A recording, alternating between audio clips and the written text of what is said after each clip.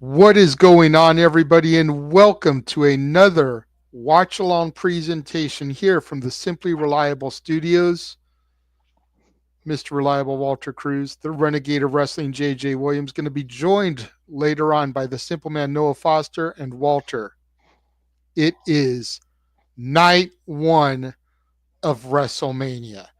It is finally here. So, in the words of the immortal Hall of Famer, are you ready? I'm as No, ready as no, ready no, can. no, no. I can't hear you. I can't hear you. I said, are you ready?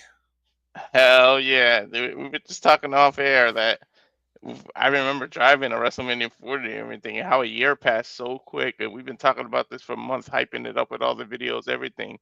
The compilation of everything we've been doing, it's here. Like, it's unbelievable that it's here. Yeah, absolutely. Absolutely.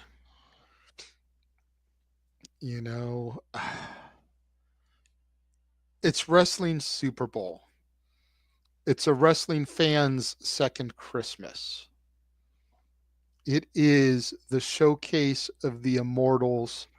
It is the biggest night, now that it's nights of the year.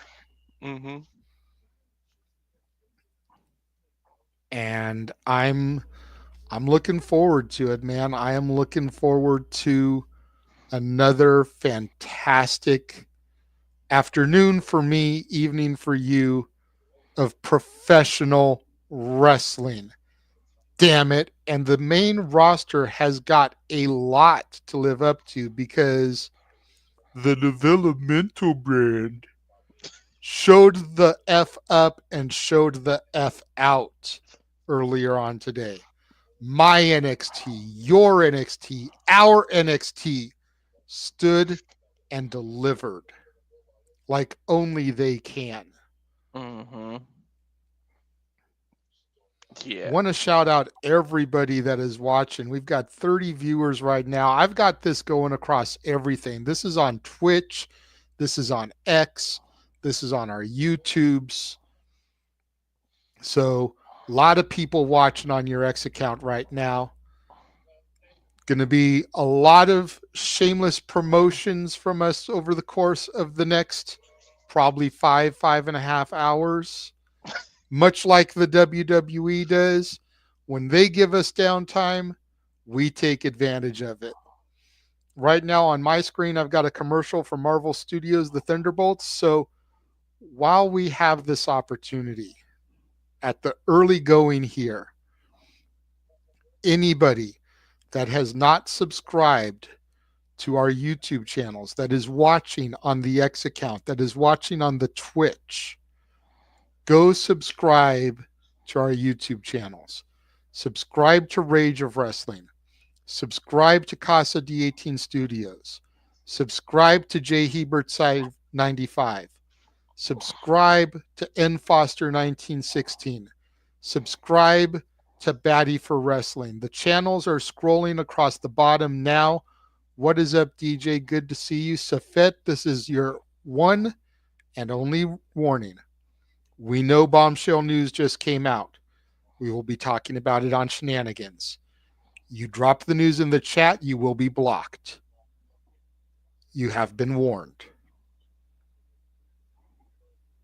hmm We're going to talk about that stuff later on tonight. We do have the Shenanigans following night one of WrestleMania, per the usual. And we may be getting a special guest here coming in, Walter, momentarily. I have just been messaged, asked if somebody could join us.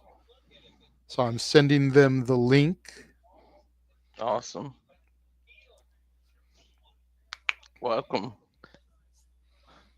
I'm still hyped. We just said it again that it's here night one, and it's still like, wow, it's fucking WrestleMania, dude. Yeah, it seems like New Year's was just like a week ago. Uh-huh. And here we are April 19th, and it's time for night one of WrestleMania. Yep. Wow. Look at the sea of fans there outside the T-Mobile, or no, this is Allegiant Stadium, excuse me, inside Allegiant on the concourse. Sam Roberts, Joe Tessitore inside the venue.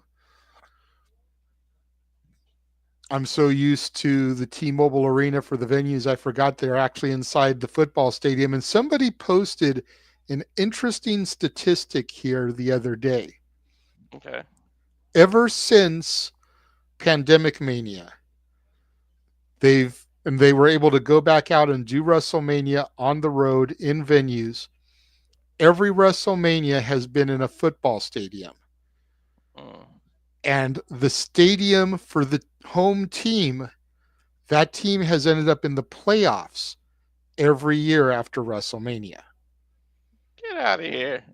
So here we are in Allegiant Stadium, which is the home of the former Los Angeles Raiders, the former Oakland Raiders, the now Las Vegas Raiders.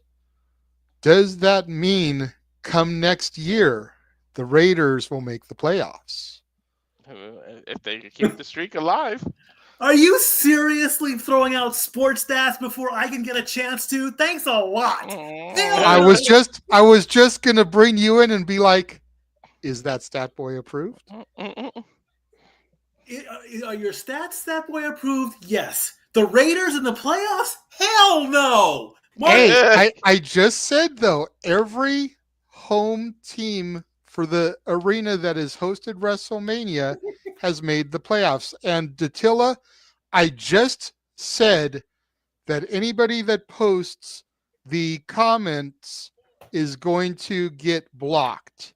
Please do not post the comments about the acquisition that will be discussed on Shenanigans.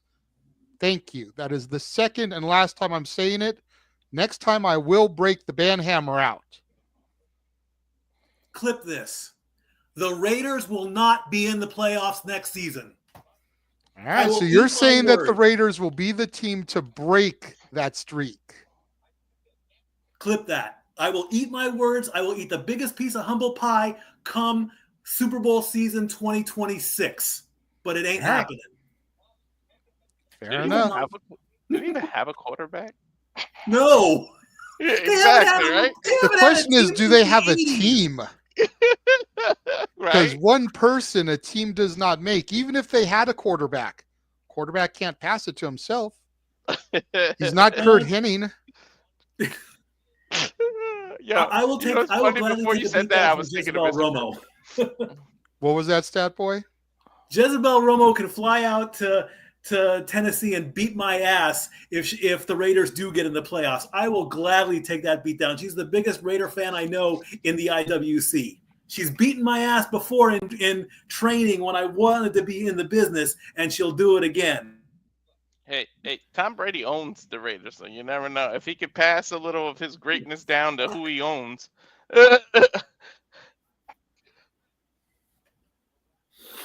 Happy WrestleMania, family. I'm glad I'm here. I'm glad you're here. It's an amazing that it's fun that it's here.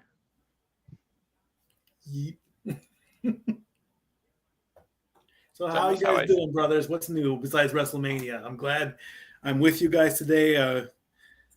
What's the consensus? I mean, are we excited? Are we just blasé? Is it going to be the greatest call ever? What's going on? All right, so keeping it 100 here, as you know I do, keeping it real. I agree with pretty much the entirety of the IWC. The build-up to WrestleMania this year has sucked big, fat, hairy donkey balls. That being said, it's Christmas morning. We're gathered under the tree. We're about to start opening the presents. You can't help but be excited. There you go. Despite for the build, the anticipation, the suspense, it's time to receive the tidings of good joy, and you can't help but be eager and excited. Walter and I, just a couple hours ago, came off of the stand and deliver call and calling and representing our brand, our NXT. So we're already on a high,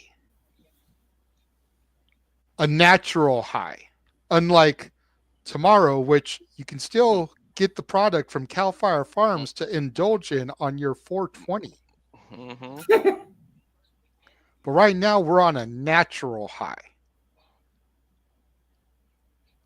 I just hope that the main roster can deliver the way NXT did earlier, so that our high doesn't come crashing down, because it will hurt inside.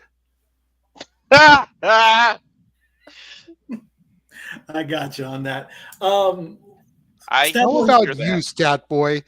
Me and Walter have been, along with James and Noah, and even Ash and DJ, who's in the comments, some combination of us have been on the air pretty much every day since Wednesday. Right. This is the first time we're seeing you. What have you seen so far this week? Because there's been a lot of content. I don't know what you have access to, what you don't have access to. What have you seen so far this week? And what are you looking most forward to tonight? Let's not worry about the matches that are happening tomorrow night, just the ones tonight. Well, I'm definitely looking for the kickoff here. I mean, and I have to call out Jackie Redmond, I believe, if she's Yes. doing the. They're putting down that Jay has not defeated Gunther. He has. He has not pinned Gunther. They need to be a little bit specific on that. Of course, you know, I did as much work as I could at the very last minute. Jay does own a 6-man tag victory against Gunther February 12th, 2024 in a 6-man tag match. Gunther has won 3 straight. So, I mean... So Gunther has not been beaten one-on-one by Jay. Correct. Got you. Correct. So they got to put those tiny little details in for me to say you are Stat Boy approved. You can say, yes, that, I mean, why everyone's saying that Jay has not beaten Gunther? You know, you're making it sound like Gunther is unstoppable. He is unstoppable. He has been pinned by Cody Rhodes. He does have 3 losses. The 51-3 and 1-on-1 content, I believe, is Stat Boy approved. Absolutely. I just have to go back and look at it. But I'm very happy that they're finally dropping the word stats. It's been forever. I've been adamant about this. Every time they hear stats, I'm like, you know, you're finally getting it. Big up to Triple H. I'm very proud that you in the Hall of Fame. I have not seen the Hall of Fame ceremony itself yet, but Stat Boy's work is never done driving around Sevier County. So I'm looking forward to everything here. I'm curious to see what Paul Heyman is going to do tonight, how he's going to be loyal to both his tribal chief and CM Punk. I'm surprised that WWE has not played the footage that I have seen from 12 years ago when Paul said to Punk, I will walk down the ring with you at WrestleMania. This footage does exist. This did take place. Why they haven't brought it up, I have no idea. And also, I'll throw this out here. I am rooting for Roman to win this match because here's the thing. Seth is there to just inflict as much damage as he can on Punk. I don't think he needs to go for the win. He doesn't really need it. Punk has not once said, I'm going to WrestleMania to win. He has been very adamant that he wants the main event, which again, asterisk, main event of night 1 of WrestleMania. Throw in those 2 words. He's getting his wish. He's getting what he deserves. But again, he has not said, I'm going to beat you. I'm going to beat you. He's probably beaten Roman mentally by taking the wise man. We get that. That's what he wants. Best friends are loyal. They're brothers, just like Renegade and I are. I'm loyal to Renegade. I'm loyal to Jeff. I'm loyal to Mr. Reliable. I'm loyal to Noah. I'm loyal to everybody in my family. But I won't backstab any of them. That's the mentality we're going. So Roman is going to win this match, hands down. As far as the other matches, it's a 1-by-1 thing. Each match is going to be presented. I'm hoping that each match has a moment. When is Jade Naomi tonight, or is that tomorrow? That is tonight. I want to see that bitch. If that bitch does not come out tonight, then I don't know where Jade's going to go with this. I really don't. This is the make or break moment for Jade Cargill. I have waited. I want to see that bitch. And if that bitch does not come out tonight on the granddaddy of them all, on the biggest stage, you're wasting her talent. You put her through the windshield of a car. Why? I briefly saw it at Elimination Chamber when she took out Naomi. But everyone's focusing on Bianca. Go Vols, rock the T, EST. I'm rooting for you too, but that's later. But tonight is pure hell hath no fury like a woman scorned, and Jade Cargill has got the biggest chance of her life to prove who she is by taking out Naomi hands down. Here's the only problem I foresee. Mm-hmm. Jade has been way too dominant since returning at the Chamber. And traditionally, the one who's the most dominant going in loses. True. Understood, yes. So that's my only issue. I want Jade to win as well. Walter and I were Jade fans before anybody else came around. Mm-hmm. So I know I speak for Walter when I say that we want that bitch to come out and dominate. But Naomi has been made to look like a punk the entire time. And what was the point of Naomi's heel turn if she doesn't get a victory here to solidify it? Even if it's a cheap victory, quick roll up, feet on the ropes, something to push a rematch because it wasn't clean. What's the point of Naomi turning heel if she doesn't get a victory here? Good point. Indeed, I will. I can agree with that. I mean, they've got the silver platter. They need to turn it to gold, and I'm hoping that they do it. And that's really all I can really say about that. See, and another thing is that there's so much doubt about Jade as a performer because people criticize her for being too sloppy. So I would almost make this match a shoot match in the fact that you let Naomi make the decision while they're out there. If Jade shows that she is worthy, Naomi can put her over. If Jade starts fucking up and botching too much, Naomi forces her hand and gets the victory. Did that happen in AEW? The test. What? Did that happen in AEW? No, because Jade was booked to be a dominant, undefeated bitch. But a lot of people complained about her in AEW, saying she was too greener than baby shit. She was sloppy. She couldn't work a long match, calling her Jadeberg. So I feel like this is, to your point, this is put up and shut up for Jade.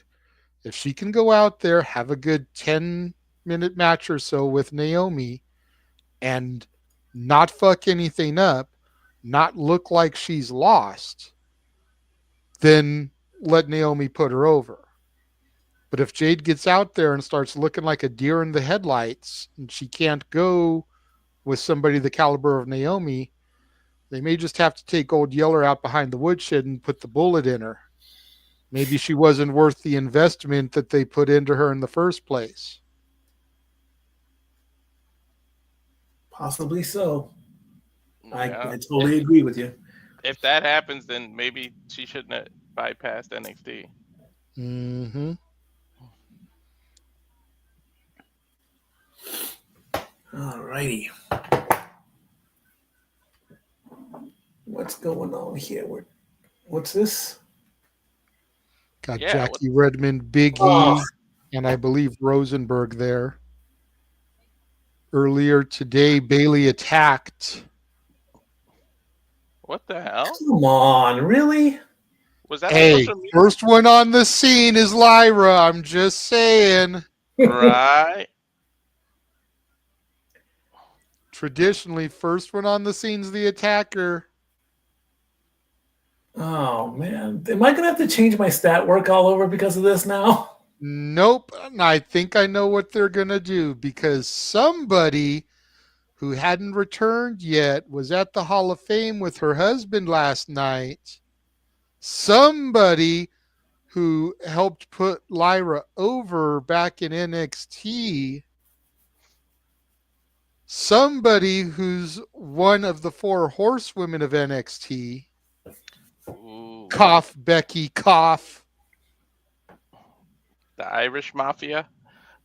So you take Bailey out and you put Becky in, and you have Becky and Lyra team up to take on Liv and Raquel.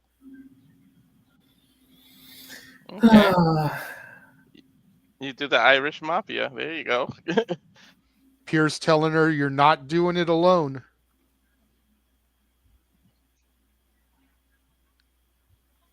That's a good call. You got about JJ. 24 hours to find a new partner. Poor Bailey.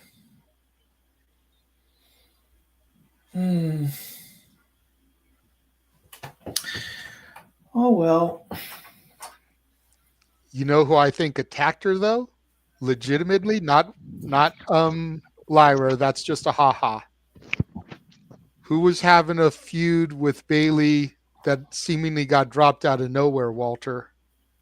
Roxanne Perez. Boom! Roxanne Perez. Can you imagine if they pivot and flip it and then add the one-on-one? Like, because night 2 has less matches than night 1. You can add Perez Bailey. Well, it has less by only one, and we know Orton is going to have a match. So there's the missing match right there. That's true. Any guesses on who it would be? I have 3. I only have I know one. that's probably cheap.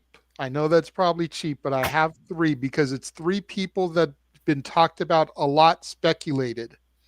I'm not going the return of Rusev. I'm not going the return of Aleister Black because you wouldn't want to have them make their big return at WrestleMania and eat a loss to Randy Orton. So I'm scrapping them. Soonest we'll see them is Raw after Mania. Okay. And SmackDown after Mania because the Black promos have been playing on SmackDown. Number 1, I'm going with Aldis himself. Aldis has been dropped now by 2 RKOs. Aldis is a former TNA and NWA champion, so he's a wrestler in his own right. And honestly, I feel like they've done Mickie James, his wife, dirty in ousting her from season 2 of LFG in favor of Michelle McCool, bringing the Undertaker's wife in so that you can keep Taker on the show. Maybe Aldis isn't going to stick around after having Mickie done dirty, so give him a Mania moment. Let him eat an L to Orton, and he can leave. That's 1. Number 2, sticking with the NWA theme. Current reigning defending NWA World Heavyweight Champion Tom Latimer. Ooh. Natalya's going to the Crockett Cup in May, the NWA Big Show. Kenzie Page confronted and started fighting with Natalya at the GCW Bloodsport show on Thursday night. To kind of set up a potential program, it's probably going to be Kenzie Page versus Natalya at the Crockett Cup. Since there's obviously a partnership going there now, let the current reigning defending NWA champion come out, especially since Aldis is a former champion. Aldis has that NWA connection, especially since Pierce on Raw is a former NWA champion. He's got that connection. Bring the current champion in. Great way to cross promote. Get NWA some TV time on WWE TV. Natalia's going to the Crockett Cup. And number 3 is a man who will be defending his championship 1 week from tomorrow in Los Angeles against the king of TNA and the man who truly is all ego. Say his name and he appears. Could it be Joe Hendry? Yes. As soon as I heard that, I immediately messaged Noah. I said, will it be Joe Hendry? Because I am aware of the stories that came out that there was supposed to be something planned between he and The Miz, which got scrapped. This now can be his moment. If you thought the ovation he got at the Rumble was big, this is Las Vegas. This is WrestleMania. This is 20 times, 50 times, 100 times bigger. To have, you're really going to have to stretch his theme music out there, because that's the only problem I have with Joe Hendry. I love the guy to death. The music is intoxicating, but it's just too doggone short, and that WrestleMania ramp is too dang long. So you're really going to have to slow it down, or he's going to have to sprint to the ring. I want to see Joe Hendry at WrestleMania. He was my first thought right out the bat. And the only other time that I had a first thought go from WrestleMania to WrestleMania was when Rousey came out, and I put a tweet out there. I said, what do you think is going to happen at next year's WrestleMania? Joan Jett is going to play Bad Reputation to play Ronda out. And lo and behold, she did. I now want my second thought to come to fruition. I want to hear that song, and I'm going to keep an eye on you guys when the matches are on, but I'm going to turn that thing full blast, and I'm going to mark out, and you're not going to see it. Thank goodness. Although it could be on the Geek Box. That was my that'll thought, be too. tomorrow. That's not tonight, unfortunately. What really lends the fact that it could be Joe Hendry is the fact that Joe Hendry appeared at the World, I believe today, either yesterday or today, the WWE The World presented by Fanatics. Joe Hendry was one of the meet and greets. Why would you have him at your big fan convention if you're not going to use him on the show? Exactly. And I thought of him too, and I was like, that's the reason they didn't announce it. Orton's out there in his boots. It gets quiet because nobody knows, and then say his name, and it's the biggest pop. You don't ruin it by announcing it ahead. Yep. I say you have the lights go dark, and much like Cody had the elevator when he made his first debut, you have an elevator about halfway down the ramp so that he can come up. Then the lights can come on and hit his music, do the turn, and now you've cut about half of the entranceway for his music, because to Mike's point, it's a short-ass song. Yeah.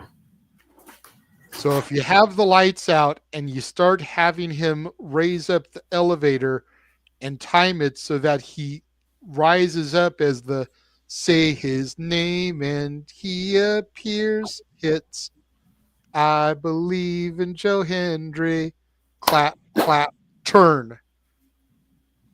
And there he is. You could play Joe Hendry's theme song 5 times and cook a meal. I'm saying, you know. This is very inspiring what I'm seeing here. A new deaf superstar. That is amazing. I love that. That's truly the man underneath El Grande Americano right there. Right. And real quick, I just want to shout out. Thanks for everybody who's tuning in. It's truly Yes. WrestleMania weekend, but there's literally 53 people right now tuning in. Thank you, guys. Yes. again, that's the advantage of having this go on things like X and Twitch, because like 30 something of those are watching on Walter's X account right now. So again, for those of you that are watching on X, watching on Twitch, that haven't subscribed to our YouTube channels, because traditionally we only do this on YouTube. We're doing this on the socials today and tomorrow because it's Wrestle fucking Mania. But if you want to make sure that you catch all our watch along coverage, subscribe to our YouTube channels. They're going across the ticker at the bottom. Rage of Wrestling, Casa D18 Studio, J Hebert Side 95, Batty for Wrestling, N Foster 1916. Make sure you subscribe to all of our channels that are a part of the Simply Reliable Studios. That way, when we cease to broadcast on socials going forward after tomorrow, and we're back to just on our YouTubes, you guys can still check us out, tune in, and see us doing what we'd love to do. Hell yeah. Really inspiring that he's using sign language. That just shows the future evolvement of WWE, that WWE can provide an interpreter so a hard of hearing person can enjoy WrestleMania. That is outstanding. And down in NXT, that what's his name is actually deaf. Miles Bourne. Miles Bourne. He does the sign language? He doesn't usually cut promos. He's part of a stable. He's part of the No Quarter Catch crew with Ren Sinclair, Tavion Heights, and Charlie Dempsey, who's the son of William Regal. So he's in a stable, so he's a little bit protected, doesn't have to do promos and stuff. We're joined now. Stephanie McMahon is here at the podium for the pre-show, looking as elegant as she always does. And I got to say, when you go back and you watch the Hall of Fame, sir, the way Triple H spoke about Vince was very classy, because you can't have a Triple H induction and not mention Vince. Agreed. I mean, even if all you do is talk about the DX versus McMahon stuff, which there's so much more to it than that as well. But even if you just focus on that era, which was clowning Vince, you got to mention him at some point. You know, his daughter is Triple H's wife. Linda's sitting there in the front row. Very, very classy the way Hunter handled it, because as he said multiple times, it's a complicated situation. Mm-hmm. There's the allegations and all the legal stuff going on, but at the same time, he's grandpa. He's father-in-law.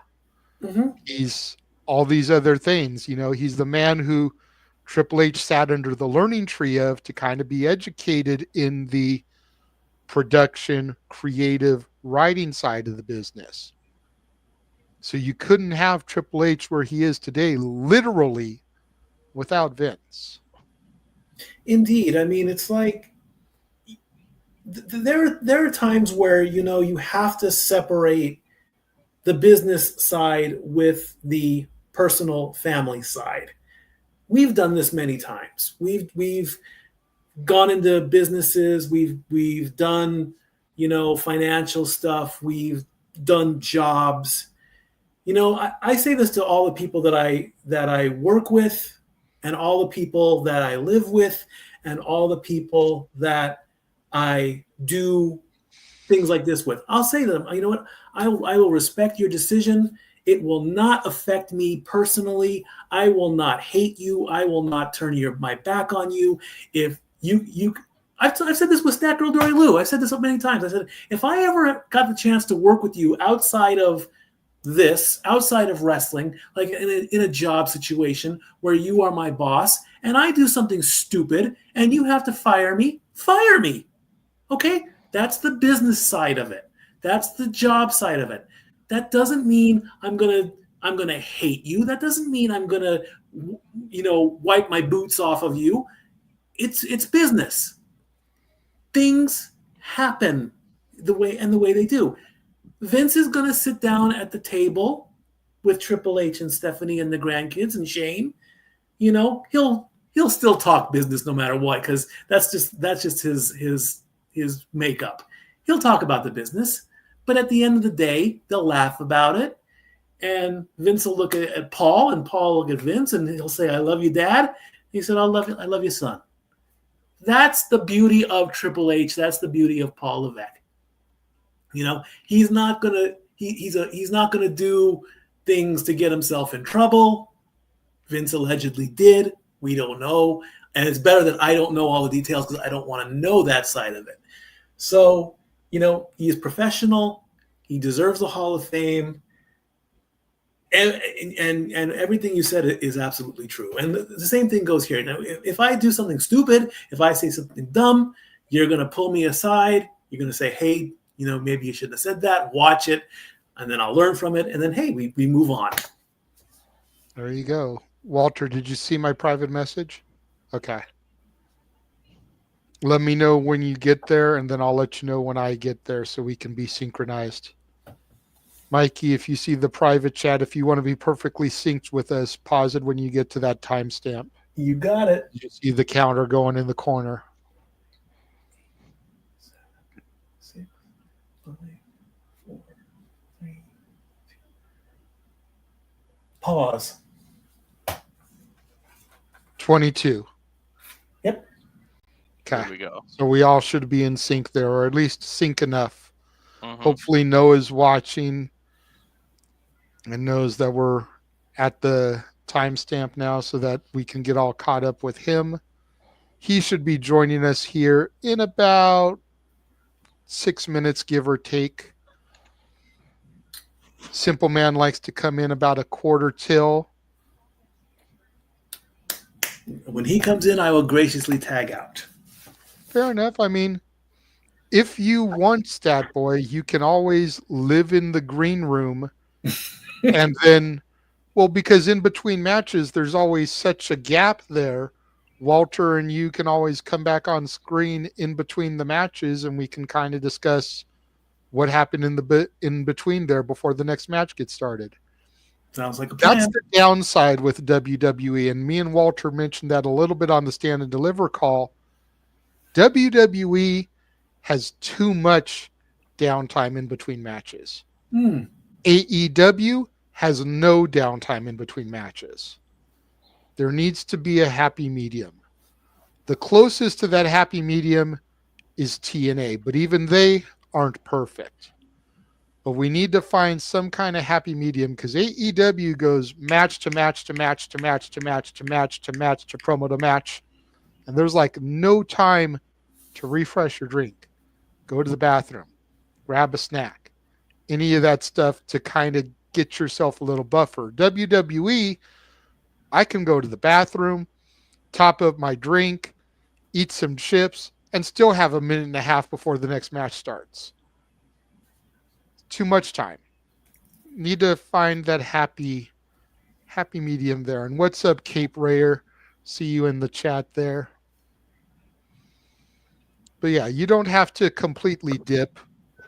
You just hang out in the green room, and then in between matches, we'll bring you and Walter on, talk about what you saw. What do you think of our backdrop here? Got the Las Vegas night. I'm in the middle of a casino. I am literally on the casino floor as we do this. Pull that lever and win that jackpot. One of my Vegas nightlife shirts and hats here. When was the last time we went with Vegas? Do you remember?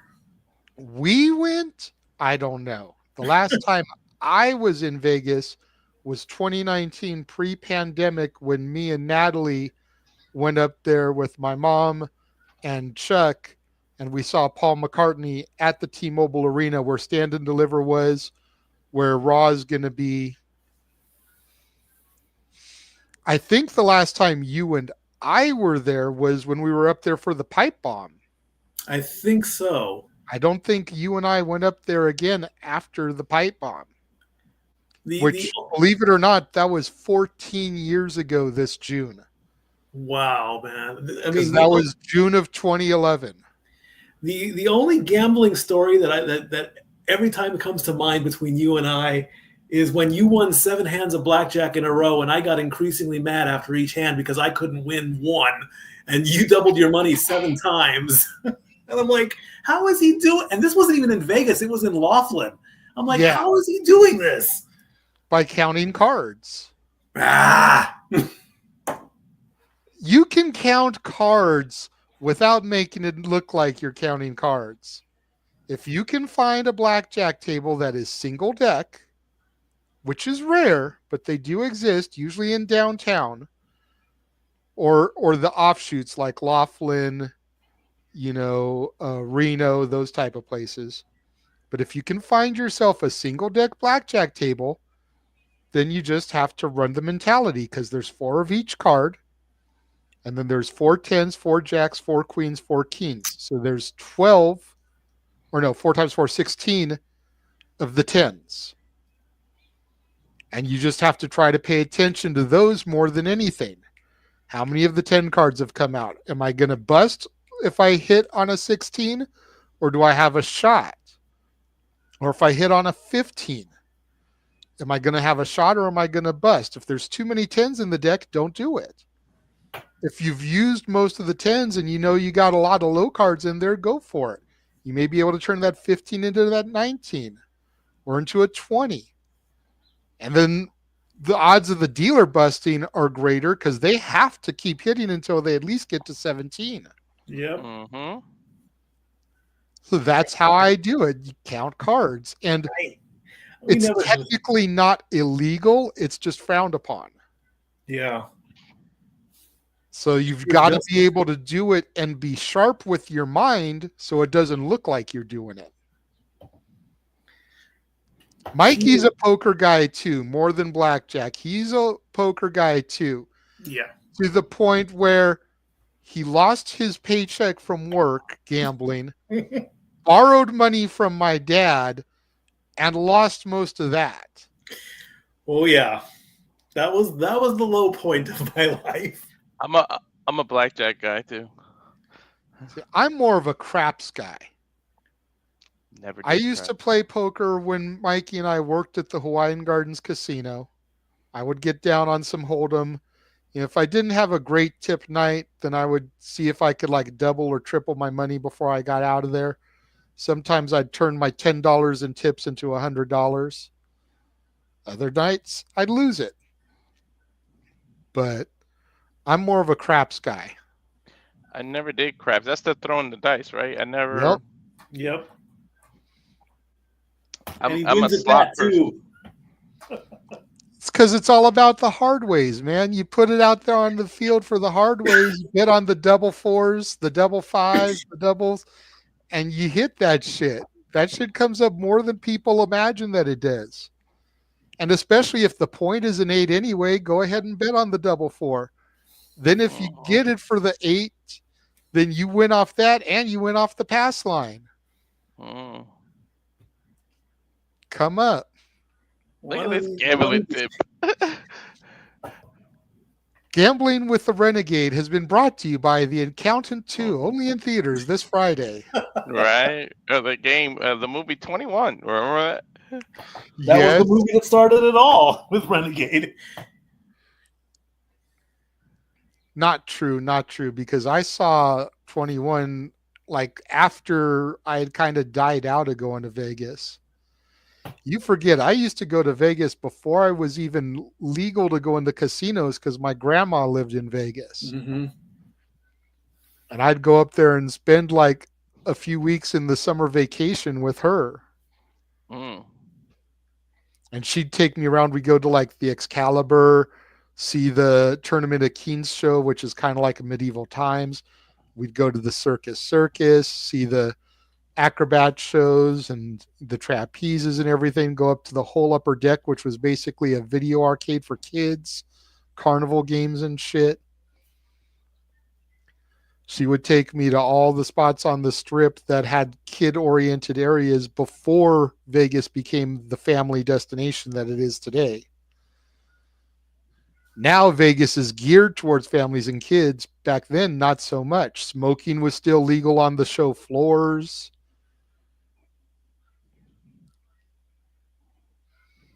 13 minutes to go here. 13, 32, 31, 30 on my countdown. Perfectly synced.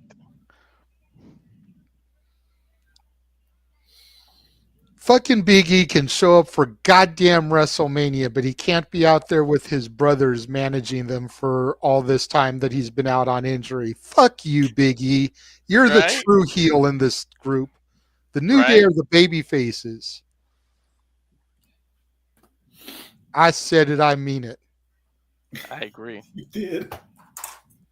That's not a bad idea, Walter. You know, we'll go ahead and take this moment and we're going to run our watch along trailer, show you all the other stuff that we've got coming up here that we're going to be covering on the Simply Reliable Studios, that we're going to be doing coverage for just like this. We do live reactions. We do our own play-by-play commentary. So if you don't want to listen to Michael Cole, you don't have to. When we're doing AEW, if you don't want to have to listen to Excalibur, you don't have to. You can listen to our commentary instead. So we're going to run our trailer real quick, and we will be right back. And now for a taste of things to come.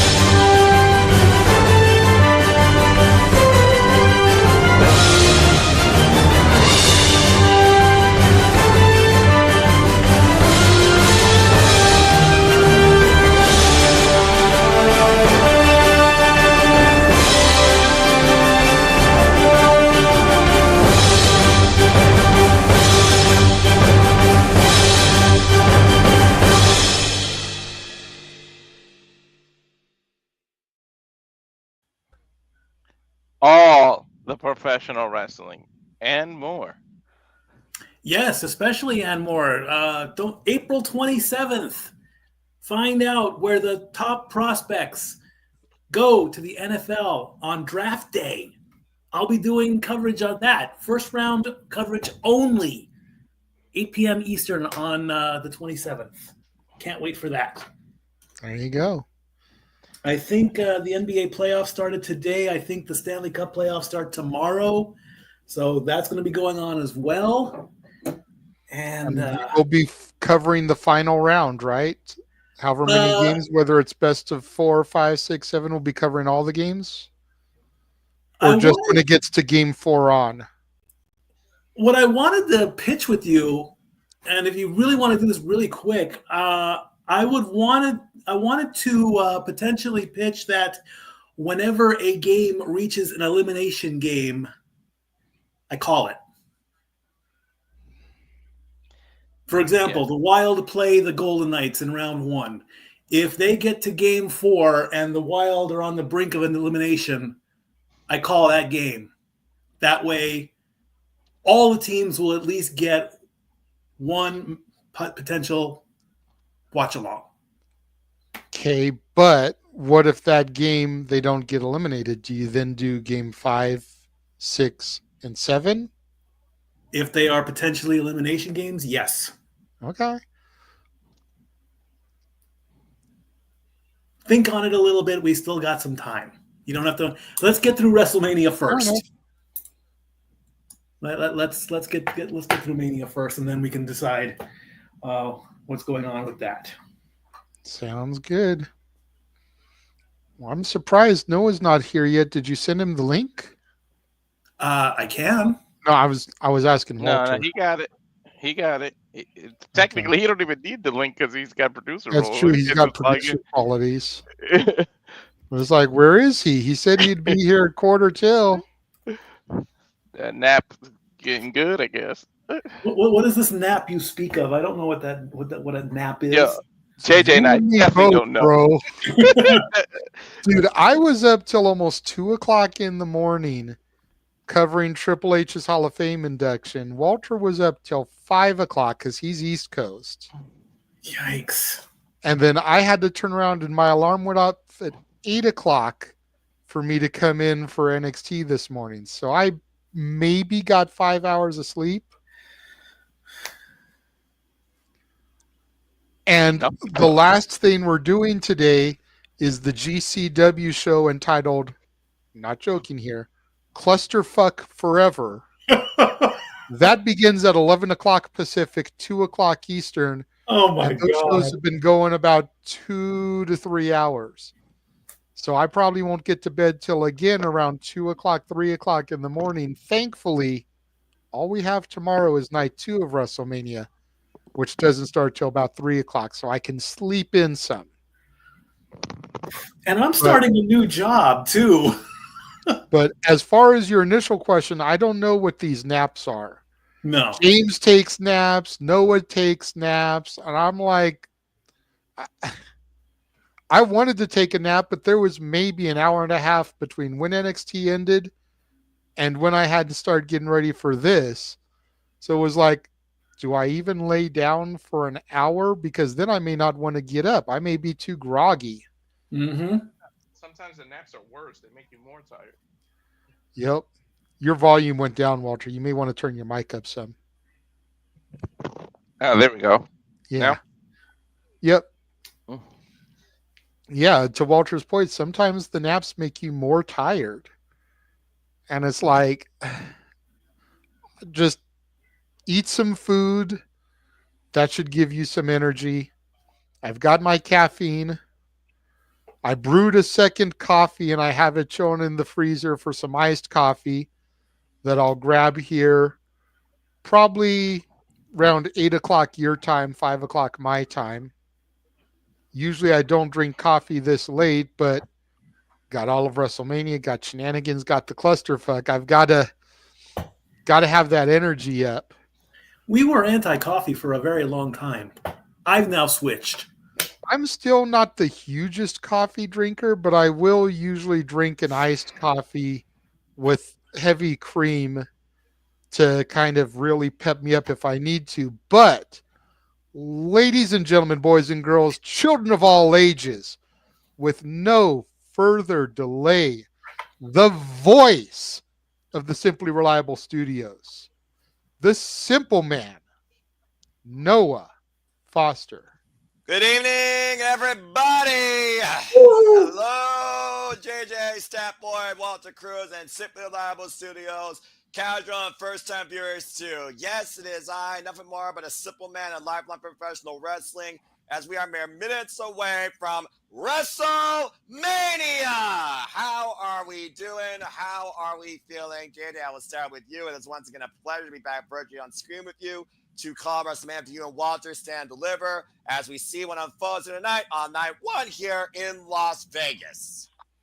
Well, to stick to my shtick here, as Walter likes to say, I am feeling well. It is nice to be seen as always. And I have to call you out, though, because you botched yourself. It's not WrestleMania, sir. We are here. It is time for WrestleMania. Well, damn it. Freaking botch me up and shut me up, but you're also not wrong here because this truly could be the biggest WrestleMania of all time. And without really any further hype needed, I'll go ahead and say it. Let's fucking go! Tonight should truly be something! Woo, woo. Let's go. Thank you, Kat, for the $20 super chat. Greatly appreciate it. Appreciate Kat as always. Always a great friend here. And Walter, again, you, of course, stood and delivered with JJ. Phenomenal call by you both this morning. How are you feeling? I'm feeling awesome. I'm ready. We were talking about how it felt like it was so far away earlier, and now we're actually here. And of course, I want to give a big shout out why Michael calls people in his headset. We have a true 100% pure, so Stepboy approved. Stepboy Mike, who gave me a lot of stats that, of course, I will go over at times during not only entrances, but points of our call tonight at WrestleMania. So thank you once again. And Stepboy, how are you feeling, my friend? I'm ready to double down, pull that lever, roll the dice, and join this beautiful Rat Pack of family. Yes, I went old school with that. It's the Granddaddy, it's the Super Bowl, it's WrestleMania from Las Vegas. Who's going to go all in? Who's going to cash out? Who's going to break the bank? And who's going to lose it all? We're going to find out soon. Yep. Frank Sinatra, Dean Martin, Sammy Davis Jr., Joey Bishop. Right here on screen.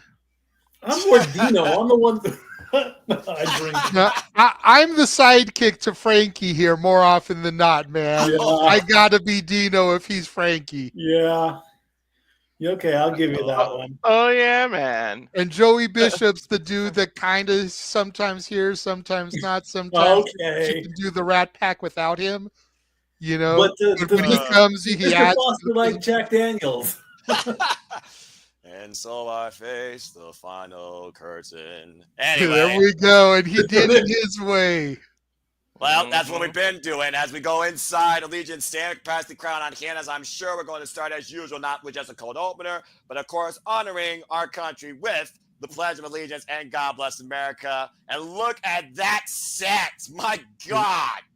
You're ahead of us. We paused so that we'd all be synced up. We're not inside. We're still seeing a video package here. Well, let me know what Just you a see heads who's up. performing, because there's a very Now. familiar person behind that piano. And I'm I haven't got there yet. And it's about more so him than anybody else, because I'm this just guy, this is called. Just getting the sky view of the stadium. Here to see Right? God Bless America. Hold on. Let's see if you see Jelly roll. Yeah, Jelly Roll. And everybody now, mute and show your honor.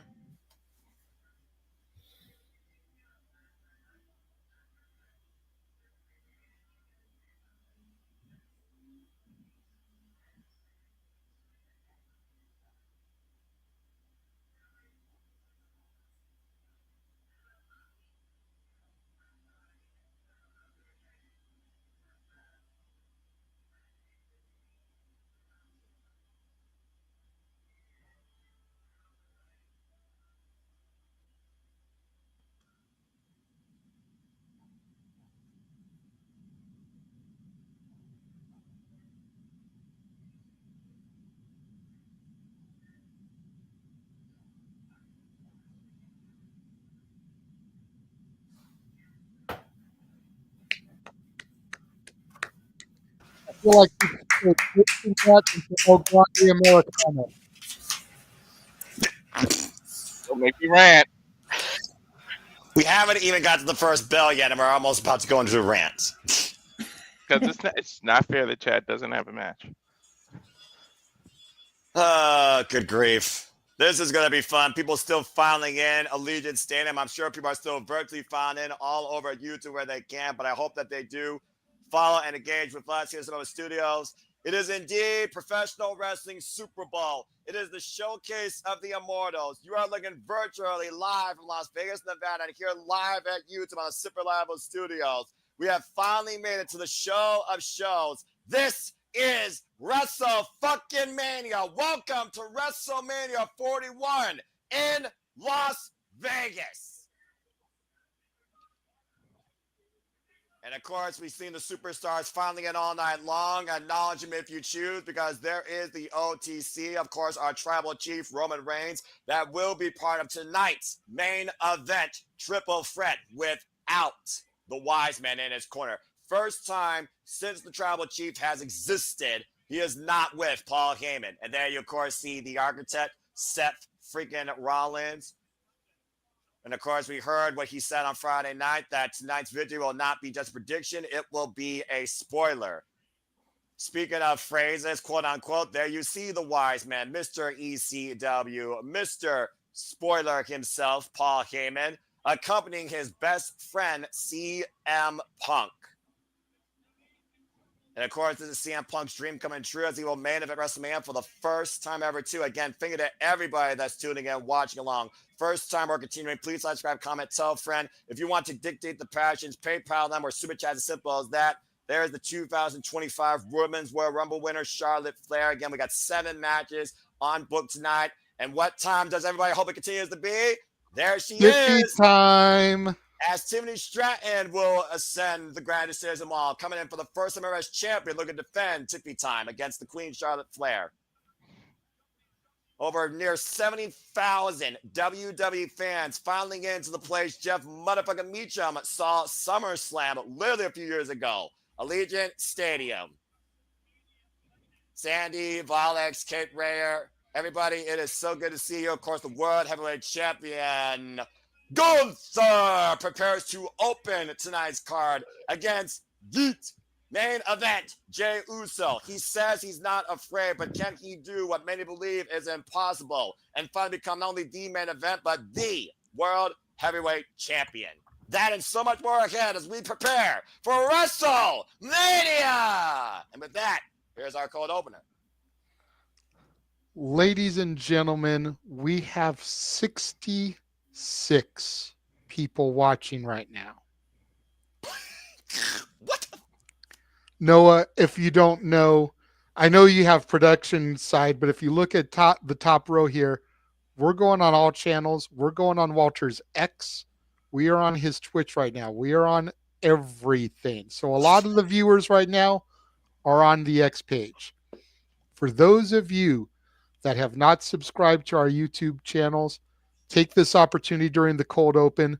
Subscribe to Rage of Wrestling. Subscribe to Casa D18 Studios. Subscribe to N Foster 916 so you can follow around along with the prediction leagues and stuff. Follow Jay Hebert Side 95. And don't be a dickhead. Subscribe to Batty for Wrestling as well, because WrestleMania is the only show we're doing across all these outlets. Normally our watch alongs are only on the YouTube channels. So if you enjoy our presentation, if you want to follow us, if you want to stay up with us, you got to subscribe to the YouTube channels. Thank you. Damn you with the Chad Gable fingers. And to JJ's point, of course, it's not the only time you will find us on YouTube covering the biggest shows, the biggest spectacles, the biggest forums of all across the world of professional wrestling, as we bring a positive, alternative watch-along outlook to everything WWE, NXT, AEW, TNA, ROH, spanning out the independent promotions, including not limited to MLW, HLG, VIP, Prestige, NJPW, Stardom, and then some. So again, if you are tuning in for the first time ever seeing us on YouTube, follow us along the journey as we keep you in tune with a positive outlook for all things wrestling. And shout out to MW fam. Again, I'm very grateful to be here, virtually engaging with some of my best friends in this business that we all love, share near and dear so much, included but not limited to in the chat, all of you, casual viewers, regular viewers, first-time viewers, especially, in the words of Walter Cruz, thank you. I see good old Jeff motherfucking Meacham in the chat, good old JM, as I got my little good old JR guy right here, my voice of wrestling and biggest inspiration.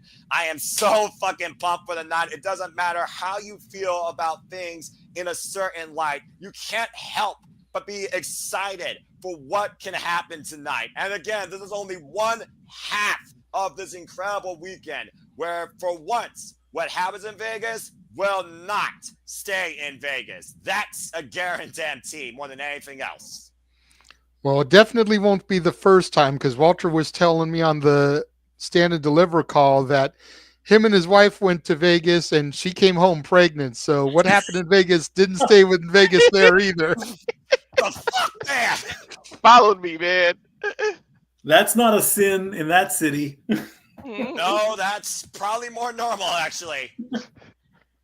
And with that being said, Simulable Studios brings to you WrestleMania! Walter Statboy, thank you for being here for the pre-show. We will see you guys for the in-between matches. As we know WWE, we know we'll have some bumper time in between the matches. Thank you. All right, brother. And before I talk any further to JJ, let's also acknowledge and appreciate the man in the ring that has literally given us all this, the pens, the paper, the WWE Hall of Famer, the game, 1 year later, defining his era, the Paul Beck era, Triple H. And of course, you, JJ, and crew acknowledged his Hall of Fame ceremony last night. A very impassionate man for a love of this business. And of course, everybody that continues to follow along and become fans today. Ash and Seth, it's also great to see you. Sandy, love you as always. Good to see you. Kate Rayer, everybody again, hello. Again, please just follow along and enjoy the ride with me with the alternative commentary coverage. And subscribe. Let's hear from the game. I'll let you do the transcript.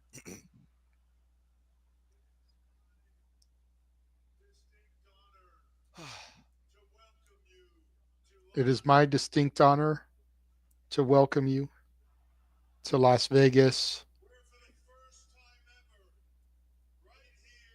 where for the first time right here, right now, all of you are being seen by the entire globe right now. As we know, this is also being internationally showcased on Netflix. Yep. So with that said, welcome to WrestleMania. Let's freaking go!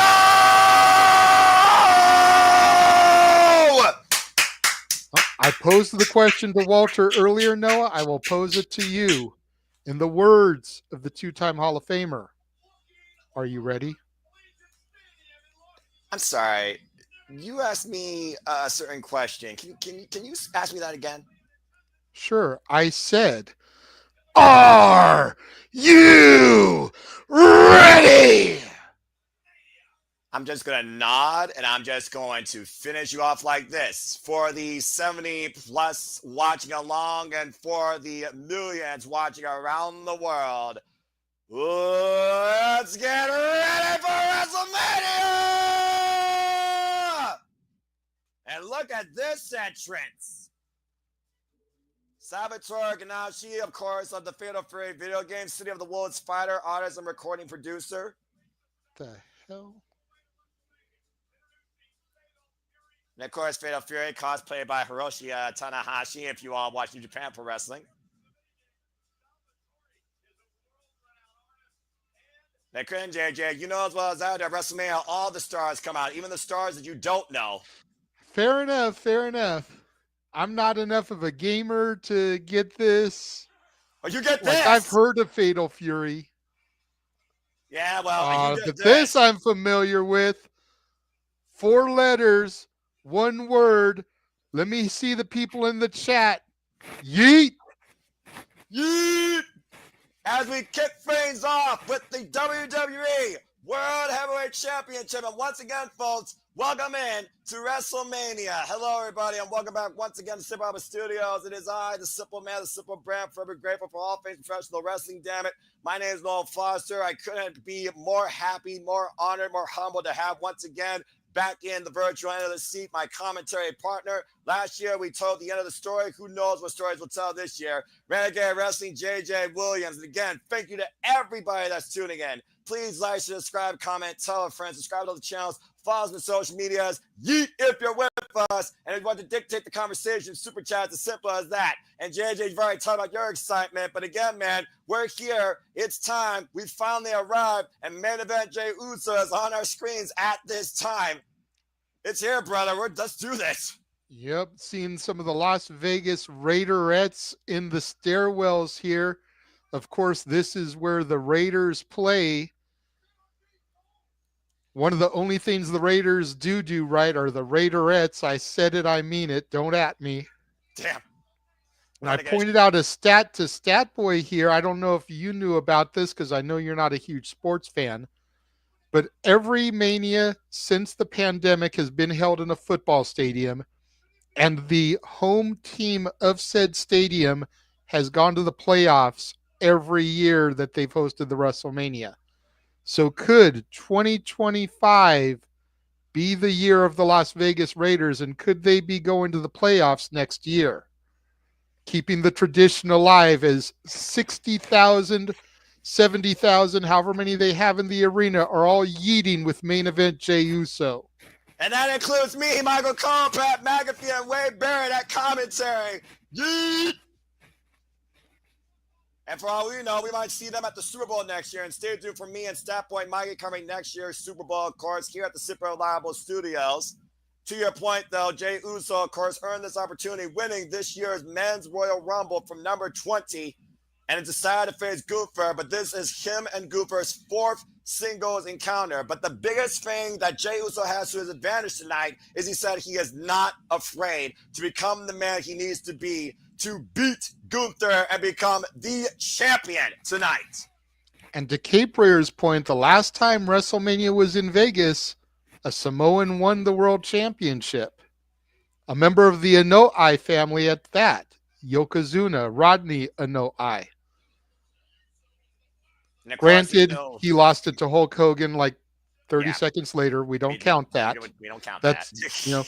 Men in Black it, break out the neuralizer. You will not remember that. But it did happen. Could Jey Uso be looking to repeat history here in Vegas? Well, of course, main event, Jey Uso has become the mainstay of Monday Night Raw, breaking away from his bloodline and standing on his own 2 feet. But after his brother, Jimmy Uso, got literally bludgeoned and Gunther baptized himself in his brother's own blood, all bets were put off.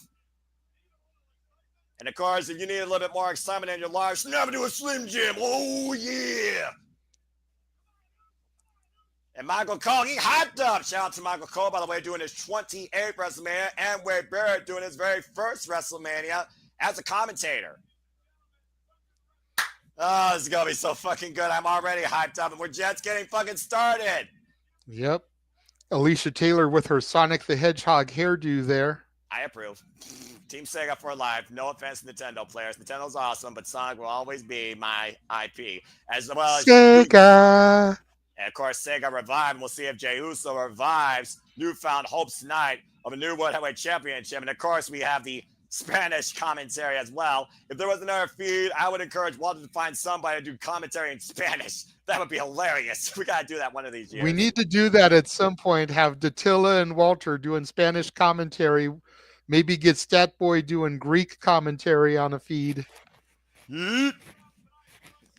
Big G doing German commentary on a feed. We can have our own international streams for WrestleMania, SummerSlam, and those type of shows. Right. There's the chairman of the Kingdom of the Saudi Arabia.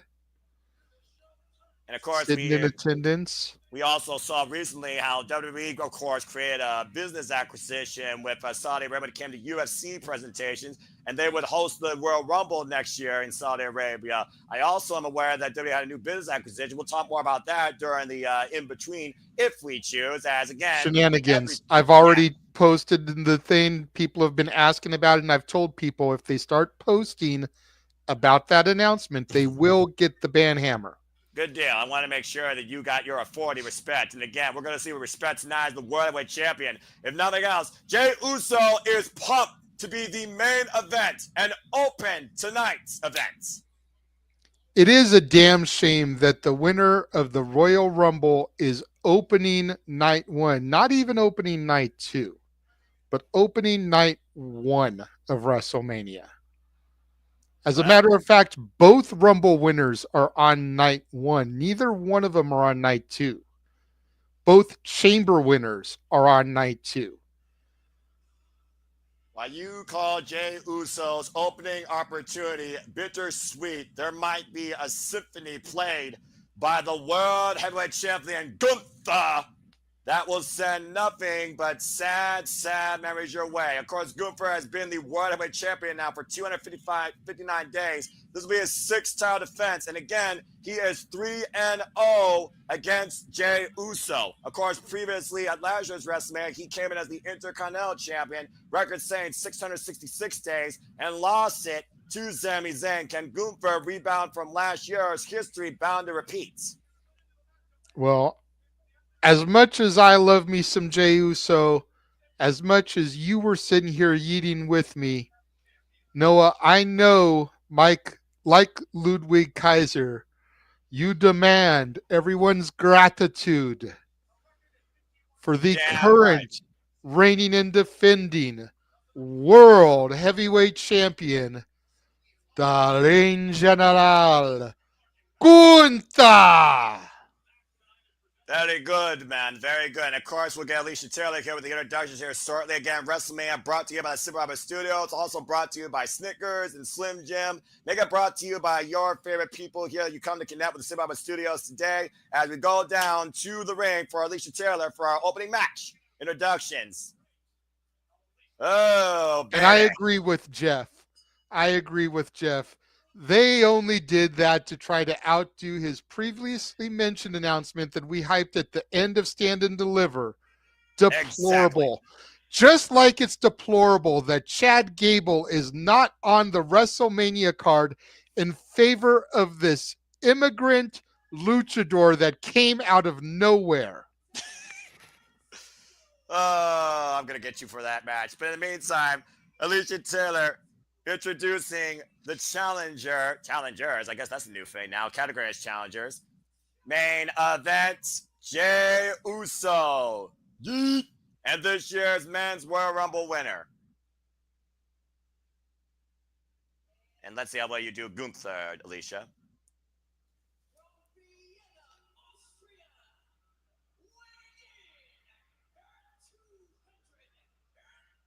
£250. The Ring General, Gunther.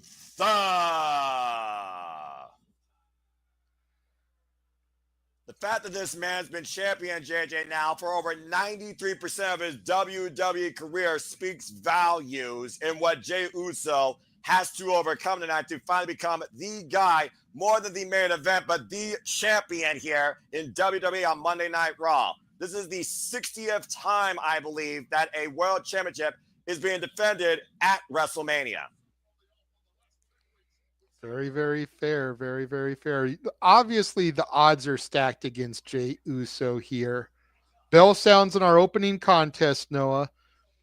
You know, he may be the favorite because the odds have been so heavily stacked against him. And Gunther has been so dominant in this run ever since Jey Uso won the Rumble and decided he was going to challenge Gunther. Gunther said he was going to put Jey Uso through 10 weeks of hell. And it wasn't until the last 2, maybe 3 weeks that Jey Uso got to have a semblance of comeuppance on Gunther, but Gunther traditionally still had the last word. Jey Uso, of course, to your point, seems like he adopted a whole newfound confidence. Part of Gunther's mystique is not only the fact that many believe that he may be unbeatable and unstoppable, to beat him might be impossible. Sami Zayn was able to do it last year, though. Jey Uso, though, from a tag team specialist to a single superstar, whole different ball game. Right now, both men tied up in the ropes here. See who gets the better of this grappling exchange. And shout out, by the way, the 71 plus of you that have joined the No DQ Predictions League. And majority you did pick main event Jey Uso to win this. 86% of you. Oh! There's the first opening palm strike. Oh, and an uppercut received by Jey. Almost let that chop team and face him. Well, JJ.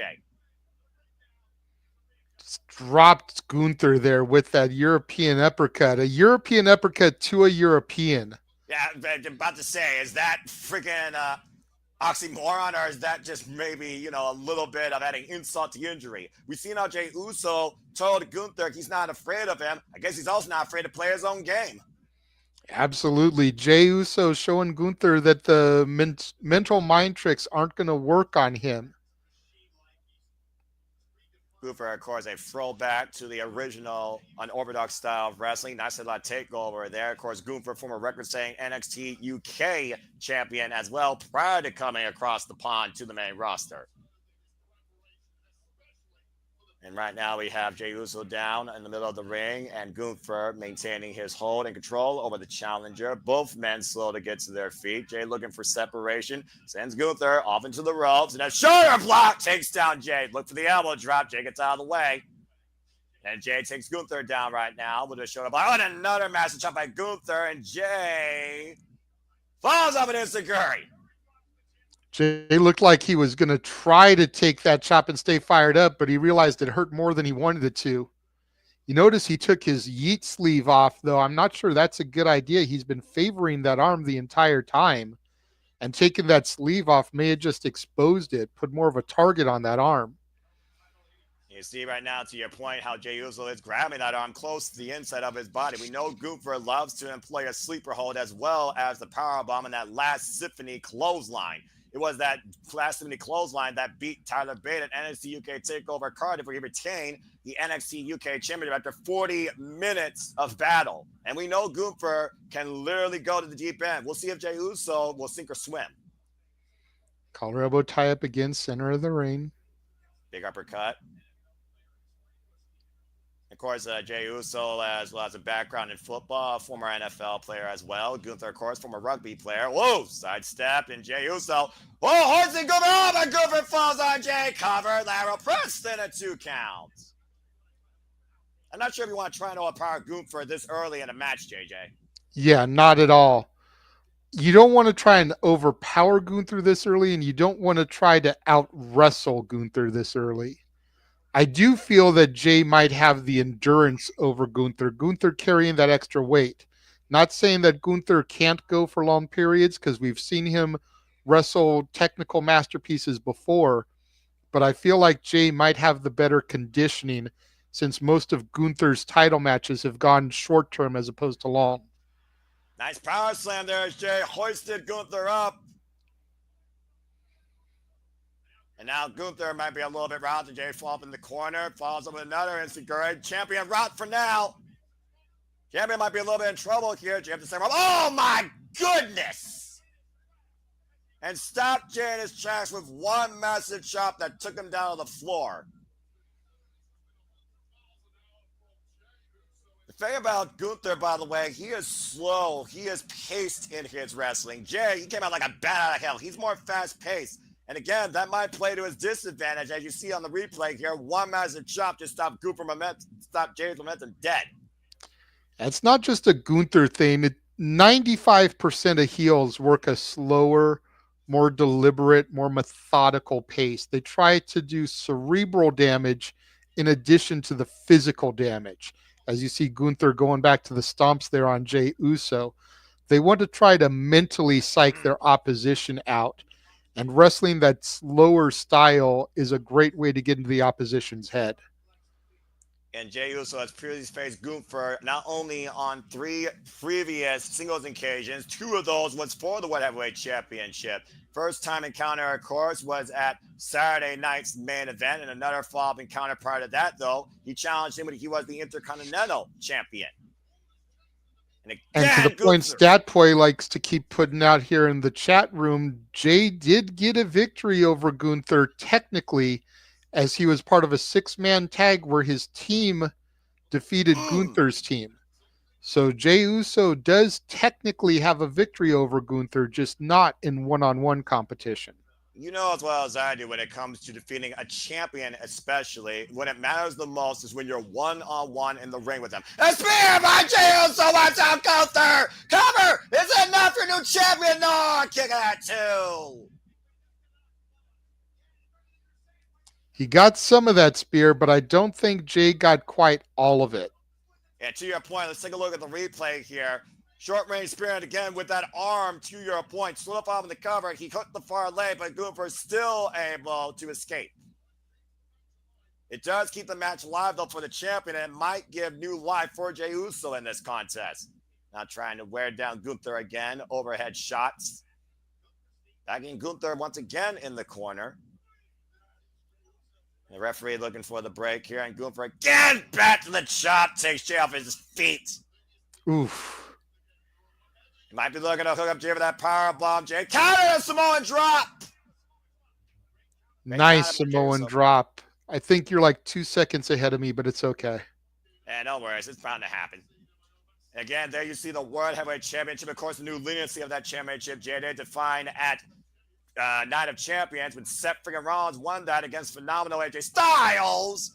And of course, held that title all the way to last year's WrestleMania, losing to Drew McIntyre, who of course lost Damian Priest when he cashed in. and Gunther became champion at SummerSlam. What a superplex! Huge superplex there from Oh! Gunther. Jay back to his feet, though. Shotgun drop kick. And Gunther might be looking to put his own way. Powerbomb, high stat, matchbook cover. Is there enough here to stop the... No! Whew! Jay barely able to get out there. Take a look at the replay here, JJ. That was a high stack. Not only did Jey Uso have to force the show off the mat, he had to force Gunther's 250-pound girth off of him. Yeah, no doubt. Again, we're just kicking things off here, folks. An incredible night of action here. Night one ahead here at Allegiant Stadium. Capacity crowd on hand. Look at that beautiful overhead shot. Unique lighting setup, though, in the middle of the ring. Of course, here at Las Vegas, WrestleMania 41. 41 years of this spectacle. And it's going to continue to evolve. You can say the same thing about Jey Uso, though. Of course, going from a tag team specialist that used to wear rainbow face paint and do the Haku dance into the main event caliber athlete that he is today. And Gunther again looking to deliver another powerbomb. Jey Uso countered, though. Good scouting. Fall off the ropes again. A spear to Gunther again! That's 2 spears. Jay Uso looking to go up top, looking for that Uso splash here. able to their feet. Uso splash connects. Cover. Oh, Gunther got the shoulder up at 2. Damn it. Take a look at the replay here. Great counter, and thank you for that correction. Rex Hawk up, I got 1 letter off. And again, another spear. Beautiful Uso splash that led to multiple tag team championships, but not enough for the World Heavyweight Championship tonight. And now, JJ, we've seen both men hit their best moves so far once in this contest. Mm-hmm. Frustration might be coming across the champion, though, as he goes to the podium and grab his title. I mean, championship advantage. Jay can only win the title via pinfall submission inside the ring. Count disqualification means nothing. Oh, no! The referee jumped out of the way and Gunther just clocked Jey Uso with the World Heavyweight Championship. But because the referee ducked out of the way, he didn't see it, so can't call it. But Gunther with the splash, 2 retain. Jay is still alive. Gunther just hit Jay with his own Uso splash. And now going to those elbows to the side of Jay. Uh-oh, and look, he's got Jay down. Body grapevine, middle of the ring, the same way incapacitated Jimmy Uso. Remember what Jay said as he looked on, zip tie from the ropes. Here's where the world stopped. Jay's main event caliber hopes of leading Monday Night Raw may stop right here if those lights go out. Sleeper hold in, middle of the ring firmly. Jay trying to reach the ropes, somehow find escape. Gunther repositioning himself now. Now literally Jay has to carry Gunther's weight on his back. Point the elbow underneath the jawline. Jay reaching out as far as he can. Gunther grabbing back the arm, bringing Jay back towards center. And now it might be just a matter of time, Jay, before we literally yeet no more. Jay still scrambling and made it to the ropes and forced the break. Whew. Gunther has put so many people down with that sleeper hold, including the likes of Ilya Dragunov to maintain the NXT UK Championship. Almost was like Gunther literally sees himself losing control of this match. He doesn't have that fear aspect of his opponent, and Jay refusing to die here, JJ. He can't keep Jay down. Jay's got the heart of a fighter. He refuses. This is probably going to be his last opportunity at a championship. You figure the fact that he won the Rumble was so unexpected. He's already had a couple of attempts against Gunther and been unsuccessful. If he can't get the job done here, why would he deserve another opportunity? Jey Uso, though, saying, just bring it. Shout out to the Route, the final boss. And again, Uso chopped down, stayed on his knees. But again, to Gunther's frustration, Jay refusing to stay down. They're using the discoloration, though, of Jey Uso's chest. Another vicious knife-edge chop. Rocks the challenger. Grab to the knees. I'm sure Jay's going to be feeling that in the morning. Again, Gunther just clubbing away at Jey Uso. You almost feel like at this point, Gunther thought he could put away Jay at any point. We've seen blood vessels, of course, rise on men's chests from Gunther's chops. Oof. Back to his feet. Right hand. Arm rig on another vicious chop rig on the left arm. Another vicious chop, keeping Jay in close proximity. Uh-oh. At this point, though, you got to consider yourself sometimes Gunther with here. his arm in the air, calling for something. Yeah, and you got to consider at this point here, JJ, I don't know if Jay is thinking voluntarily. I think he's thinking on instinct. The fact that he keeps getting up and taking this punishment, trying to wear down Gunther to no avail. Oh, God. Yeah. Both men having a chop battle here near the center of the ring. Uso with the headbutt. Gunther right now, NJ in close combat here. Vicious elbows, the side of the head. Something's got to give here. Ooh, and another big clothesline, but Jay refuses goes down, clubbing lariat to Gunther, and both these men trying to break each other's will as well as their body. Oh, what a boot! Jesus. Jay falls through a lariat.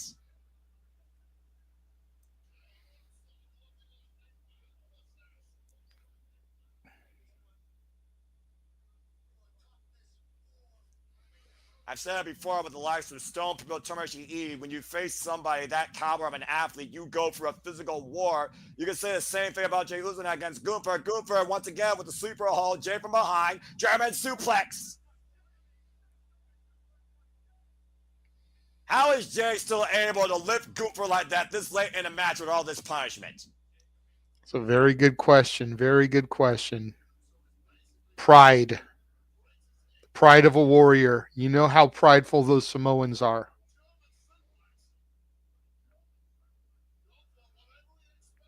Jey Uso slow to get up to his feet, and Gunther staggering up in the corner, meeting again. Oh my God, what a shotgun drop kick by the champion. Drops the #1 contender, and Jay once again might be hooked up here by Gunther. Another vicious powerbomb. Jay able to escape. Jay able to counter. Hooking out Gunther. Powerbomb by Jey Uso. Once again, the challenger using the champion's own moves to his advantage. And a super kick follow-up here, JJ. First super kick Uso's done of the match. Roman Reigns again. We've seen that crazy stare. Another vicious super kick. Literally wants the right-hand man to tribal chief. Another spear again by Jay. Gunther down, middle of the ring. Jey Uso might be looking to once again fly. Come on, Jay. Do it, man. Uso splash connects. He bounced off, though. But Jay, I think Jay realized that probably wasn't going to be enough. Smart by Jay, immediately going up to the top rope again here. A second splash connects to the champion. Rolled through. Is he going to hit all four corners here? Gunther right now, literally laying back up. Third trifecta of splashes, this time to the backside of the champion. Jey Uso legitimately might have a chance.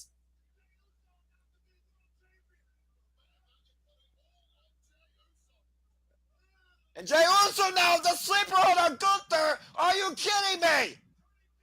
Turning Gunther's offense against him again. Champion down in the ring. Gunther tap! Gunther tap! Gunther tap! Jey Uso wins!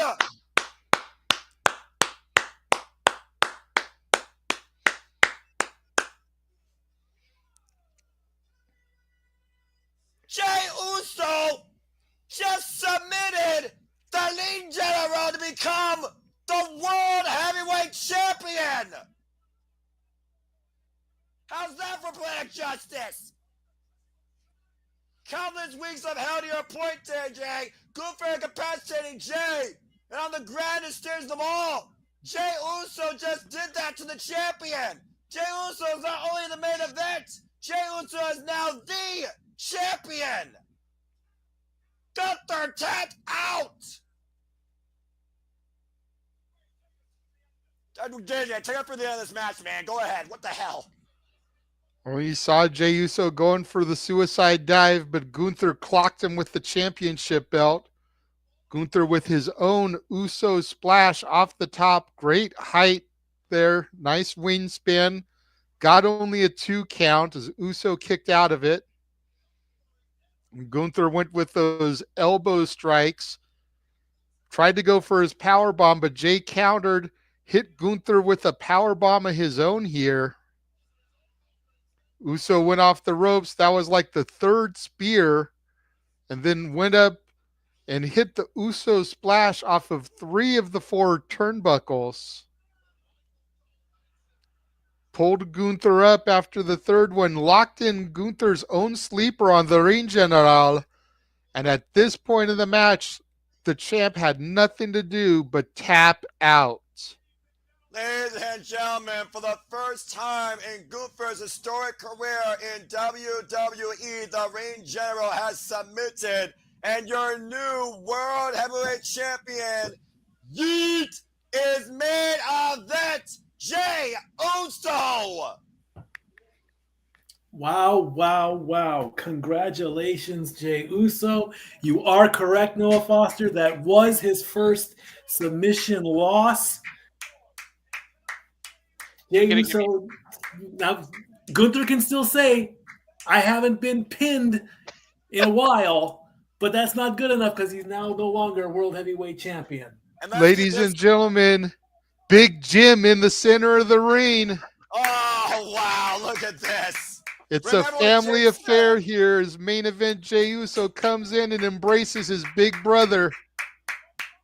Gotta love that. Dude, I would have never thought this that. for his family. You could have gave me 100 guesses. I wouldn't have said Gunther was going to tap out to lose. Through thick and thin, through the very end, blood indeed, thicker than water, as the saying goes, as Jimmy presents that title to his brother, Jey Uso. 2 years ago, these gentlemen lost the tag titles to Sami Zayn and Kevin Owens in the main event of Night 1 at WrestleMania. Last year, they fought each other at WrestleMania. And this year, main event Jey Uso is your new WWE World Heavyweight Champion, being handed the title by his brother, and they embrace in the center of the ring. Once again, to the 89 of y'all watching us, 4 letters, 1 word, yeet. Yeet. What an incredible moment to kick off WrestleMania. Congratulations again to Jey Uso, the new WWE World Heavyweight Champion. The lean general has fallen. Indeed, you don't imagine what this means for Jay's entire family. Not only his brother, not only his cousin, of course, and actually later tonight, check out Fatu, but his sons, his wife. This was truly a battle of family proportions, and Jay did his family proud tonight. Absolutely, and keeping on the tradition of members of the Anoa'i family winning championships in Vegas at WrestleMania. As again, the last time they were here, Rodney Anoa'i Yokozuna defeated Bret Hart for the WWE Championship. Mm-hmm. And so the tradition of Anoa'i family crownings continue here in Las Vegas, and more importantly, at WrestleMania. You did it, Jay! People may have been WTF when you win the Royal Rumble. You told them all to shut the fuck up. Congratulations. No controversy, nothing, just straight tap. You can now say that Jey Uso has beaten Gunther one-on-one. And maybe, I was doing research during this, and I'll just quickly throw it out there. The 51-3, the 3 men, 2 of them were mentioned. Sammy, of course, pinned Gunther for the IC title. Cody pinned Gunther at Crown Jewel. The 3rd man that I found was Braun Breaker in NXT. You're NXT. So that could be the 3rd, but you got to be, if you're going to be technical about it, it was NXT and not and not the main roster. Plus, I also found out that there have been 57 matches where Gunther has been in a one-on-one match. The rest, he was Walter. So there have been 80 now one-on-one matches that he's been 81 if you count this one. So so maybe they're missing some matches there, but of course, hey, who knows why they say what they say, but those are the stats that I have confirmed. 57 total one-on-one matches as Gunther, and now the fourth man to beat him is Jey Uso. Incredible moment here. Go ahead, Walter. Mike, there was a stat out there that during Gunther's whole WWE career, 83% of the time he has had a title. 93. 93. Yeah, that's crazy. I still disagree with the 666 number of. I mean, that's one of the worst numbers in the world you can get. It is a number, we know it, but why they did it that way, who knows? They could have played the devil card if they wanted to. That was just a number that's the only disagreement I have with the Intercontinental Championship that Gunther held. But I mean, it's still an impressive stat nonetheless. Dude, Absolutely. You would think someone like Charlotte would have a stat like that. That freaking Gunther. She's not the devil. Knock it off. She's the I queen. don't know about all that. That might be taking a Roman Reigns spent more time as our undisputed Universal Heavyweight Champion than Charlotte was married to Andrade. Oh! Acknowledge him. Probably combined, JJ. Well, again, as the stats come out, the stars come out, of course. There's Rick Rubin, 9-time Grammy Award winners. Again, we continue here at WrestleMania. And there, of course, is the Mind Freak, Chris Angel, of course, magician, illusionist, and musician. Of course, we also saw him at TNA Unbreakable. And thank you for those that tune in and watch that. And shout out to DJ who rocked the call with me and commentary. Follow him in the spaces on Rock and Ropes. Of course, the San Francisco Latin tight end, the 6-time Pro Bowl champion, George Kittle. No doubt here to support Billy during WrestleMania week and the WWE. Damn. Chugged that beer down. That's probably about a $25 beer, too. Well, we are in Las Vegas, and honestly, you're going to spend your money here. The dude is like 6'7", so I don't even think that'll affect him. Yeah, you're probably right. I'm sure he's got a stronger liver than that. I don't know. Gentlemen, we're at 94 people watching us right now. That's crazy. We're almost at 100. Well, maybe it looks like we're going to go into our tag team title match here next as the New Day without that sorry, useless, worthless pile of you-know-what, Big E Langston. How dare you? Challenge War Raiders. Let him be.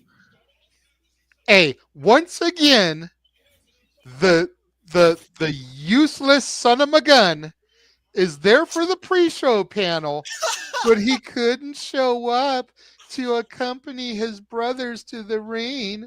He couldn't show up for the big matches, but he's there for every fucking pre-show. Big E is the true heel. Don't at me. Well, the only way you'll be justified in that claim is if the New Day gets it done tonight on their own, the grandest series of them all, for the WWE World Tag Team Championships. Otherwise, they'll be sour forever and only will have themselves to blame. New Day, time to put up or shove. This is brought to you also by mobile game Clash of Clans, and for all we know, most of those people might even have that on their phones. So, of course, to your point, ever since you supported their claim, the New Day have been ousted by the locker room, including by their own mother. Again, there's nothing worse than disappointing your own mother. And what's hilarious is that Walter and I were on open mic night on the Shenanigans, giving them that excuse before they ever pulled the trigger and turned. We sat here pontificating on many a night. Why is Big E there for the pre-show, but he can't come out at least on the stage with them for their match? No reason. He is still there. He is still traveling with them. Now, if he wasn't on the pre-show, there'd be no excuse. There'd be no argument. There'd be no debate. Mm-hmm. But if you're sitting there giving analysis before the show and after the show, and you can't come down, do the introduction, walk out with your brothers to the top of the entrance ramp, and then turn around and go back to the back while they go out there for their match, you are useless. Yeah. You can't say your neck is too hurt to come out there, but you got 25-pound female on your neck, lifting it up, taking photos and stuff. Right? For real. Stop me when I'm telling lies, Noah. Like I said, if the New Day are Da, gonna da, da, da, da. Stop me when I'm telling lies. I don't want to hear like I said. Stop me when I'm telling lies. This is the part where you go, no lies detected. Mm-hmm. All right, And gentlemen. action. I'm just going to leave this alone as I talk about what brings us to this match besides Uh-huh. the New Day. Wait. Because you No lies know detected. I'm right. All I'm going Just to say, like I'm right in the fact that Chad Gable is not El Grande Americano. They have been seen in the same place at the same time. I can't do. I forget El about Grande this. Americano getting arrested while Chad Gable was cutting a promo. They are not the same person. And the New Day are not the same people that were jovial, giving you booty-os and wearing rainbow colors either, as Kofi Kingston and Xavier Woods enter for tag team combat once again. As we try to get ready for the WWE World Tag Team Championship match. Of course, Kofi Kingston, Xavier Woods, they asked for this match after getting a disqualification, of course, and the War Raiders beating the Judgment Day for those tag team championships. I love how they still have the unicorns on their gear. A unicorn of attitude, I guess a darker heart encased. Oh, boy. And again, subscribe to Shadow Batash, Batty for Wrestling on YouTube. Let's help her get her numbers up. There are 95 of y'all watching this presentation. WrestleMania is the only presentation that we do on X, on Twitch. So if you are amused, if you are entertained, if you want to see our antics for other shows, be they AEW, TNA, Ring of Honor, NXT, House of Glory, GCW, etc., etc., etc., subscribe to Casa D18 Studios. Subscribe to J. Hebert Side 95. Subscribe to N. Foster 1916. And especially subscribe to Rage of Wrestling and Batty for Wrestling. It truly is, Noah, as you say, as simple as that. Simple man approved. Of course, the New Day are looking for their record 13th in some combination of these three men in the history of this faction. 13th Tag Team Championship. Of course, Xavier Woods previously held these with Kofi Kingston twice on Monday Night Raw, one time on SmackDown, and of course, one time in NXT. Mm-hmm.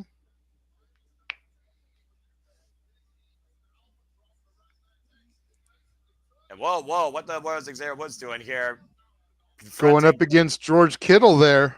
I don't know if that's wise ahead of a championship match. Again, this has always been the problem with the New Day ever since they kind of like told Big E off. They've literally blamed all that anger, not only on him, but on everybody else for that matter. Now, Jack and Pat McAfee. I mean, again, folks, what do you think? Do you think that Xavier Woods and Kofi Kingston were right in what they said towards Big E? Do you think they're justified if they win the tag team championships here tonight on their own? Of course I do. Did you not just hear me rant about how useless that sack of crap Big E is? I heard you. I'm talking to the people. You're one person. We got 97 other peeps, for all we know, that might be with the New Day or think the New Day sucks. And they also might be Raiders, for all we know, as the War Raiders now come out once again to WrestleMania. All right. To make it easy on the people in the chat room, if you want New Day to win, put NDR, New Day Rocks. If you want the New Day to lose, put NDS, New Day Sucks. Yeah, we'll see what more comes up here. Erik and Ivar, the War Raiders, an homage literally to their Viking heritage. Of course, these men, you might recognize them for my fellow wrestling fans. Previously were IWGP Heavyweight Tag Team Champions and Ring of Honor Tag Team Champions. Now two-time WWE World Tag Team Champions going into their current run of 125 days after beating Judgment Day, Finn Balor, and JD McDonough, JD get well soon, on Monday Night Raw. Well, we saw JD at the Hall of Fame ceremony last night, so apparently he's doing well enough that he was able to travel to Las Vegas and be a part of the festivities here. And we have 5 NDRs in the chat room and only 1 NDS. Well, at least Kate Rayner's got some sense. So you're saying that your friend to the north, Shadow Batash, has no sense, Noah? Is that what I'm hearing from you? What I'm saying is, if you're going because she said NDR, New Day rocks. Look, there's a reason why she's House of Torture and I'm Bullet Club War Dogs. This war will never end. But bottom line, we're about to have a war right now. Again, the World Tag Team Championships, WWE World Tag Team Championships are on the line. This is brought to you by Clash of Clans, but I'm going to say this is brought to you by Bag for Wrestling. Even if I might be against her opinions at times, I still love our Canadian friend, Ash. So please subscribe today to Bag for Wrestling. Well, as soon as the bell sounds, WrestleMania will be war. And I don't think there's going to be any cheat codes or microtransactions here either. Bell rings are underway. And oh, good grief. Kofi and Xavier with a hot start. And that would be Erik right now. Of course, Erik came back from injury recently as Ivar was going at it on his own for a little while, lest we forget, JJ. Erik came back from injury and from becoming a papa as Sarah Logan Valhalla gave birth once again. Congratulations to them. Yeah, absolutely. Sarah Logan, highly underrated. And what the world? And she's kind of been MIA ever since giving birth. You almost got to wonder if WrestleMania would be the opportunity for an appearance from Valhalla. Or if they're ditching that gimmick altogether now that they're back to being the War Raiders, no longer the Viking Raiders. I don't want to think about Valhalla. I want to think about Sarah Logan. Since the last time I saw Valhalla, she was eliminated in the Royal Rumble due to R-Truth shenanigans, crossbody against the LED board. Good grief. Freaking runaway freight train just slamming up against your torso against a bunch of lights. Tag made. And here comes Erik for the War Raiders. We don't talk about that previous name. Now hoisting up Xavier Woods. Oh my goodness! That's a 300-pound man on a man's torso, getting a 2 count off that. Take a look at the replay here with this cross. I don't wanna. I know no wanna. You don't want to? I know no wanna. Those replays hurt me. Well, again, how you feel Xavier Woods feels right now as Kofi goes to the aid of his partner. And right now, looking for a tope, and Xavier meeting him, intercepting. And now the attack on Erik, a double team here on New Day. Again, folks, Champion's going to change hands via pinfall submission inside the ring. Counter disqualification means nothing. Xavier Woods looks like he went to Alicia Taylor's barber there. Yeah, similar hairdos. I don't understand the style appeal to tag made, and right now, I believe that is Erik hung up across the bottom rope, and Xavier holding him in place. Kofi after the second. Oh, it's Senton up against the apron. Senton drop. If Alicia Taylor's is Sonic and Xavier's is a little bit more fluffy, does that make him Tails? The cover now by Kofi. He gets a 2 count. Damn it, JJ. It is my goal to break you, Noah. Damn you. Take a look at the replay here as they tried to break. I broke James last night. I'll tell you about it off air. And fair enough. The Kofi right now trying to literally break I've been on YouTube. I've seen people do virtual health bars for final bosses and movies and other things related to video game movies. I think I saw one for the Minecraft movie. It was a surprise someone did that here with this tap out in some way. Famous, sir. Cover, famous, sir. To your point, 2 count. Dan. And shout out to Daddy Ass.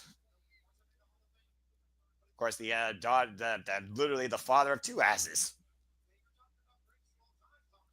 Rising knee strike right now with Erik bracing against the ring and tag made to Xavier. Xavier up to the second rope. Again, the double stomp. All the attack right now focused on the back. Cover now, hook the far leg, and gets a 2 count. Smart wrestling there by Xavier, actually bringing the arm and the leg in from the ropes to prevent a rope break. It would have been really easy to hook that near leg, but hooking the far leg made it so that Erik couldn't put that foot on the bottom rope. Are you And kidding? now Woods with a little Fargo strut here. That is not great. Knife edge chop now by Ivar trying to fight back here. Or Erik, excuse me. A tag made. For those that don't know, Erik is the bald one, and Ivar is the one with the giant beard and some hair on his head on the apron. And now Kofi and Xavier looking for a bit of double team step up, and Erik catching Kofi and planting him on the back of Xavier Woods. That's going to leave a mark. Critical moment here for the tag champs to rebound in this match. And Ivar stands ready for the tag.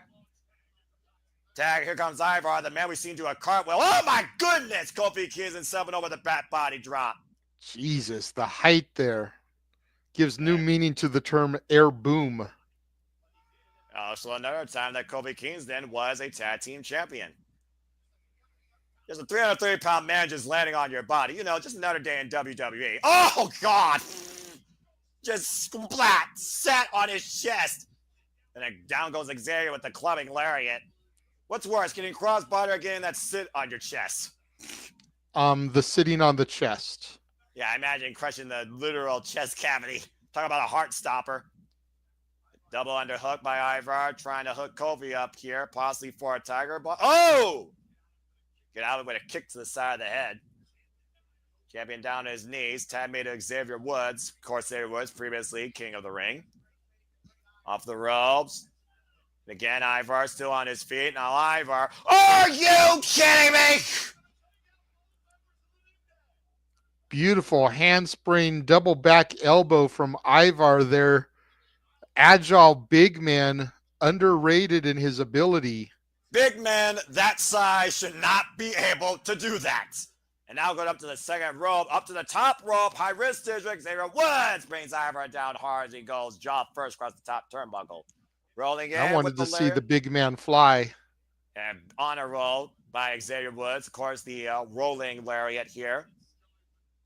And Kofi Kingston legal now. Kofi and Xavier again trying to wear down Ivar. Erik, as you see, is nowhere on the apron, by the way, to make a tag.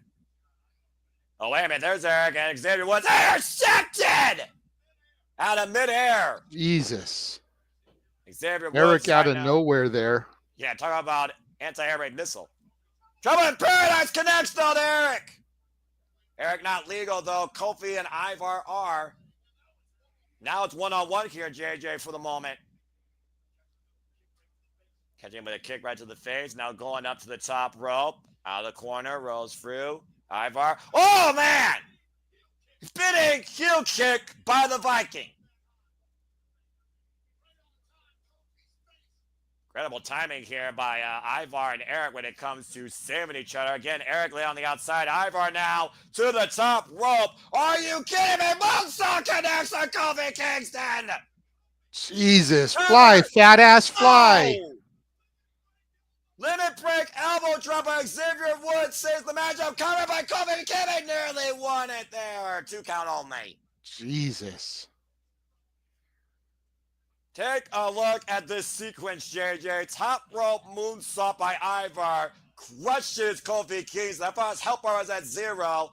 And thanks to that limit break elbow drop by Xavier Woods, this match continues. Again, I don't wanna. Again, I don't wanna see that again. That was a big man doing a moonsault onto a smaller guy. And you don't have to take a physics class to figure out which one prevails in the end there. Again, the Warriors defending their titles now for the 5th time since becoming WWE World Tag Team Champions. After defending them against the likes of American Made, Judgment Day in a rematch, and previously against the New Day, who, of course, beat them by disqualification. Once again, looking for the honor roll, and Erik intercepted, full Nelson. Oh! Knee right to the back of the head and neck. Oh! And that might be the knockout shot. I don't know why Erik didn't go for a cover there. Erik and Ivar are both in the ring. Might be looking to send Xavier on an experienced Kofi coming to the aid of Xavier Woods. Saving Xavier Woods there for a moment. And Ivar again hoisting. Uh-oh. What the hell? Look at for the War Machine. Kofi, though, takes the feet off from Ivar. Erik and Xavier are legal. I think Xavier just raked the eyes of Erik in a single leg kick. Tag made to Kofi. The fix might be in here. The New Day might have found the cheat code they need to win the titles here, JJ. No cheat code. From the top rope. With some daylight with that double stomp. Has Knight fallen on the champion. Oh, the leg. Oh, come on. They did it. The New Day has done it on their own. No assistance. No interference. Literal hook outside the ref, running away into Las Vegas freaking evening. Kofi Kingston and Xavier Woods are the new WWE World Tag Team Champions. They're littering out of Las Vegas. And you can give Kofi a major assist with that pinfall for Xavier Woods. Take a look at the replay here, Jade. Go ahead and call it. By the way, look at this anti-air raid first. Bam! Boom. Not those jaw. As the Warriors were on that tear, and you can go ahead and call Huge the finish. spin kick there from Ivar. Prove your point. Erik with that rising knee to the jaw of Woodsy there. That should have been a KO shot. Ivar went for the War Machine, but got tripped up by Kofi on the outside. Double stomp. Goes for the pin cover here. Hooks the leg. Gets 3 count. Why Kofi had his leg underneath the bottom rope to prevent Cam from kicking out. I don't know what you're talking about. I just saw Woodsy hook the leg. Oh, give me a break. You're just as blind as the referee. Either way, referee decision stands. The New Day are once again WWE Tag Team Champions. And deservingly so, because again, what was the point of them turning heel if they weren't going to get the titles here? Yeah, I suppose that's true. Congratulations to Kofi Kingston and Xavier Woods. And Realistically, they probably should have had the belts a lot sooner. And the jury is out. They got it at WrestleMania. I don't hear them complaining. I'm pretty sure they feel vindicated. And I'm sure everyone here feels vindicated as we have hit a milestone here according to the booth. So why don't you go ahead and talk more about that? We have another intermission here. We have over 100 people watching us right now. So, in the words of James Cagney as George M. Cohan, the Simple Man thanks you. Mr. Reliable thanks you. Statboy thanks you. And rest assured, I thank you. As we got another commercial break here, this is just a friendly reminder that, again, you all make this possible, that we do this in and out, day by day, for all the biggest shows, pay-per-view specials, PLEs, across all things wrestling, whether WWE, NXT, Ring of Honor, TNA, AEW, New Japan Pro Wrestling, MLW, HOD, independent promotions galore, and so much more. The 123-day reign of the War Raiders is over, which just goes to show that the Raiders can't even win in their own stadium. I'm sorry. Yes, I said it. I threw out the sports stat there. I had no choice. Damn. Really, That was a good one. Bravo, Stat Boy. Bravo. Thank Really? you. We're going there. Thank you. And just to throw out there, Michael Cole did say that Xavier Woods was 0-6. I found that he was 0-7. The technicality is one of the battle royals that he participated in. Let's see, where is it? The WrestleMania 31 Andre the Giant Battle Royal was a kickoff show, so that's probably where they went 0-6. But now, in my eyes, he is 1-7. And he got the one that mattered tonight. Again, shout out to everybody that's watching us. And of course, all the stars are out. We got Jelly Roll, O'Shea Jackson, multiple Netflix media stars appearances. All the stars are out here tonight at WrestleMania in Las Vegas, as well as all you are out here across the internet engaging with us on this watch along here with WrestleMania Saturday. You got to make sure you specify, Noah. It's O'Shea Jackson, Jr. Junior. O'Shea Yes, Jackson is better known as Ice Cube. Yeah, I forgot about that. And I gotta say, today's been a good day. Shout out, by the way, to the weekend with Timeless as an official WrestleMania theme. As we continue forward on our card, JJ, time for your bitch to take center stage. It's Jade Cargill versus Naomi next at WrestleMania. For the yeah, man. The Booker T. Fucking hell. Oh, yeah, man. Okay, I'm going to lose JJ here for a moment. If y'all haven't figured it out by now, I might, if they go into that VTR, which I know they're going to, why don't I let JJ give you a little bit on the story that is the WWE superstar Jade Cargill and provide the weather report for Las Vegas because a storm is about to arrive. JJ, go ahead. The floor is yours. Well, it was just before Survivor Series War Games last year where Jade was anonymously attacked backstage and pushed onto the windshield of a parked car. And of course, for months, it was the whodunit. It was whodunit. It was whodunit. You can make CSI comparisons. You can make Law and Order comparisons. You can go back OG and make Dragnet comparisons. We were looking for just the facts as we investigated the crime. Videotape was presented that showed Liv Morgan and Raquel Rodriguez walking away from the scene of the crime. All the heat was then put onto them, and we then arrive at the Elimination Chamber on March 1st. And Liv Morgan and Naomi in the ring, ready to start the match off. And we heard that oh so familiar thunderstorm echo through the arena, and a storm was coming. Everybody assumed that Jade was making a beeline for Liv, but nah. She made that left turn at Albuquerque and went straight after Naomi and began to whoop that trick right in front of the pod of one Bianca Belair. Bianca trapped, caged, unable to get out there and stop it. But who was she wanting to stop? Did she want to stop Jade? Did she want to stop Naomi? We then found out that yes, Naomi was the woman who attacked Jade Cargill. And much like some 25 years later, she did it for Bianca. She did it for the people. She did it for her friend.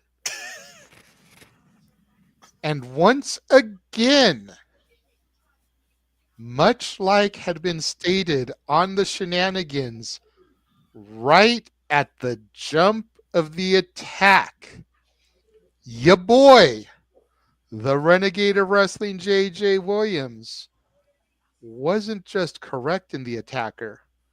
He was correct in the logic and the reasoning behind it. Naomi felt cast aside. Naomi felt like she had been pushed to the background. And Naomi went out for revenge, for vengeance, and for just complete and utter total domination to try to ostracize that bitch from Bianca's presence. And now we have been told here these last few weeks that if you want to step to Naomi, you must proceed with caution. As there is no longer a glow, and Naomi makes her way down the entrance ramp here at Allegiant Stadium. And to your point, Naomi, formerly involved on this grand stage of all, of course, came back home in Florida and won the SmackDown Women's Championship. But I also said since her return from TNA, well, by the way, extremely narrated, JJ. Of course, Naomi came back from TNA, produced the TNA Knockouts World Championship before losing to Jordan Grace came into the Royal Rumble last year, where she first met Jade Cargill. Ironically enough, Jade Cargill was the one that eliminated Naomi. I said for the longest time that Naomi, she felt like that, okay, she's just here because of her connections. What has she done of relevance? The last time she felt relevant was literally when she was WWE Women's Tag Team Champion, and she made that her own opportunity. You could say she did it for Bianca, but I still say she did it for herself tonight. And by the caution tape that you're talking about, if this doesn't scream Owen Hart, who was highly underappreciated in his own skill, I don't know what will. Naomi's looking to make this her WrestleMania and silence the storm once and for all. To your point, Owen Hart and that danger caution tape was all about enough is enough, and it's time for a change. And that has very much been Naomi's attitude since pushing Jade onto the windshield of that car and announcing that she did, in fact, do it. She is ready for a change. Well, we'll see if Fire with Fire works hard tonight. Both of these women are out to prove a point. Naomi familiar with this stage. Jade Cargill for the first time ever in singles action on this stage. And what? It's time for a WrestleMania weather report. It looks bright and sunny there over Allegiant Stadium, but I have a feeling, sir, that a storm is about to enter the vicinity. Thank you for that, JJ. We will now go to Statboy Mikey with the news here shortly regarding the Oakland Raiders' chances on making it to the Super Bowl. And why am I seeing some overcast coverage on Allegiant Stadium? Because, good sir, a storm has arrived. We've got rain, we got hail, we got lightning. I mean, in the desert of all places. But okay, time for y'all to take cover, grab an umbrella. Oh, boy. Great presentation here for that bitch. Descending down like the Marvel superhero Storm. It seems very aggravating calling her that.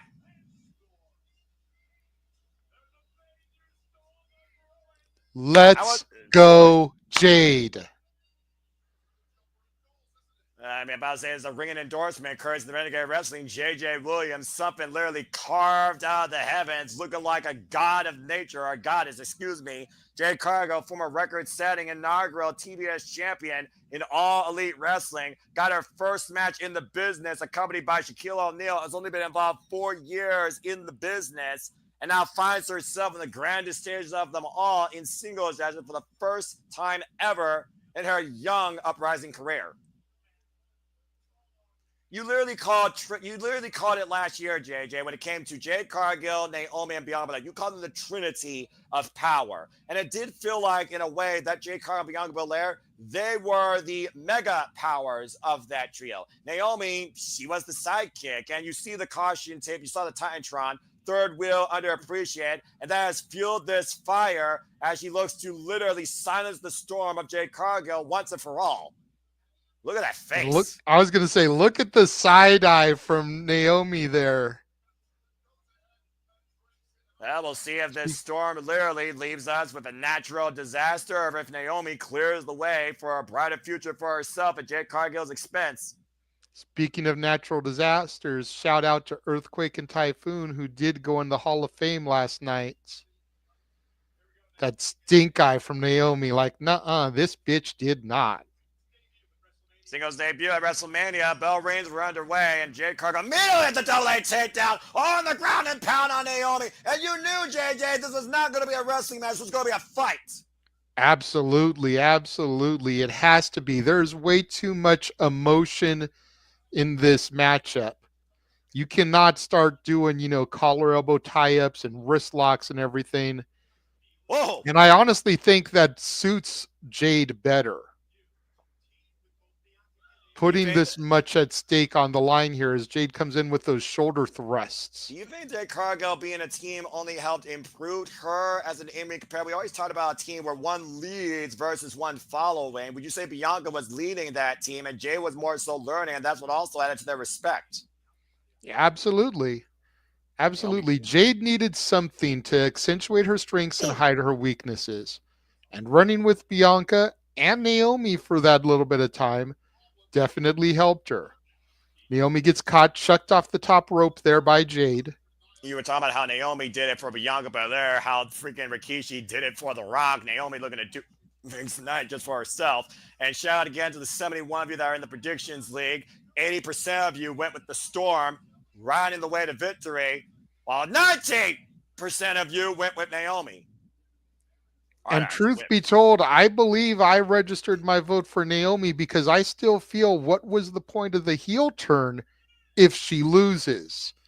But I'm just looking for Jade to have a great showing here. And if she wins, I will not be mad at losing the point here. When you talked about Jade Cargill's continued growth and evolution since coming from AEW to the WWE, of course, debuting in the Women's Royal Rumble back in 2024, where she, of course, eliminated Naomi and met Bianca Belair and teased her summit of power. That became a duo to be reckoned with. And Naomi literally planted Jade face first down on the floor. X Factor of sorts. Draping X Factor, excuse me. Absolutely there. Face met Matt there on the outside. And at this point, I don't think Naomi's looking to beat Jade Cargill. I think she's looking to embarrass her. It looks like she'll gladly take a count-out victory. And right now, Jade's slowly making her way back on the apron. And Naomi with the drop kick sends Jade down to the floor again. And you got to wonder where Bianca is watching this and if she will show her face during this matchup. To your point last night, we saw Bianca Belair was looking to confront her challengers, of course, for the WWE Women's Heavyweight Championship. Of course, we'll call that tomorrow night, Sunday night. And Naomi came in to interrupt her, saying, "Why you haven't answered my calls?" Naomi looks like she still wants to back up Bianca, still wants to do things together. Bianca wants none of it. And before Bianca could literally get a word in, Jade Cargill came out. We had a brawl on Friday Night SmackDown. So no further words were shared or explanation upon it. Yep. Hell of a blockbuster there from Naomi off the stairs to Jade there on the outside. Head scissors, DDT takedown, cover, hook the far leg, and gets a 2 count. Now you gotta imagine a win for Naomi here would vindicate everything she said to your point. But what would a win for Jade Cargill do for her career?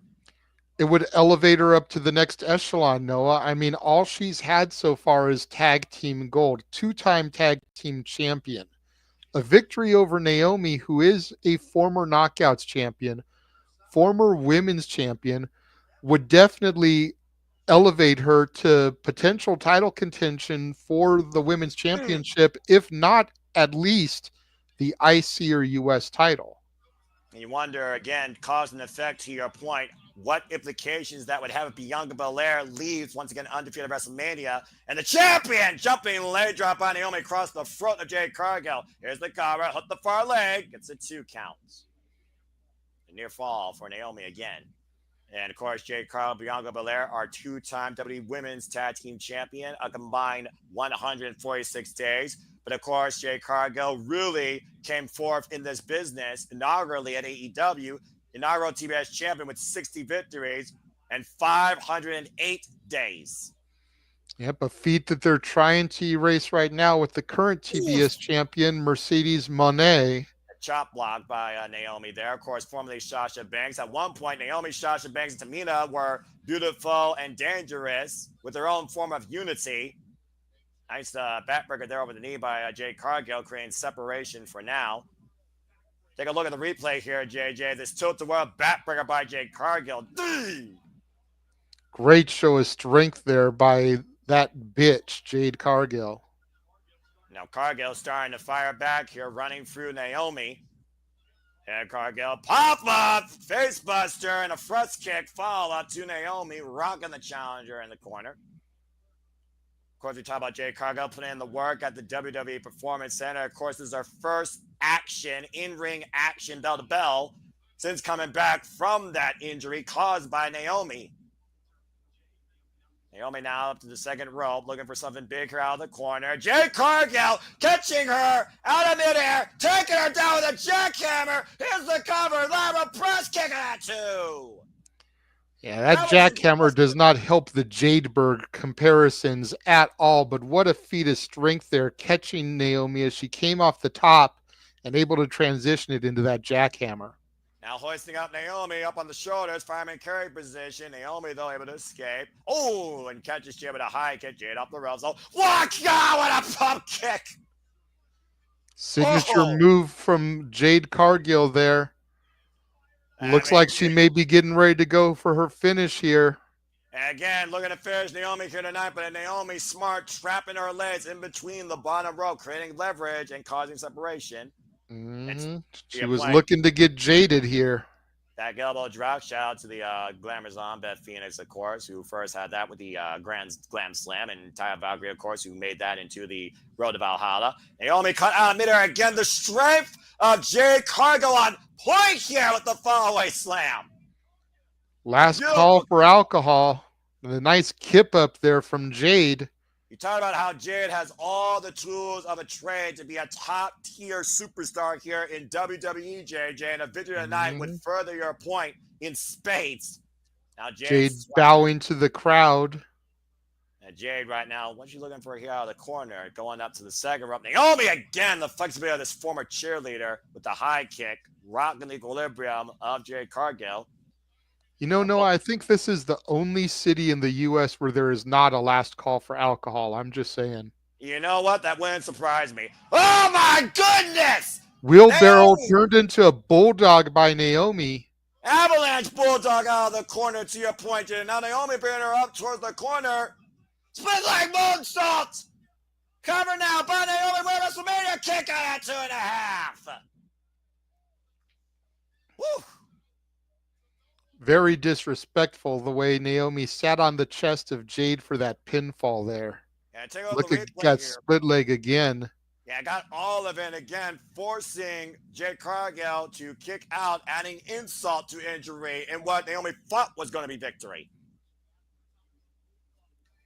Naomi might be getting a little frustrated here. Jade Cargill, though, slow to stir up to her knees, caught with a thrust kick. Kick right to the jaw. Again, Naomi saying she's going to make this her WrestleMania.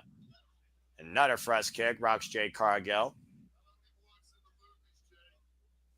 And right now, Jade Cargill looking to channel some movie magic here. Wait a minute. Naomi just got... Wait, roll through. Sit down. Hook both legs. Cover two. Almost got her. Ooh. Once again, Jade going for Jaded and Naomi able to prevent it. Going for the Reigns of Saturn here now. Yeah, good call here, JJ. Again, literally bracing the neck and traveling the arms behind Jade's back. But again, the leverage that Jade had because of her height rolling through. Jade Cargill, great positioning, great repositioning. Hooking up Naomi, trying to rise back up to her feet. Naomi once again back up on her shoulders.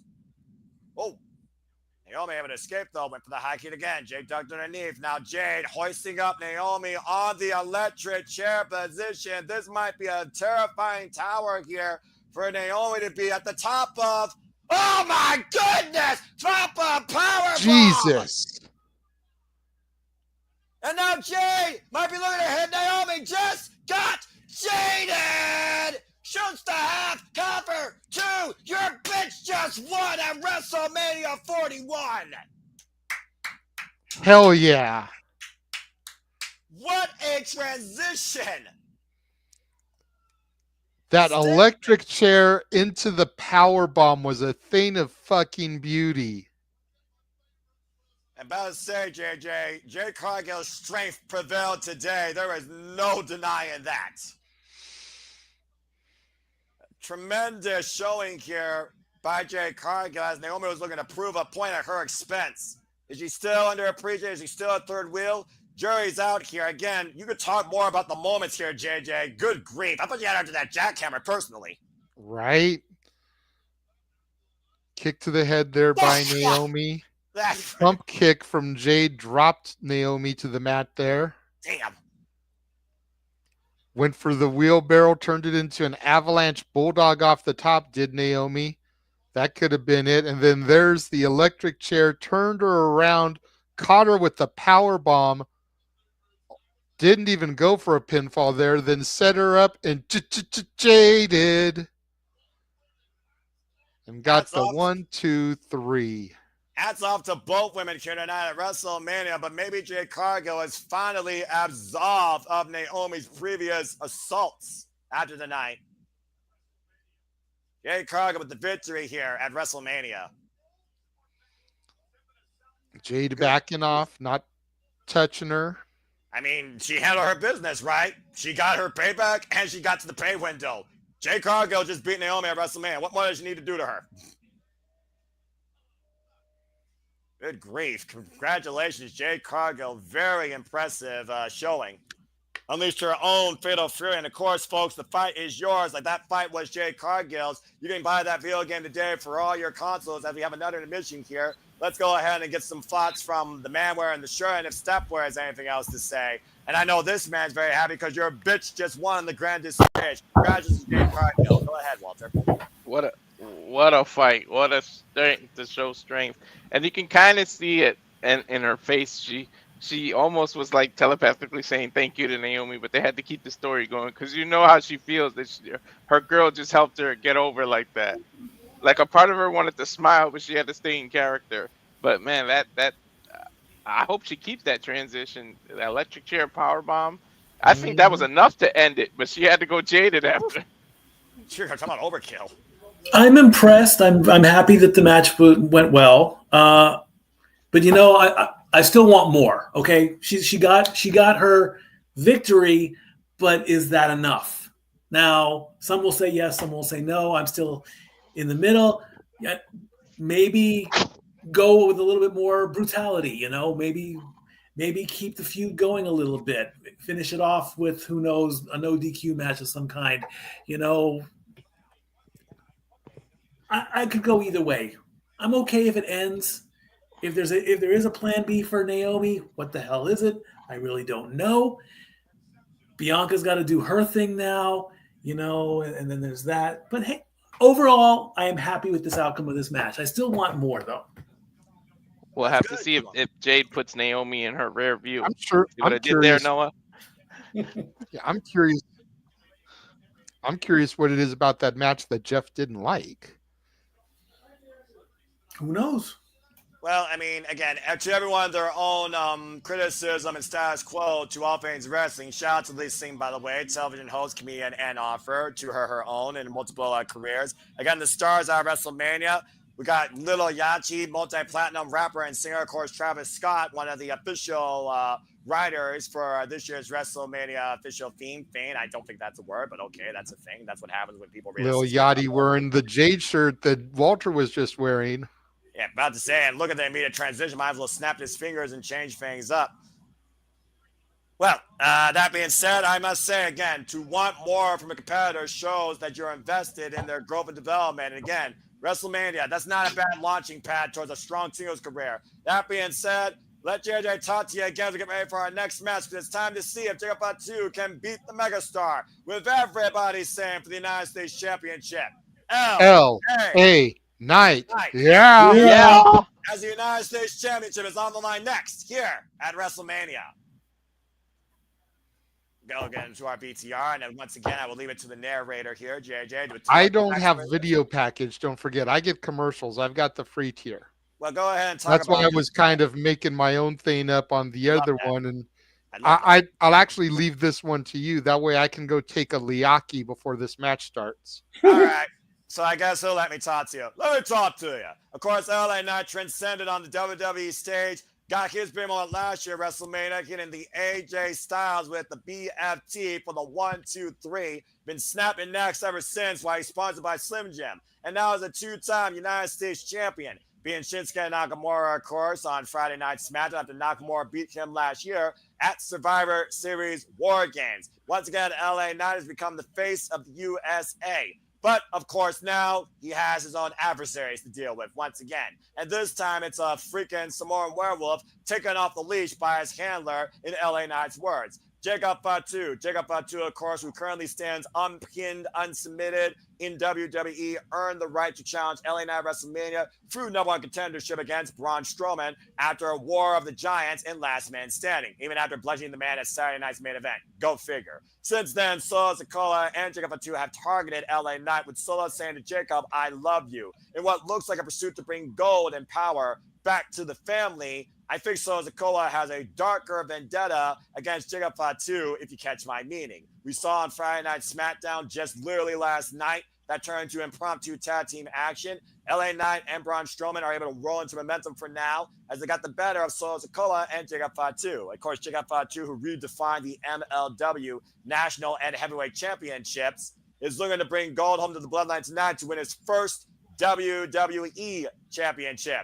So once again, do you believe in LA Knight, or does Jacob Fatu take the spotlight and the title tonight? United States Championship on the line next at WrestleMania. That being said, while the video package still goes on, we haven't come back yet. What you guys got to say real quick regarding this match? Walter, I'll start with you. That's all that needs to be said. Just the hockey. The shake. Oh, no, you picked a bad time to drink because you would have spit that out if you was looking. I got more resilience, but fair enough. Again, it does seem like Jacob Fatu, Stat Boy, to Walter's point, when you damage him, it's literally only temporary. And why LA Knight thinks he neutralized the numbers game, which has always been the MO of the Bloodline, injuring Tama Tonga's hand in a car door, and figuring that Solo Sikoa has been neutralized for now after taking a BFT last night. What do you think of Jacob Fatu's chance of taking the gold here tonight? And will it be one-on-one, or will the Bloodline still get involved? I think the Bloodline will. I think Solo will come out, but Jacob's going to now have the time to prove that he can do this on his own. I may have picked Jacob to win this match. I'm okay with him getting the U.S. title. Now, this would be the third title change in one night, so that's a rarity in itself. Jacob has the silver platter. I'm okay with it. I want to see more of this werewolf. Hey, he's put in the work. He deserves it, and he can make a pretty good run with it. So let's see what happens in this matchup here. And of course, the old adage, you never hit a Samoan in the head. It doesn't do anything but tick him off. And Jacob Fatu is always stood as it is. Thank you, Statboy Michael, for that as we go back into Legion Stadium. JJ, time for a United States Championship match. And here it comes. An unhinged, unchained Samoan werewolf Jacob Fatu with Solo Sikoa in tow. Oh boy. Wearing a werewolf mask. I'm loving it. And there's not a full moon out tonight, as far as I know, where it's still broad daylight out in Las Vegas, but there might be a dark moon arising for LA Knight's chance to lead WrestleMania tonight. Still the United States champion because of nothing else, JJ. We know he's going in there with compromised ribs after those moonsaults last night on SmackDown. That's Real fair, quick, I Noah. just wanted to do that for a stick. All right, bye. That's fair, Noah. But if you know your werewolf lore, the original poem didn't say anything about a full moon. Even a man who is pure in heart and says his prayers by night may become a wolf when the wolfbane blooms and the moon is full and bright. Well, I mean, talking about the Anali family as well, we're going to really talk about Bloodline here and keep it in the family. Of course, we did see Jey Uso win the World Heavyweight Championship, so this might just follow the continued lineage of members of that Bloodline winning gold here. And again, Jacob Fatu has yet to be pinned or submitted. And to think he's at WrestleMania less than 1 year since his WWE debut. Yep. And I just realized I just botched myself. It's the autumn moon is bright, but it's not autumn either, to your original point. Right. That's why they changed it to the moon is full and bright, because then it could happen more than one time a year. That makes sense. And speaking of having more than one time a year, whether you drink more than once, whether you watch wrestling more than once, of course, this match is brought to you by Mr. Merchandise himself. Subscribe today to Rage of Wrestling, Walter Cruz. Again, Walter, thank you as always. Love you, brother. The most reliable man here at the Super Reliable Studio. Subscribe today, Rage of Wrestling. Get that number up. 75% went with a new United States champion here out of the 71 of you, while 25% you went with the megastar LA Knight. So we'll see what happens here soon enough. But Jacob Fatu, he's ready, man. He's focused. Look at that face. Good grief. This dude is the definition of a dog unleashed. Mm-hmm. And look into the eyes. What do you see, JJ? Not the cult of personality. I see a pissed off werewolf. Do you see a new United States champion?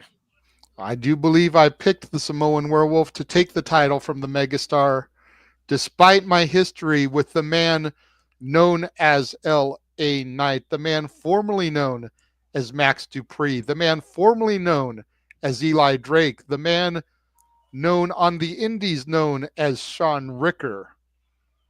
And of course, LA Knight has to ride in style. Is that a Lamborghini? What the hell? Hell yeah. That's a Maserati.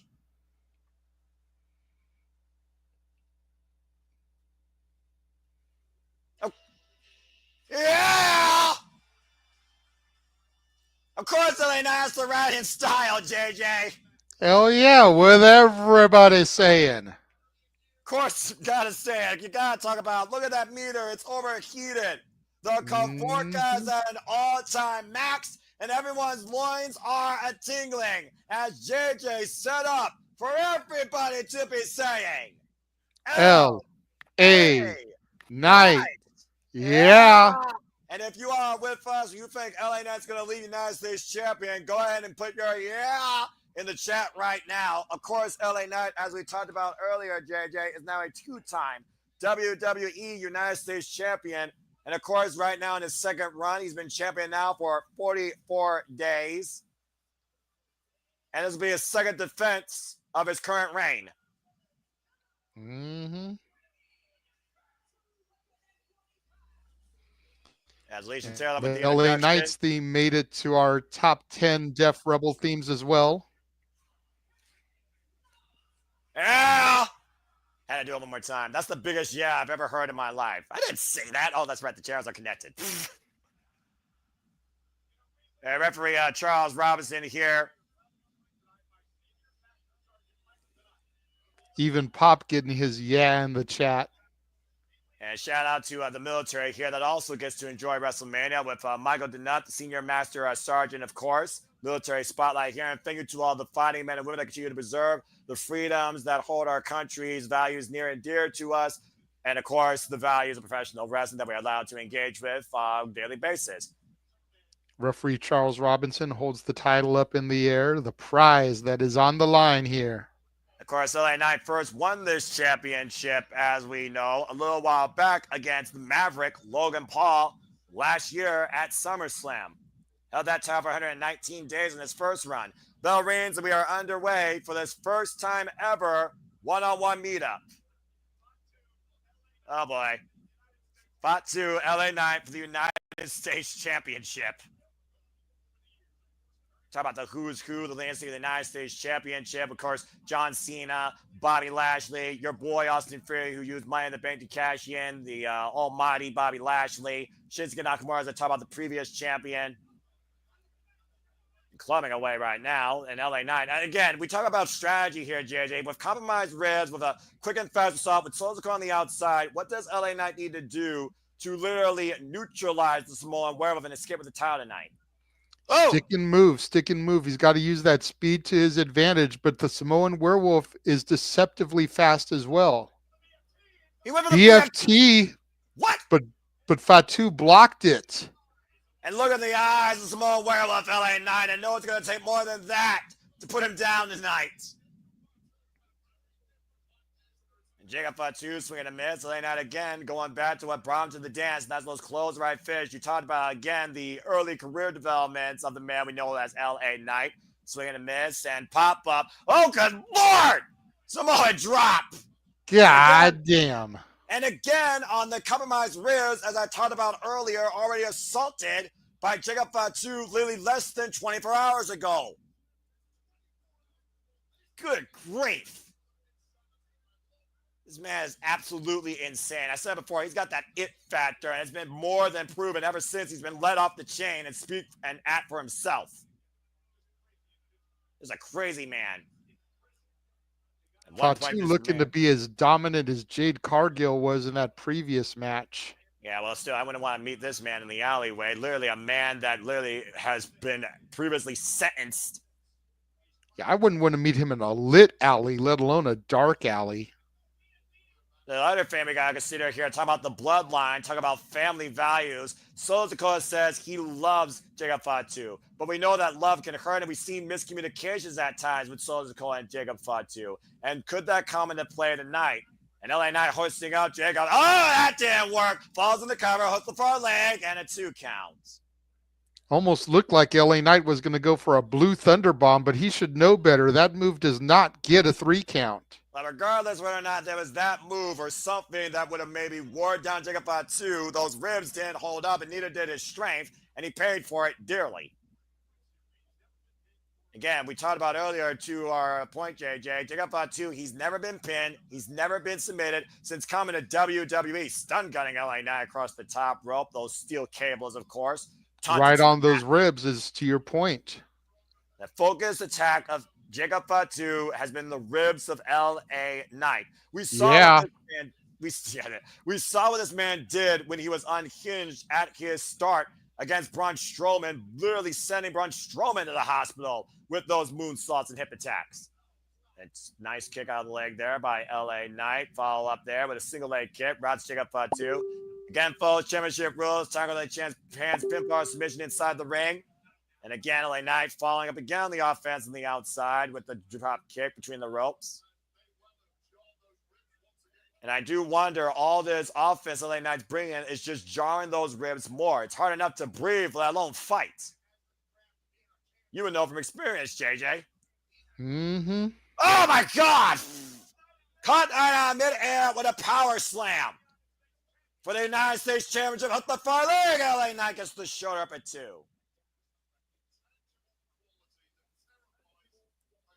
Every time you think you have Fatu for a second, he comes right back. Look at the replay here.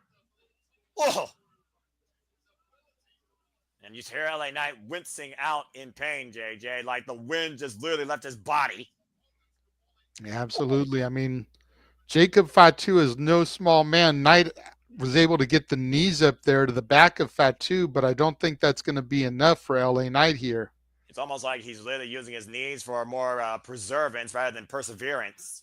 You do see Fatu favoring the small of his back for a second here, though. Grabbing LA Knight, who's still clutching at those ribs, though. Sends LA up against the ropes. Pop up, Samoan drop attempt again. LA Knight fighting back. Elbows to the side of the head. Trying to wear down Samoan werewolf. And crucifix bomb connects! Jesus. A major high impact move by LA Knight. And we had a that reset. might have seriously hurt Fatu. Look at the way he grabbed his head and neck afterwards there.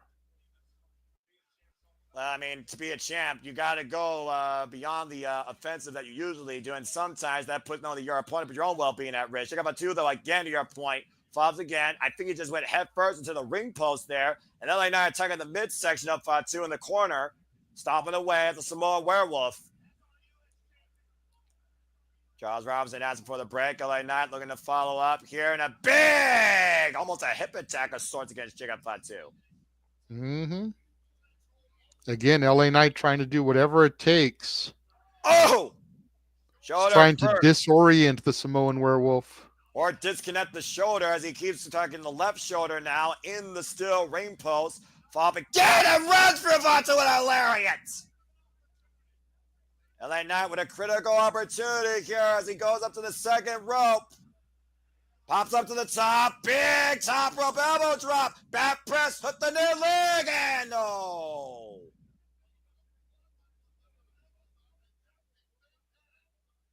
Whew. Take a look at the replay here, JJ. That was great adaptation innovation by LA Knight on the fly. Attacking a standing man with an elbow drop for a near fall tonight. Mm-hmm. Almost got it there. Able to retain the title. Kick to the midsection there by Fatu. Again, like I said, Fatu, it's almost like you can't hurt this man. What the hell is this man made of, if he is a man? And Jacob Fatu spring up to the top. Rubber LA Knight scouting it, though, and perching Fatu on the top turnbuckle. Again, don't you know your werewolf lore, Noah? Only a silver bullet can take out a werewolf. Even at that Pure silver. Well, I mean, again, I don't think LA Knight has that. Again, back elbow strike. He's going to have to bring something else to the table. And again, Fatu finding his footing. LA Knight springing up the top rope. Are you kidding me? Oh, my God! Avalanche German suplex. Fatu face first. Count of LA Knight with the front leg kick out at 2 by Fatu. Wow. Senior official Charles Robinson was right there as soon as the count was to be made. Look at this incredible offense by LA Knight, and still not enough.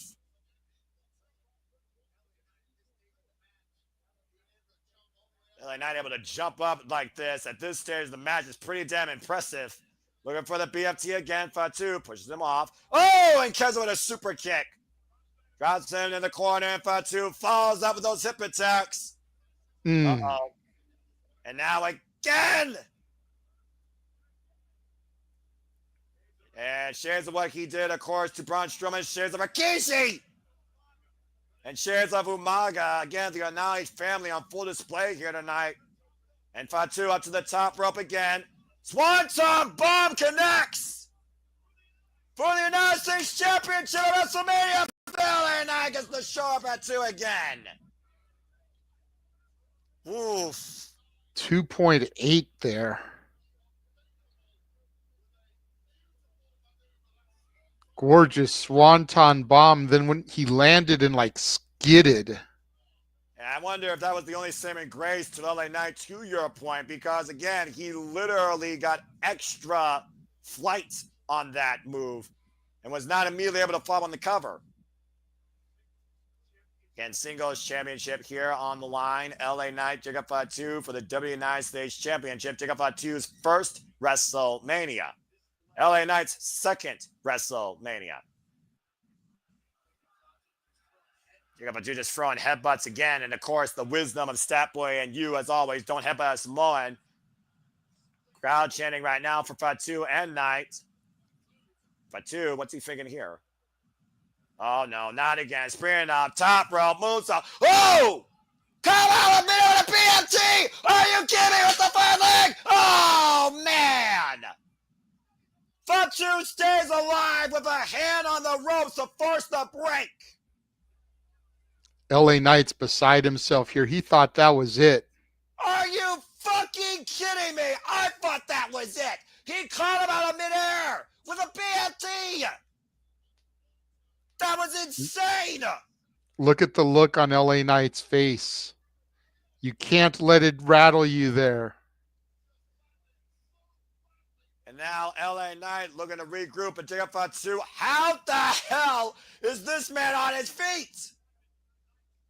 And Knight still finding bad ways, calling the clutches of the Samoan werewolf. LA Knight again. Super kick. Oh, and again, LA Knight brace on the top turnbuckle this time. Ritz first. And Fatu. Oh, Jesus! The senton drop across the back of LA Knight. Almost the version of a Chicago skyline. And LA Knight up on the shoulders of Fatu. Avalanche! Samoan drop!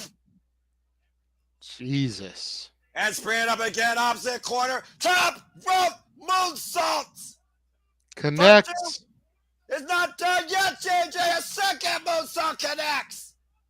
Covered by Fatu. Jacob Fatu is the new United States champion.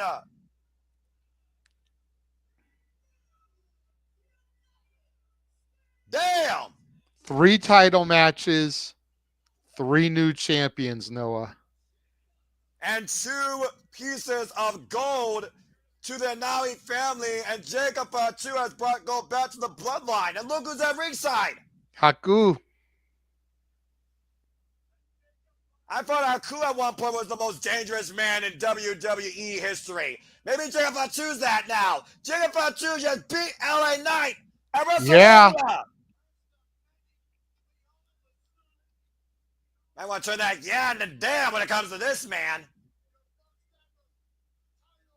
Congratulations to Jacob Fatu, your first ever W Singles Championship. Go ahead, JJ, and talk about this match and these highlights. Godly. LA Knight's run up to the top rope with that German suplex. Went in for a pinfall on Fatu. Only was able to get a 2 count. Fatu came off the top with a gorgeous swanton bomb. Skidded upon landing. Had to crawl back over. It's probably the only reason that didn't get it. And then not one went for the top rope moonsault. Got countered into a BFT. LA Knight almost got a 2 count, but Fatu got the ropes there. And then at the end of the day, it was not 1, but 2 top rope moonsaults from the Samoan werewolf. This last one here, slow motion, boom. That did in the megastar with a new United States champion. What an incredible night for Jiga Fatu, and what an incredible night for the Anali family tonight. We have a brand new United States champion, and good luck to the entire WWE roster looking to take the United States Championship away from Fatu. It's going to be a hard task for whoever wants to dethrone Fatu there. Yeah, good luck to anybody trying to catch that dog off guard. Congratulations, Fatu. We got another intermission here again before we welcome back in our intermission panel. Thank you so much to everybody that's tuning in, and I hope you're all enjoying the ride as we continue through WrestleMania Saturday Night 1. Please stay tuned after our coverage of WrestleMania for the Saturday Shenanigans, hosted by Mega Wrestling JJ Williams, a weekly moderated conversation of wrestling madness hosted by Casting Studios on Mega Wrestling JJ Williams. That being said, JJ, I give it to you to talk about where we're at right now as far as the stats boys go, and then you can pass up to Walter or Stat Boy for thoughts regarding that match. Well, first things first, 114 people watching us right now. Thank you. Don't choke. Wow, Don't that's choke. crazy. I'm fine. Subscribe to all of our channels. Subscribe to Jay Hebert Side 95. Subscribe to Batty for Wrestling. Subscribe N Foster 1916. Subscribe Rage of Wrestling. Subscribe Casa D18 Studios. Subscribe, because we almost never do these presentations on X and Twitch, and 92 of y'all are watching us on Walter's X account. So that's 92 potential subscribers for all the channels here. All the channels. Subscribe. But hot damn, what a match that was. Go ahead, Walter, and give your thoughts first. First of all, I don't know how much that says for Tiffany chances when every damn title is changing hands tonight. But to Sandy's point, all of the title changes are going to colored people. Mm-hmm. We have black tag champions and 2 Samoan champions. Tiffy and Charlotte, it's a battle of white girls. Is saying. plastic a color? No, it's not. I just wanted to break you. Continue your thoughts real quick, Walter, before we go into our next match, and then give it a step real quick before we talk about our next match. JJ, what the... Damn it, JJ, you fucking idiot, as you go re-roll. Go ahead, Walter. Yeah, he's going Revo. I think I know what's causing it. But other than that, speaking of color, these two people are coming up. But yeah, la historia del renegado. Oops, sorry, the Renegade leaving for a while, got some issues. But la historia de el Grande Americano. Viniendo de la historia de México, de todos los luchadores de WCW, de CWW, AAA, todas las compañías que son todos los luchadores.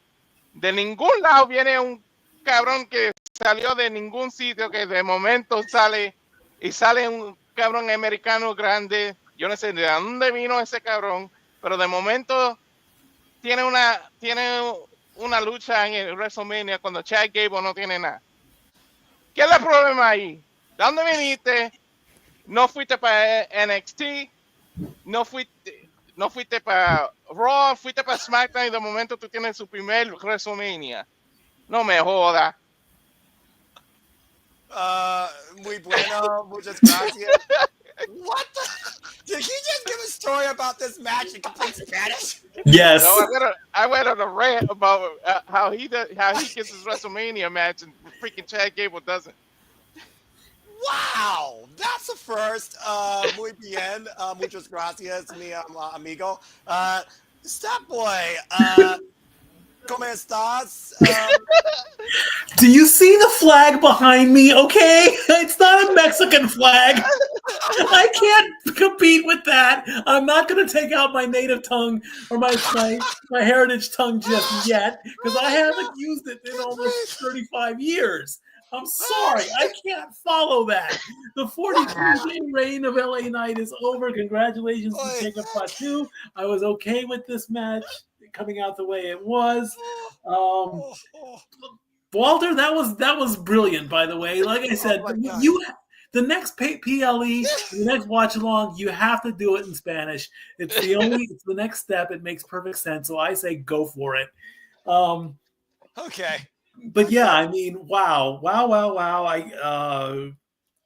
Again, you never hit a Samoan in the head. It doesn't work. It goes all the way back to the head shrinkers of 1992 and all that much. Let's see where it goes. I want to see him as a dominant champion. I am happy.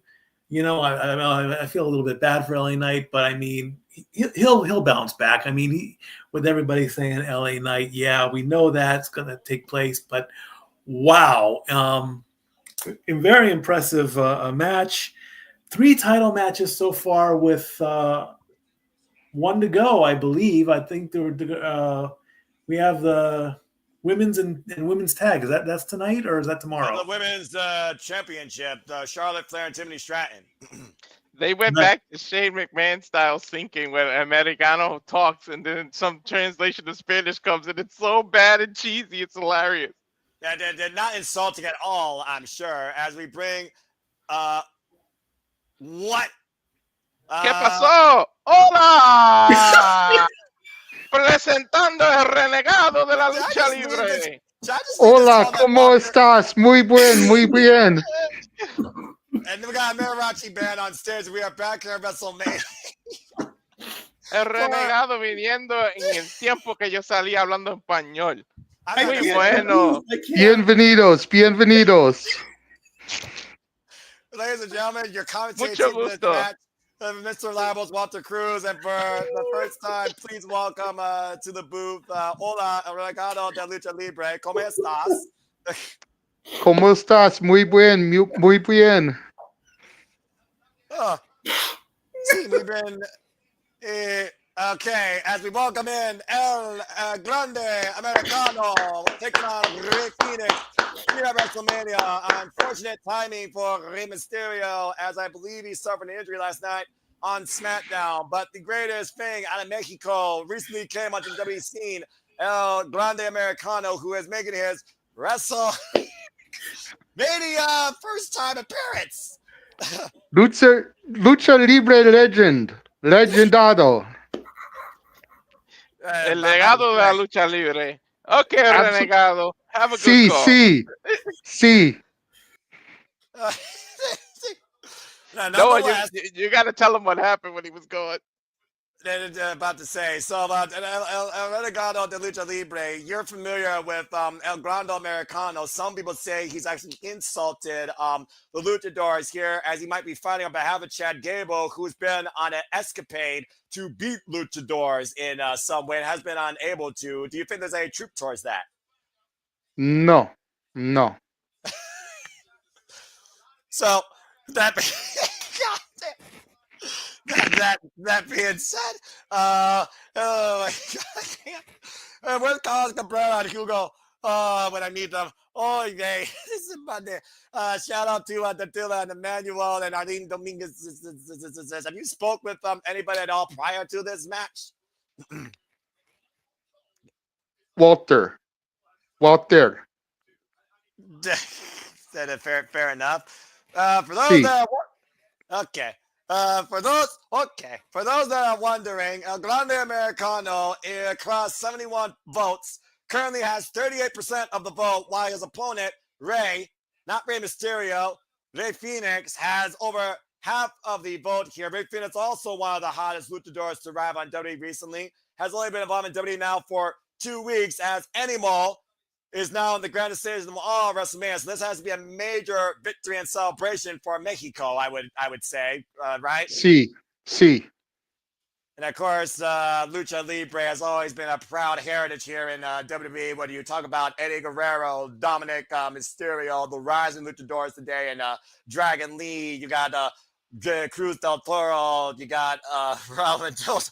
Oh my goodness, Andrade El Idolo, of course, involving the Underdog More About Royal last night. As Rey Fenix has arrived, fighting on behalf No of Dominic Mysterio, Dominic Guerrero.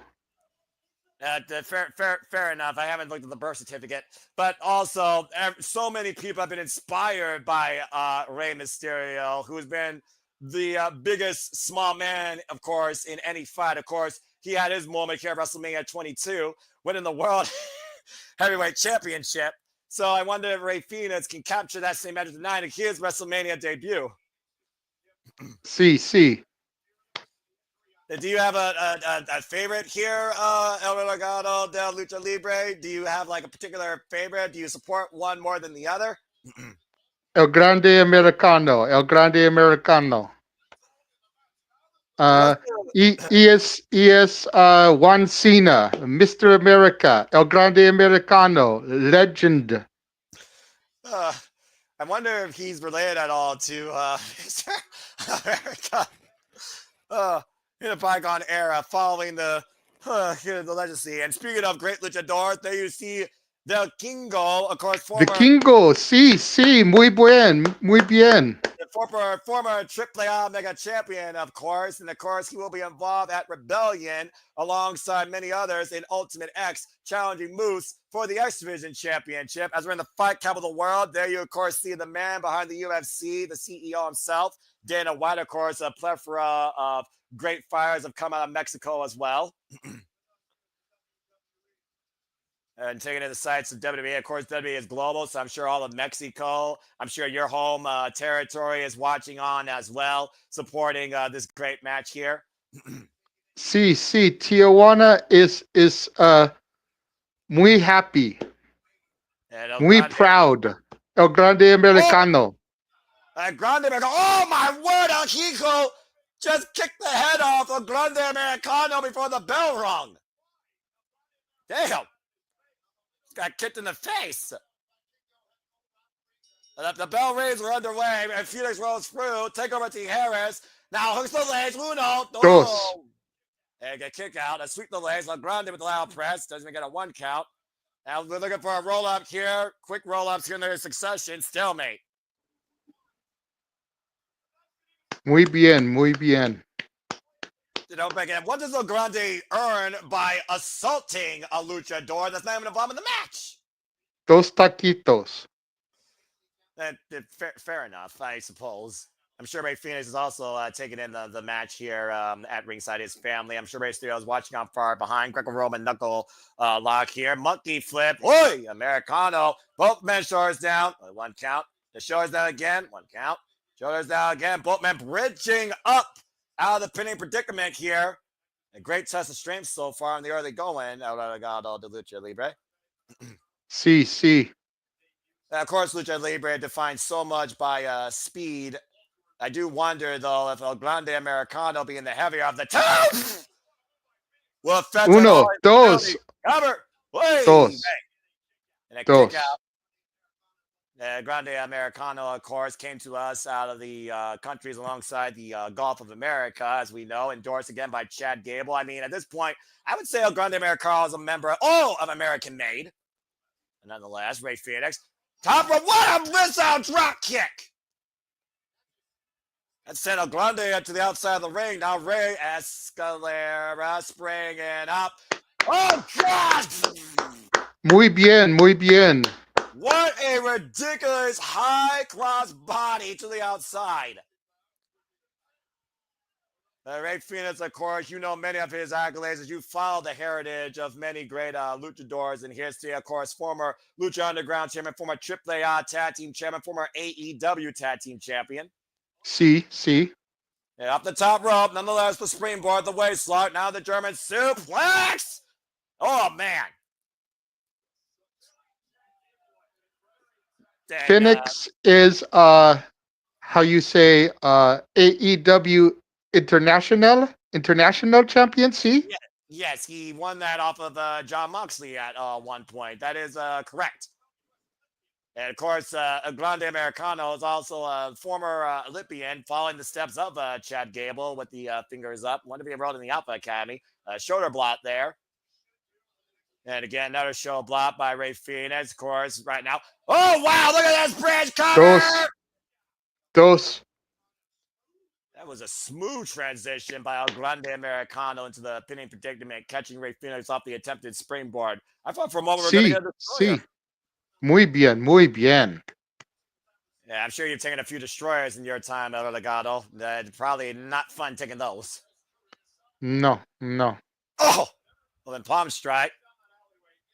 And then again, when we saw Chad Gable, last time we saw him in Mexico, he grabbed someone in Mexico from a box. And we still don't know what was in the contents of that box, whether he was giving the mask to El Grande Americano and encourage him to come to America. We truly don't know. They took a kick out of the knee by Rey Fenix.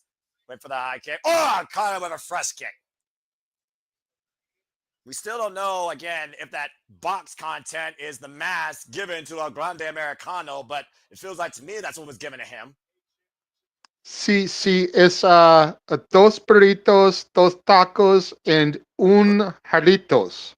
Oh, rebound, spinning back heel kick. And wrapped El Grande Americano in the corner. Of course, I want to give a shout out to Fuego del Sol, whose career officially ended at the hands of Atticus Cougar, career threatening match. Oh my God! What a overhead toss by El Grande Americano Rey Fenix. Taking the best that everything American made has to offer. Clearly, this guy's been training with Chad Gable. Sí. Again, He's a good lucha libre. It's a good. Is George Lopez a fan of El Grande Americano or Sí. Gabriel Iglesias? Top row. Oh man! What the hell? Uno, dos. At the moonsault that Dos. What? Dos. Was that a moonsault? With double knees? That was like a reverse 360 drop. What the hell? It's a moonsault into a senton. And a moonsault senton drop. Okay. Well, I mean, luchadors are innovative. And now, wait. Oh, come on. What does this prove? Why would another luchador try to take another luchador's mask? Oh, and it's a Guri. To Grande Americano. I mean, again, and right now, get to the head. Now, Phoenix. Down goes. Uno, dos. Pendulum drop. Dos. The black fire driver there by Rey Fenix almost put down a Grande Americano. What does it prove to a luchador to take another luchador's mask? That's disrespecting the heritage and the culture of lucha libre. Sí. Oh! A great move by El Grande, taking the footing out from Rey Fenix, who loves to walk across the ropes. It's Rudo's gonna Rudo. Wait, hold on. What the hell is El Grande doing? He's putting something in his mask. Grande Americano has been putting this steel plate inside his mask for a reinforced headbutt. And the ref has no idea. Now, Grande Americano slow to stagger. Come on, give me a break here. And Rey Fenix right now has no idea what might be coming ahead. And Rey, wait, the schoolboy. Whoa, rolling in. Catching Grande Americano, reverse, Tego Tierras. Rey Fans might know actually what's going on here. He talked to Rey Mysterio about this. Of course, the conspiracy theory. PK! Good grief! Oh, but hold on. Phoenix might have just sprained his ankle there. Oh no. You gotta consider when he kicked that loaded mask, he may have literally shattered his ankle. Sí. Now, Grande Americano, ankle lock. That's a Chad Gable move. It's a shamrock move. It's an angle move. It's not just a Gable. When Chad Gable uses this literally verbatim, as Rey Fénix is crawling towards the rope right now, trying to preserve his WrestleMania debut victory hopes here again, draft towards center, as Chad Gable is literally working the non-pos. Uno, dos. Tap both legs! Oh! Dos. Kick out. And now, Dustin with the clothesline. Rey Fénix trying to spring up the ropes, went for the crossbody, went for a punch, and Fénix is out cold. I think I'm glad Americano just headbutt him. And now Chad Gable, or Grande Americano, this is too much like Chad Gable in my opinion. Up to the top rope, saluting, American made, diving headbutt to Rey Uno, Fénix. dos, tres. What the fuck? El Grande Americano. What? You gotta be kidding me. A Grande Americano just won at WrestleMania? Sí, muy bien. Muy bien. He loaded his mask. Are you kidding me? Rey Fénix might literally be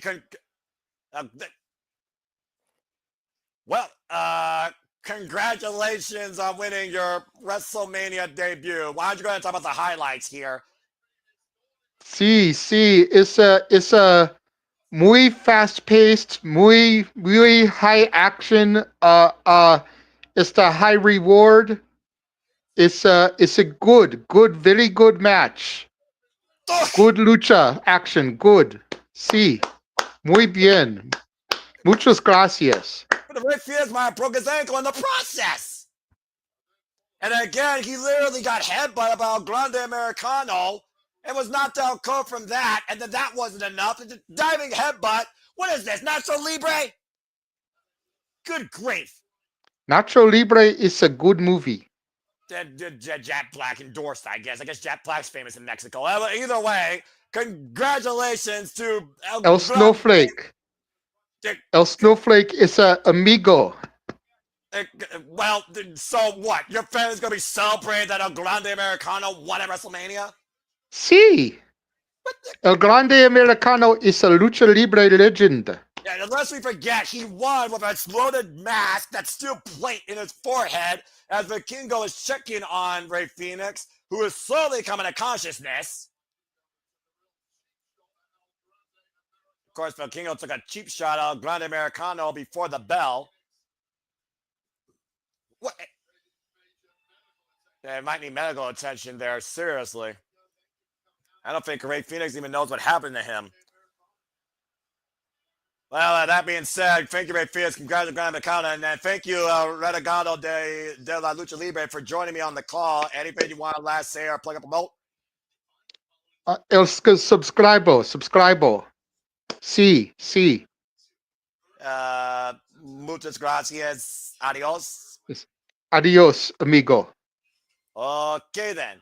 Thank you so much. God bless you and your family, ladies and gentlemen. Renegado de Lucha Libre on the WrestleMania. Then muy bien. We got another mission here, so let's go to Stepway Mike first before we maybe get some Spanish commentary thoughts from Walter. Stepboy, that was a lucha showcase. I'm sorry. I was my sides hurt. Okay. I mean, you guys broke me on that one. Very, very well played. However, it would have been a little bit nicer if Rey Mysterio was medically cleared to compete in this match, but it just didn't happen. So that's one of the. I mean, at this now, what do you do? I mean, do you continue with this storyline? I mean, I thought the original plan was to kill it off, but hey, things happen in wrestling as they do. So I just got nothing right now. I'm sorry, man. I mean, por favor, hermano, señor reliable. Go ahead, Walter Cruz. Your thoughts are Will Crick regarding that match. Your rant. Do you still feel your rant is justified? Did Americano deserve the WrestleMania spotlight? Okay. Qué tragedia. What a tragedy. I know. I got the one thing though that I'll be right back. I'm not going to do anything stupid, but I'll be right back. Hold on. I got to make. Okay, well, that being said, I hope everyone's enjoying our coverage, conversation, reactions that we have international broadcasting here at the Survivor Studios. Again, thank you so much to Renegade de Lucha Libre. Again, you can spend more of him maybe down the line here on Survivor Studios. Again, the stars are out. There you see the president of AAA and CEO and general manager, and of course, Philippe, co-founder, taking in the sights of WrestleMania. As again, WrestleMania is truly the global showcase of the Immortals. And thank you all for tuning in globally across the Twix and here in some studios. You made this all possible. Record-setting numbers here that, of course, our CEOs here will talk about here more soon enough. I want to thank El Renegado coming through in the clutch. I mean, JJ was going Revo, having internet problems. Hopefully that can get solved soon. And, you know, El Renegado stepped up and helped. Is that tequila? Well, Terramana tequila. Oh, my God.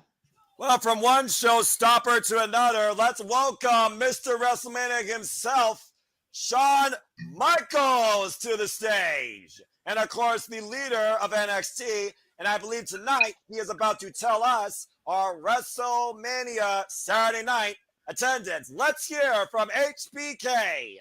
I think he's going to say the attendance and then announce the Hall of Fame. Like, you know, when they bring all the Hall of Famers to the stage. I think they saved that one for Sunday. Oh, my gosh.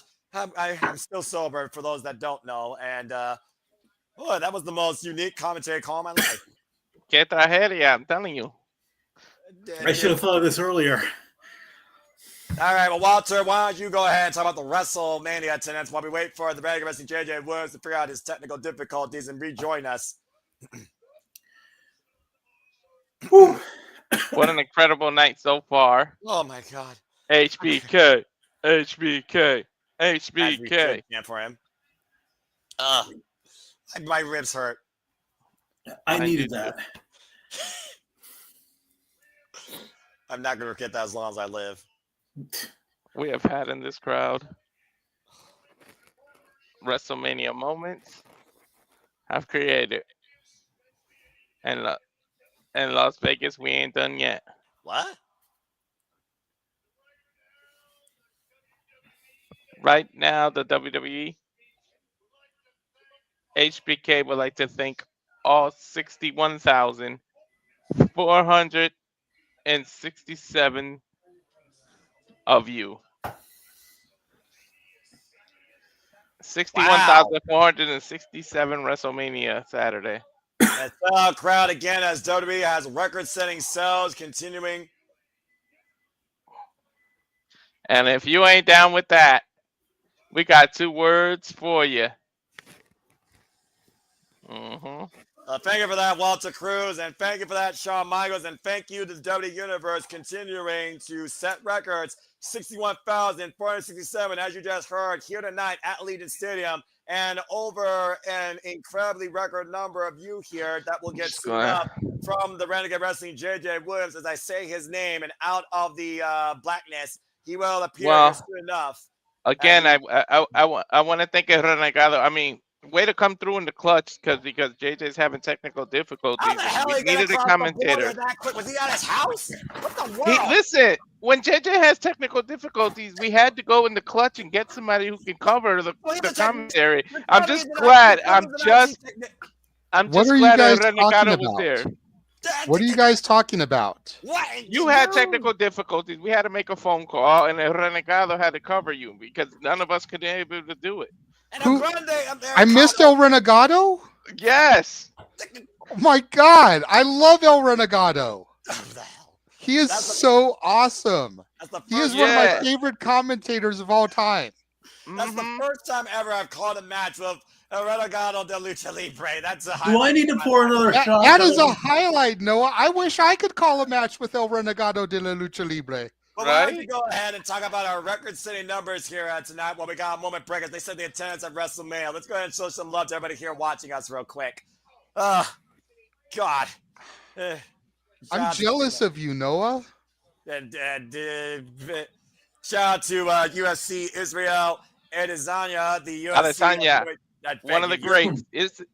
Israel Adesanya.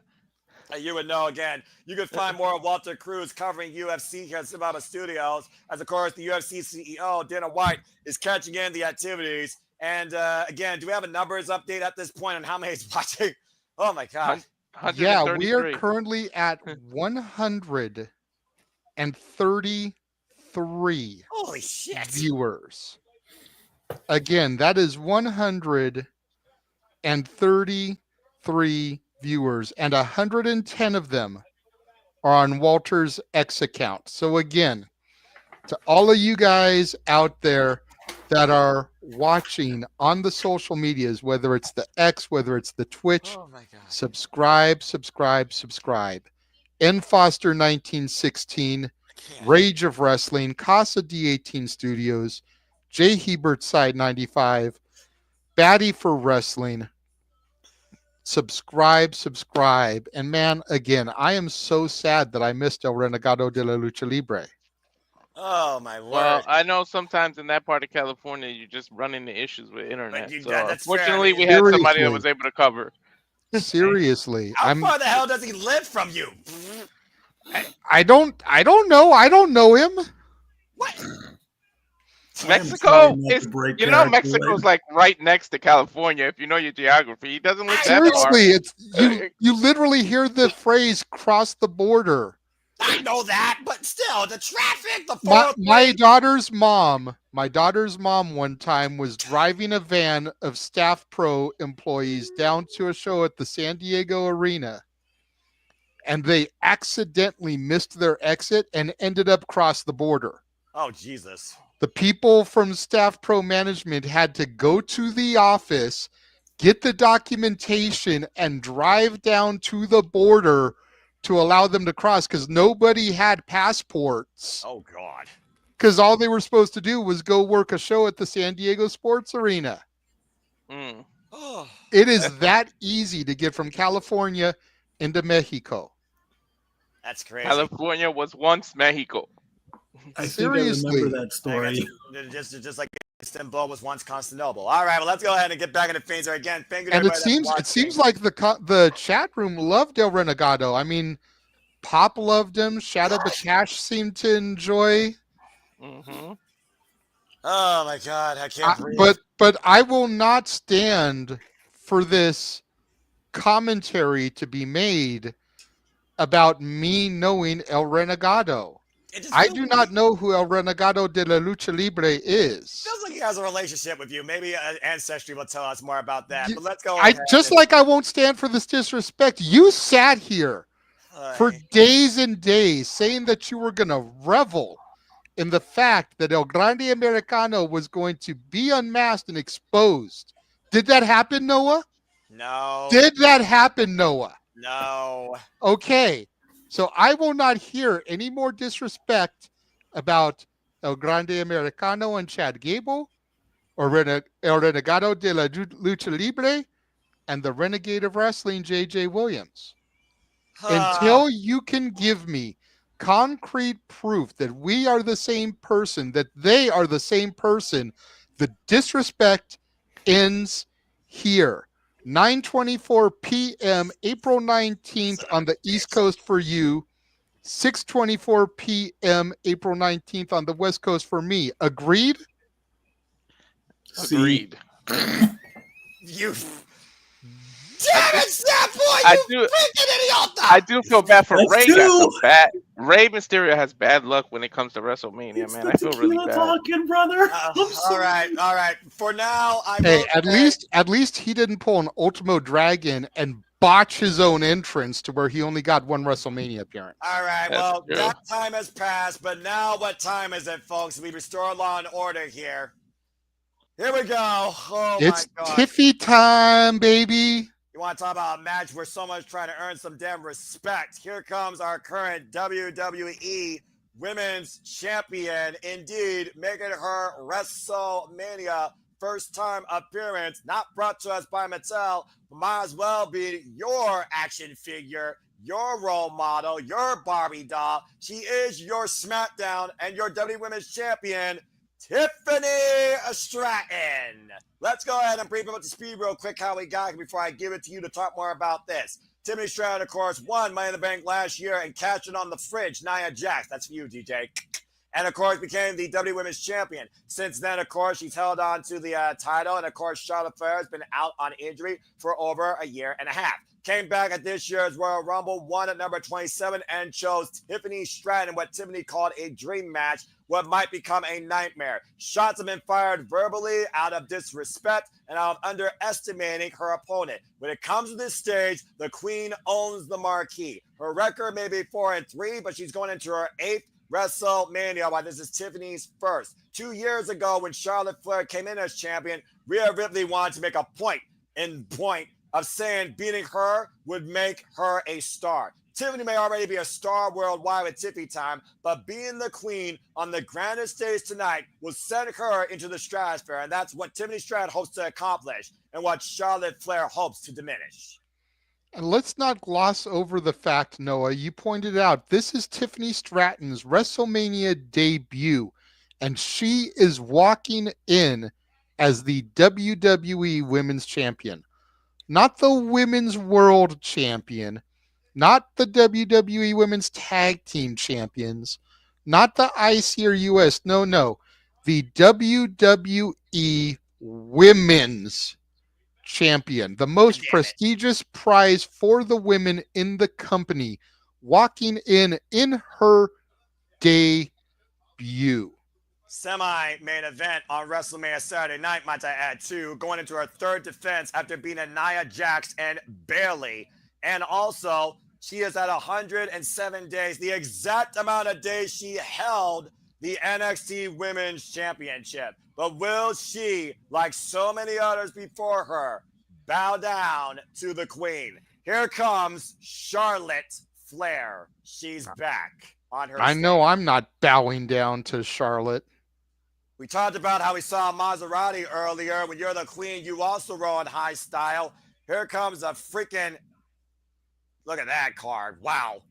Yeah, but the last person tonight to get a fancy car entrance lost, Noah. Yeah, and that's a Rolls Royce, by the way. The definition of luxury. Wow, look at those seats up on the set. That's pretty cool. I'm not going to lie. Mm-hmm. Talk about being at the high real estate. Talk about going up to the east side. And again, all eyes are locked on Charlotte Flair. Whether you boo or woo, whether you hate or appreciate her bell to bell, there is no denying that she was built for this business and for this stage.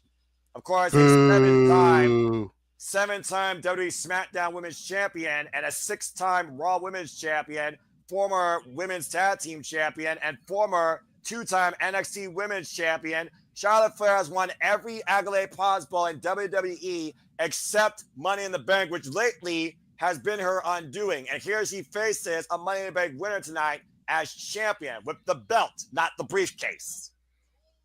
To Matthew's point, they're counting her titles, but not a part of her overall reigns because they're not world championships. Yeah, exactly. In a bygone era, or should we say the genesis of Charlotte Flair, you said she won the NXT Women's Championship, which of course doesn't correlate with the main roster nowadays in this incredible generation of women in wrestling. And of course, coming back from a torn meniscus, by the way, Charlotte Flair spoke with Denise Salcedo. Shout out, wonderful individual. Follow her on the social medias, folks. That she has come back to work smarter and not harder. And that might be exactly why she had number 27 at the Royal Rumble, which has held so much luck for previous Royal Rumble winners. We've, of course, seen in the past for the Women's Royal Rumble, previous Women's Royal Rumble winners have gone on to win the championship. This championship last year particularly was won by last year's Royal Rumble winner, Bayley, when she beat Io Sky. And so far, to your point, JJ, every title has changed hands tonight. Yep. Charlotte Flair was out of action for 18 months. Okay, that equates to about half of her marriage to Andrade. Andrade was home for most of that time because he wasn't getting used in AEW where he thought he was all elite, and she still couldn't save her fucking marriage. Let's go down to introductions to Alicia Taylor real quick before you give us more stats. Alicia, take it away. Oh boy, this is a match that's going Stop to be a me talking when I'm point. telling lies. Again, no lies detected. All women's contest here. History made just like WrestleMania 39. The announcer, the referee, and the combatants. An all women showcase here at WrestleMania. You gotta freaking love it. Charlotte Flair coming in as challenger, of course. One word defines her at WrestleMania, and that is the Queen. 39 years of age, 12 years in the game. Trained by Sarah Amato of the W Performance Center. Meanwhile, the champion has made her time global and looks to have the ultimate tippy time tonight. Your girl, JJ, from your NXT, the current champion, 3 years in her career, 25 years of age, Tiffany Stratton, trained by the likes of Ken Anderson and Sarah Amato. Anderson. I think that's the one thing they botched on her Barbie entrance. One of the two 3Ds should have been her with her NXT championship, while the human version of her in the middle had this title. Little throwback to what made her the star she is today. The bell sounds, and here we go. Good luck, Tiffany JJ. Stratton, center of the ring, staring a hole through the challenger, There you Charlotte go, JJ. Flair. Well, again, Double leg takedown by got, Charlotte, ground and pound here. Oh my! And let's go ahead and remind people, by the way, after that shoot promo of sorts in Chicago, Charlotte Flair has assaulted Tiffany Stratton in the parking lot and from behind. So we knew this was not going to be a pretty match at all. This was going to turn into a downright dirty fight. And these two are literally meeting on the outside in the pink and sparkle, looking to make one or the other red before the end here. Nice chop there from Tiffany. Oh, Knee to the midsection, receipt from Charlotte. You don't chop a Flair, JJ. You know that as long as I do. Oh, it's that face first into the ring post. You don't chop a Flair and you don't headbutt a Samoan. And Tiffany Stratton saying Charlotte Flair in the ring. 4 years ago, by the way, Tiffany Stratton came in this as a fan, watching Charlotte Flair compete at WrestleMania. And now she finds herself competing in the dream match she wanted at WrestleMania 41, defending the title. And Noah, who has more to prove here? Charlotte, who's trying to prove to the fans who she is, the fact that they're supposed to love her after coming back from this debilitating 18-month injury, or Tiffany Stratton, who the world kind of feels kind of got everything handed to her, much in the same vein as Charlotte Flair, the young rookie who's trying to find her place in the WWE women's ecostructure. Well, again, to your point, experience versus potential is the story of this match here, with the double step out of the corner. Cover now, hook to both legs and a 2 count. I would say the more pressure is on Tiffany Stratton. Not only is she the champion, it's her first WrestleMania, and she's only 3 years in her career. Charlotte Flair has been to this stage now 8 times. She's redefined the championships and this business for over a decade. And if Tiffany Stratton doesn't win, it's like what I said on predicting. If Mommy didn't win at 39, you would not have Mommy on top and love her like she is today. It's like Jey Uso. If they don't deliver on the grandest stage, how can fans continue to support them? It's always hard to stay on top versus getting to the top. And the Queen Charlotte Flair has proved that time and time again against a plethora of opponents. So I say Tiffany right now needs to win, but Charlotte wants to win. Ooh, sending the barricade. And of course, Charlotte Flair, again, her undoing has not been at WrestleMania. It's been the Money in the Bank briefcase. Like I said, she went into WrestleMania 32 and won what was rechristened, might I add, the WWE Women's Championship. Of course, we saw at WrestleMania 34, she stopped the undefeated streak of Asuka and won the championship. 35, she was part of the main event, didn't win, not part of the decision. 36, beat Rhea Ripley for the NXT Women's Championship, was not involved at 37. 38, beat Ronda Rousey. And of course, like I said, 39, probably the best WWE Women's Championship match of this modern era when Mommy beat her and hasn't been seen on the Grande stage now for 2 years and is back now to reclaim her throne. And regardless whether you feel about her or not, whether you look at her in ring or her personality or her body, Charlotte Flair has evolved. And again, evolution is key. Triple H, the WWE Hall of Famer, said it best: adapt or perish. And both those words are going to apply to both these women tonight. One versus the other.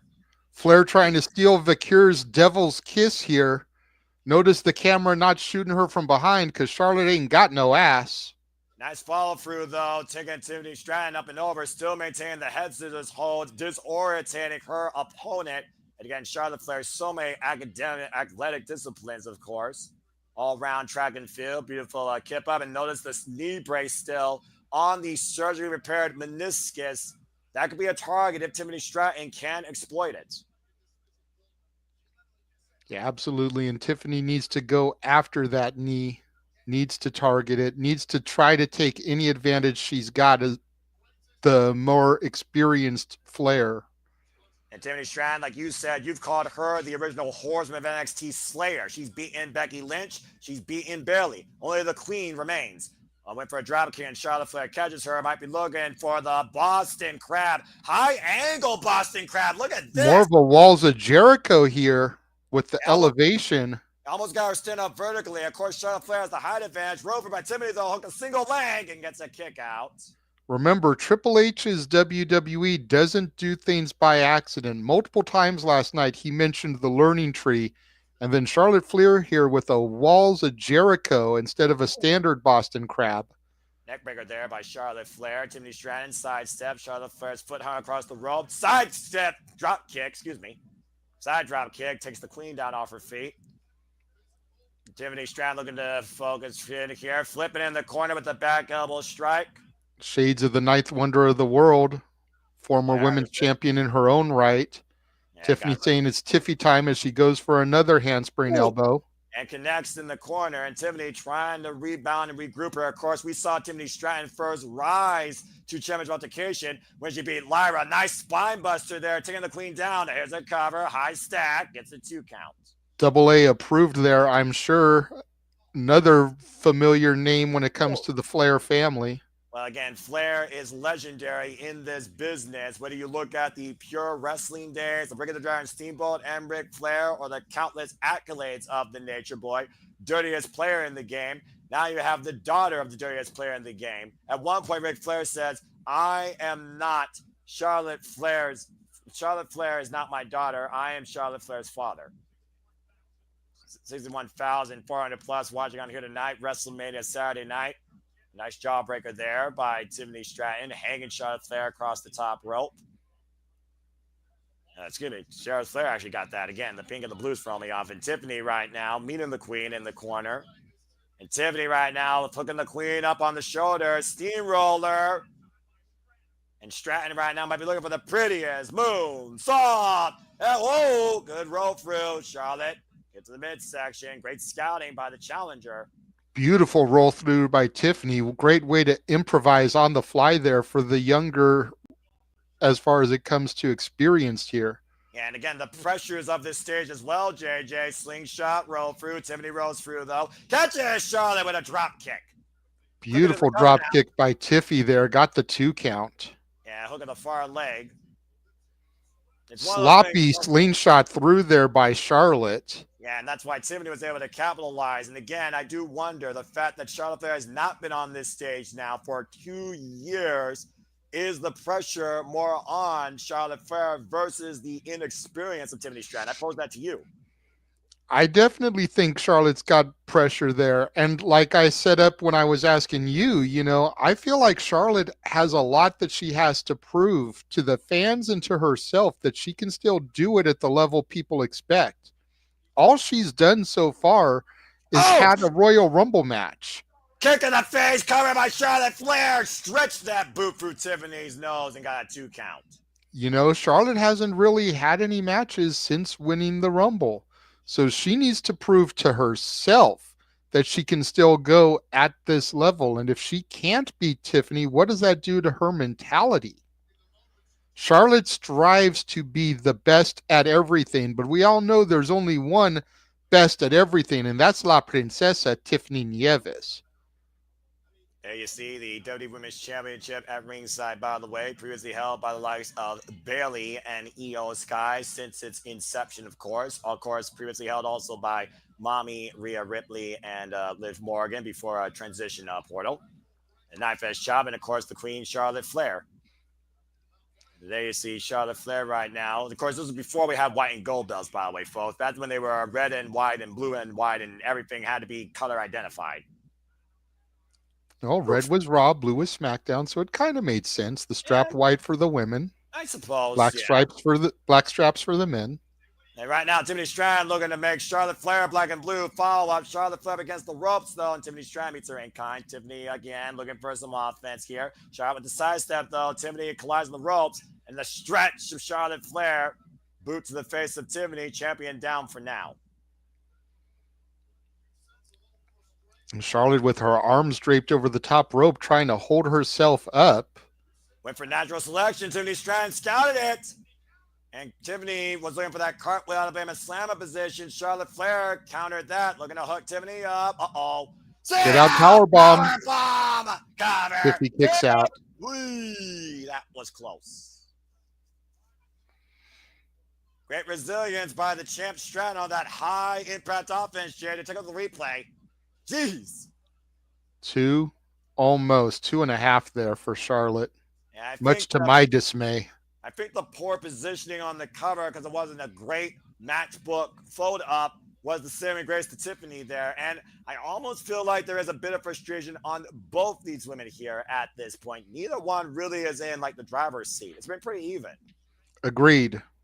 And honestly, I prefer that. Because if either woman was dominating the match, I think I'd be disappointed. Big elbow. Well, again, you talked about before, it's the potential versus the pedigree. And right now, both are meeting each other at 50-50. Went for that stomp to set up for the figure 4, figure 8 leg lock, taken down with a short range clothesline. Again, these two have really scouted each other prior to this, despite the fact this is their first ever in-ring bell-to-bell conflict. And now Charlotte Flair might be looking to bring out her own prettiest moonsault ever. Tiffany grabbing her on the way to the ascent, grabbing the surgery repair leg, might I add, and Tiffany got kicked off by Flair. And Charlotte Flair once again go up to the top rope, Tiffany being her in kind. And Charlotte Flair right now sat on the top rope, and Tiffany, what in the hell is about to happen here? Looks like we may be going for a side belly to back. I sense disaster. But is it a beautiful disaster? Well, you be the judge of that. And back elbow strikes so far are delaying whatever was about to be played here. Charlotte Flair, what the world? Oh, good agility there, flipping out of the corner. Now hooking up Tiffany, who lands on her feet out of the attempted backdrop suplex. Went for that big boot, sidestep, pop up, power bomb planted on the cover by Tiffany. Kick out at 2 by Charlotte. 2.5 there by Tiffy. Tit for tat, move for move, counter for counter has been the story of this first ever encounter, JJ. Yep, it's definitely a game of one-upsmanship. They're trying to play anything you can do, I can do better. And again, this night has been absolutely incredible so far. Of course, we've seen every title change hands. It's our semi-main event for the WWE Women's Championship. Charlotte Flair, Tiffany Stratton. Uh-oh. A backbreaker. Bracelet against the second rope there as Tiffany was caught again by Charlotte. Now Charlotte using the rope, slingshot. Tiffany Stratton's thrown off the second. By the way, 64% of you went with Tiffany retaining, 36% of you went with Charlotte Flair regaining out of 71 of the votes in my predictions league. And huge crossbody roll through. Tiffany's got the leg hooked. Hit the front leg. Oh, almost got it. Tiffany looks like her lips busted a little bit. And there's a draw a little bit of blood there. And Charlotte Flair right now, knees in the midsection. Immediately, though, Charlotte Flair's back on the attack, JJ, and sends Tiffany face first in the second turnbuckle. Good grief, those split-second margin of errors could be the absolute difference maker. I've said it before, this business, this game is literally a challenge and a battle of inches. One could make you, one can break you. Speaking of breaking, Charlotte Flair up to the top rope. Tiffany Stratton. Whoa! Charlotte was going for the moonsault. Tiffany scouted it, though, and immediately Charlotte had Arkley on that surgery repaired leg. And now Tiffany on the attack. Takedown. It's all fair game here. Ramming that knee into the mat there. Well, when you're coming with a target, all bets are off. Charlotte Flair, but somebody get to her feet and just kick Tiffany's lights out. Cover 2, and Tiffany is still alive. I wonder if Charlotte is legitimately injured. She looked like she was trying to tell Tiffany to back off there when she first landed. Like that might have been legitimate. Well, again, do you wonder if there's any trepidation in Charlotte Flair? Not just the pressure to win, but the pressure of being injured again. Absolutely. I mean, it would suck to come back and then your first major match back, you get re-injured. Charlotte Flair right now grabbing the legs of Tiffany Stratton, looking to once again brace it up against that ring post. Looking to take the legs off from the champion. Like I said, Charlotte Flair's MO is to implore that figure 4 leg lock and bridge into the figure 8. The same move that broke Asuka's undefeated streak. Yeah, which never should have happened, by the way. And trust me, I completely agree. But unfortunately, history is history. Oh, man. Vicious elbow. And again, that leg braced against the second and viciously stomped. And the champ finds herself in a very vulnerable state against a very driven challenger. Immediately looking to hook her in. And the figure 4 leg lock's applied. Charlotte trying to bridge into the figure 8 here. But again, will that surgery repaired leg allow her to do that? Either way, your own patella is fighting against you in this hold. Tiffany has to try and force the breaker roll through and immediately attacking that knee brace. Trying to break through. Great strategy and forces Charlotte Flair to reposition and remove herself from the hold. Desperation right there for the champion, though, JJ, we're being honest here.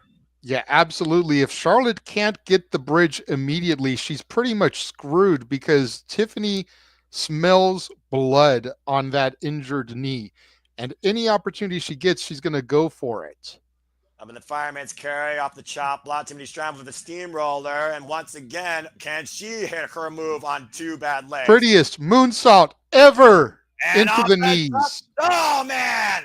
But did that do more damage to Charlotte because she landed right on that surgically repaired knee? Well, to your point, inside cradle, roll up, roll up, roll up. Oh, 2 count. Oh, and Charlotte Flair literally putting her own body in harm's way to try and win the champion tonight. Nearly got caught in a roll up there. Take a look at the replay here. You called it the PME shot of Christopher Daniels. And the moonsault on the knees, knocking the win out of Tiffany. Agreed, Walter, agreed. Tiffany should go for the stretch muffler on that injured knee of Charlotte. And it makes me wonder if Tiffany Stratton has taken any extra precautions of practice to prepare for this match. Add more moves to the arsenal. Add more submissions to attack Charlotte's vulnerable leg. Charlotte Flair now dragging Tiffany into position. Charlotte employs the moonsault herself. Could she be going for it here? You've seen her do it countless times before in the past. And again, Tiffany Stratton able to scout it, trying to pull Charlotte Flair off the top rope. Again, creates distance. Tiffany once again, top rope, inside second, climbing away against the queen. Dangerous, precarious territory for both women here, or for anybody with a bad leg, we're being perfectly honest. Front face slap by Charlotte. And drops Tiffany face first. Now, what does Charlotte do now as she goes to the top rope? Sets her sights on Tiffany Stratton. Avalanche natural selection. Did you get all of it? Cover. Hit the fire leg with the title kick out at 2. Man, oh man. I felt your heart stop for a moment, JJ, when I heard that breath come out. Yeah, absolutely. Woof. I am enjoying wrestling too much right now, but I have said for a minute I will cease watching whatever show Charlotte is on as long as she is champion. Again, the balance of the WWE Women's Championship is on the line here tonight, and Charlotte Flair's pedigree of once again being the queen of WWE is also on the line here. And Charlotte Flair jaw-jacking Tiffany Stratton, saying, "You are below me," I imagine. And again, Tiffany will not take this disrespect. Sidestep, chop block to Tiffany Stratton's left leg, collapsing there. And immediately Charlotte Small Flair package. The small package is a cradle reversal. Both women tied up here. I'm not sure who's getting the better of this. And Tiffany and Charlotte right now trying position. Charlotte hooks Tiffany. And nope, both women out of it at this point. I mean, fatigue has to set in here also at this point. Oh, went for the spear and went shoulder first in the second turnbuckle, I think. A critical move there as Tiffany looks to hook Charlotte Flair up. But Alabama Slammer, and again, I'm not sure if she got all the extension on it, JJ, because of the proximity. Maybe not all the extension, but Charlotte's head hit that middle turnbuckle pad. Once again, up on the shoulders, Tiffany Stratton with the steamroller. You called it earlier, but again, grabbing that left prettiest leg. moonsault ever. This time it connects. Look at the leg. 1, 2, 3. Tiffany retains. Stratton wins! Fuck yeah. It's still Tiffy time, bitches. And the queen has been humbled on her grandest stage. Tiffany Stratton is still WWE Women's Champion. Charlotte Flair has fallen. Back of the line, bitch. I don't want to see you challenge for the championship for another year at least. What a star-making performance in her first WrestleMania. The dream that she wanted came true, and she succeeded with it too. Tiffy time continues. Go ahead and call the highlights, JJ. Prettiest moonsault ever. But this one, Charlotte got the knees up. But how much damage did Charlotte do to herself there? And then the avalanche natural selection. Hook of the leg almost got a 3 count for the challenger. Oh, man, that was close. Hey, man. And then Tiffany with Charlotte on her shoulders, steamroller. Went for it again, the prettiest moonsault ever. This one connected. Hook of the leg, and there was 1, 2, 3, and the champion retained like she should have. Damn it. Tiffany Stratton delivers on the grandest stage of them all, and in Las Vegas hits the jackpot, stops the street tonight of titles changing hands. Tiffany Stratton wins and is still the WWE Women's Champion.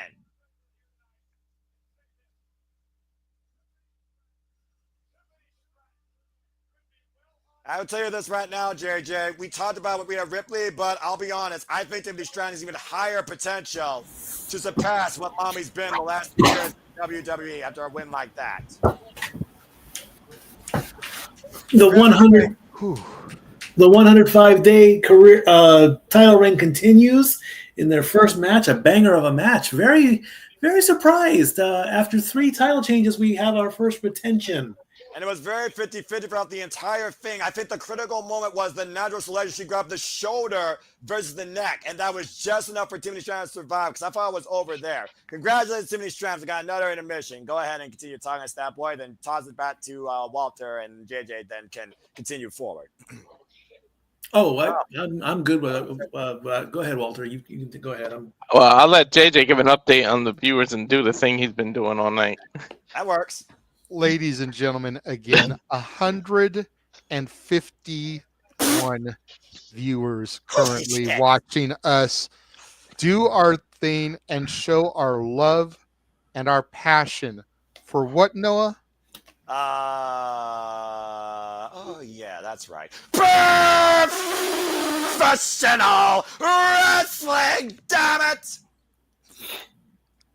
Again, a lot of you guys are watching on Walter's X platform. We don't usually stream to X or to Twitch. So if you are watching on X, subscribe to all our channels. If you're enjoying us, if you want to see us do more of this, come subscribe to our YouTubes, because that is traditionally where these broadcasts go across.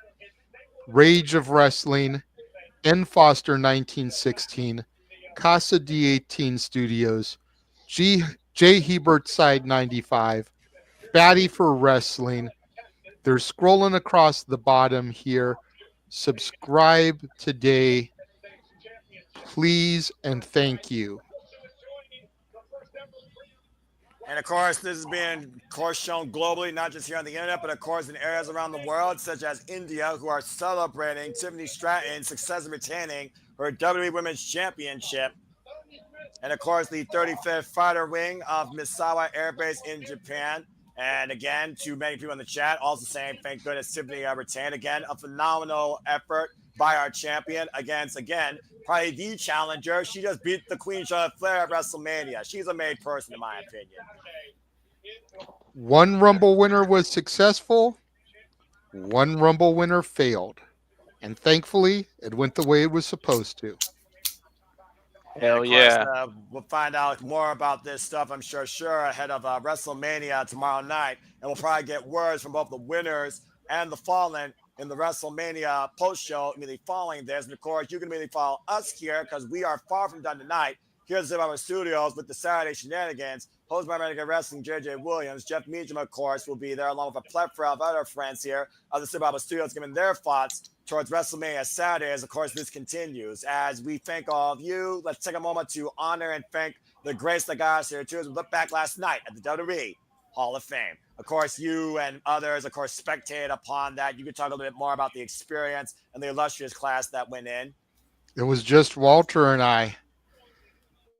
It was a great night. Walter held it down while James and I finished Joey Janela's Spring Break 9. And then once I was able to pop in there, it was Walter and I for the duration of the evening. I missed the first inductee, which was Lex Luger, unfortunately. I came in time to see Undertaker speak about his wife, Michelle McCool, and watch her induction. Natural Disasters went in. The first Immortal moment where they inducted a match, the match from WrestleMania 13, Bret Hart versus Stone Cold Steve Austin, submission match, Ken Shamrock the referee. And then, of course, our headliner, the man who would not let us go to sleep. Mm-hmm. The game, Triple H, the cerebral assassin, making everybody's bodies and brains work overtime as he spoke for damn near an hour. What? Really? It was over an hour. Oh my gosh! Wow. Dead serious. God bless him. But it was a hell of a speech. High inside 2020, not taking anything away from the game. Well deserving. But in the moment, it was like, God damn it, Paul. We want to go Mimi's. Let us go keep you by time. And since the main event is about to start, I've been working on this to scroll it like I've been doing for our watch alongs, Noah. So if you want to give everybody a recap of what happened so far and how we got to where we got, that's everything that happened so far tonight. Yeah, sure, absolutely. As of course, again, thank you, Triple H. Of course, this is the 1 year anniversary and what was the genesis of the Paul Trish Levesque era starting last year at WrestleMania 40, while Triple H was inducted to the Hall of Fame. Paul Levesque, of course, literally has evolved WWE storytelling as we know it. For those that are just now tuning in but need a reminder or want to be reminded of what happened, we kick things off with Jey Uso submitting Darlene General Gunther in a sleeper to become the world heavyweight champion. We, of course, also have brand new WWE World Tag Team Champions as the New Day unfortunately beat the War Raiders with combination offense and a hook of the leg, quite literally, outside the referee's vision. A storm arrived in Las Vegas despite the fact they live out in a desert, and whether or not the third wheel is still the third wheel or underappreciated, Jade Cargill not only showed her incredible strength, but once again, Naomi got shaded, and Jade Cargill won her match at WrestleMania. And in a Lucha Libre showcase and debut, we also had El Grande Americano beat Red Phoenix despite the fact El Hijo de Vikingo kicked his head off prior to the match. El Grande won again. Shout out to El Renegade of Lucha Libre joining me on a one-of-a-kind, unique commentary call. I still can't believe that happened. There's a Samoan werewolf that is absolutely running rabbit now as the new United States champion, as of course he beat L.A. Knight, destroying his ribs with a top rope moonsault in the end. And as we just saw, Tiffy time prevailed and humbled the queen on the grand stage of them all. Timmy Strand is still the WWE Women's Champion. As we get ready for our main event, we first once again remind ourselves to honor the greats and thank them. As you see, the WWE Hall of Fame class of 2025. Bret Man, Hart, Stone Cold Steve Austin, What? the Earthquake's daughter look like family of the natural disasters. There's Fred Ottman and the family of John Tenta. he could play Daphne and Scooby Doo in a movie, in a real life movie. Dang. Michelle McCool. Or Velma, I should say, not Daphne. Yeah. And one person in ODQ was extremely happy about that. I'm well aware of that. But And congrats. here comes our headliner. The 14-time world champion and the COO of WWE, not simply Paul Levesque, but the game. You can say his name. Did anybody tell him that there's not an hour left in the show, just in case? Walter! I don't know. You realize who Edge is about to deal with, right? Triple H shaking everybody's hand, giving a hug to Michelle McCool. No Lex Luger out there, though.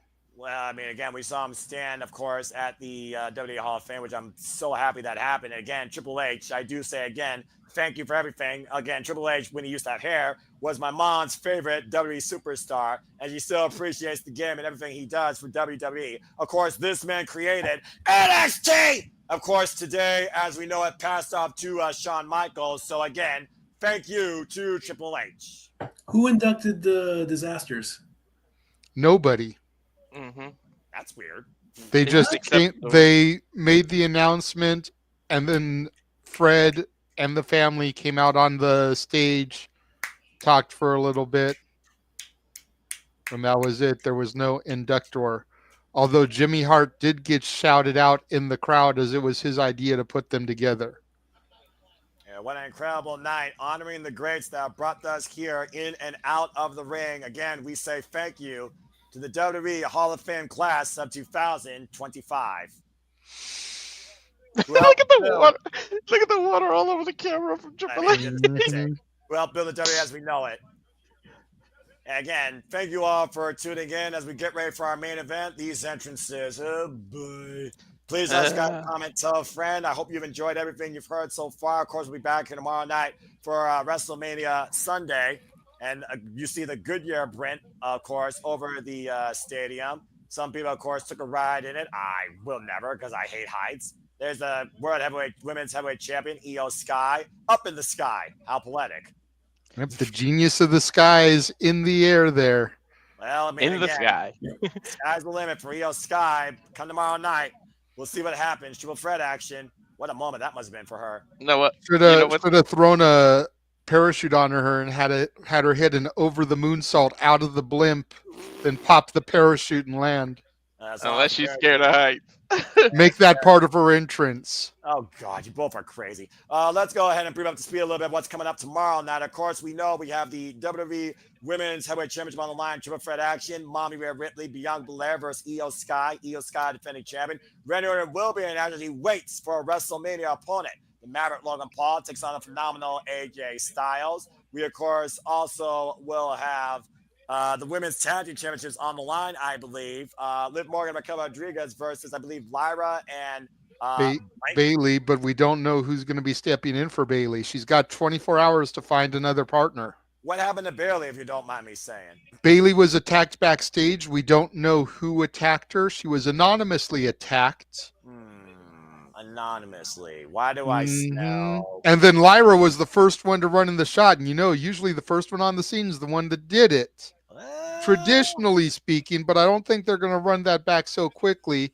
Then Liv and Raquel walked by, and again, we saw them get blamed for the Jade thing, and it wasn't them. But if memory serves me correctly, Noah, and stop me if I'm telling lies, but Bailey was feuding with a young former two-time NXT champion going into WrestleMania, and that feud was seemingly dropped out of nowhere for this tag team title match. I'm wondering if that young lady is the unknown assailant of Bailey.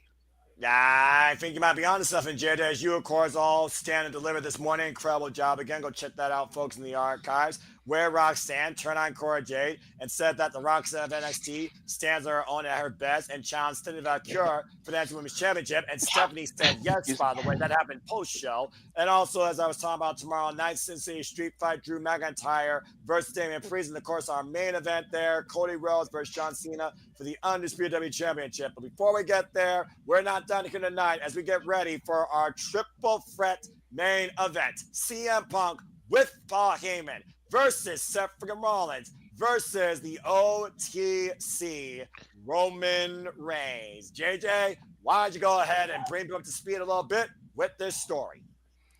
Well, before I do that, I was going to say, going back to the Lyra thing, I posed a suggestion to Walter when we were on the pre-show, because Lyra needs to find a mystery opponent, or a mystery partner, excuse me. Right. And I'm thinking that it could be a woman who's been MIA now for the better part of the year. A woman who helped get Lyra over in NXT. A woman who was sitting next to her husband last night at the Hall of Fame. I'm wondering if it's not the Irish lass herself, the man, Becky Lynch. I could see that because Becky literally endorsed Lyra, and Lyra won the NXT Women's Championship from the man, Becky Lynch, in your NXT. But of course, that was then, and this is now, and we'll find out tomorrow night whose fruition is correct. So, again, main event, folks, triple threat. No towel on the line. JJ, what do you want to say regarding this? Keep your eyes on Paul Heyman. Simple as that. That is the only thing I'm truly going to say. I have a very strong feeling that Paul Heyman is heavily going to play into whomever the victor is. He's accompanying CM Punk to the ring. The man he used to advocate for, the man that he owed a favor to, the man that he promised that when CM Punk got his WrestleMania main event, he would be there right by his side. Opposite the corner of his tribal chief, the man that he has been the wise man for the better part of almost the last 5 years.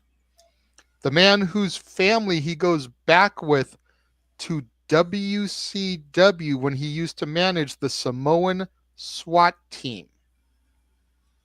And then there's the Joker, the wild card, the loose cannon in all this, Seth Freakin Rollins, the man who almost curb stomped Paul Heyman and stopped himself and said, "Now you owe me a favor."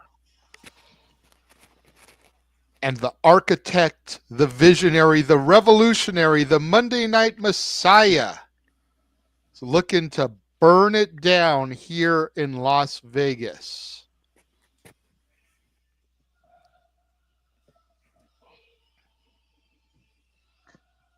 One can only wonder what he's going to be wearing. Nice flamethrower there, setting the entranceway on fire figuratively here.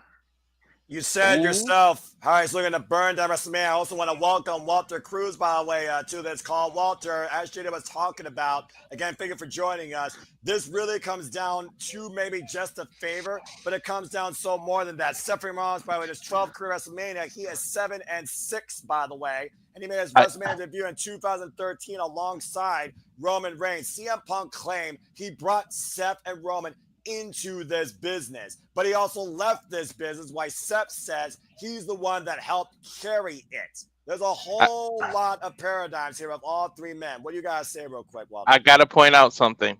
There was rumors that we said, some of us said, hey, Seth can turn out to join Cena and be that third man, right? Who years ago set the stage on fire with a flamethrower during a What? WrestleMania entrance? It was The Rock. He set that on fire. Mhm. And now Seth just did that. I'm just saying. And Seth just came out from the dark to the light. JJ, it almost feels like in Seth's proverbial mind, he's not only the visionary, he is the savior of WWE tonight. As he looks to literally cut the cancer out he calls CM Punk and end Roman Reigns once and for all. He claims that he doesn't need neither of them. WWE will continue to thrive without them. And the only way that's achieved is if he wins tonight at WrestleMania. Noah, there's a reason why I used the Monday Night Messiah moniker last. To your point, out of the darkness into the light here on this holy weekend, as it is Easter Sunday tomorrow. Seth just The did. Monday Night Messiah appears to be resurrected here in white. Seth just did Undertaker and Shawn Michaels entrance together, pretty much. Exactly.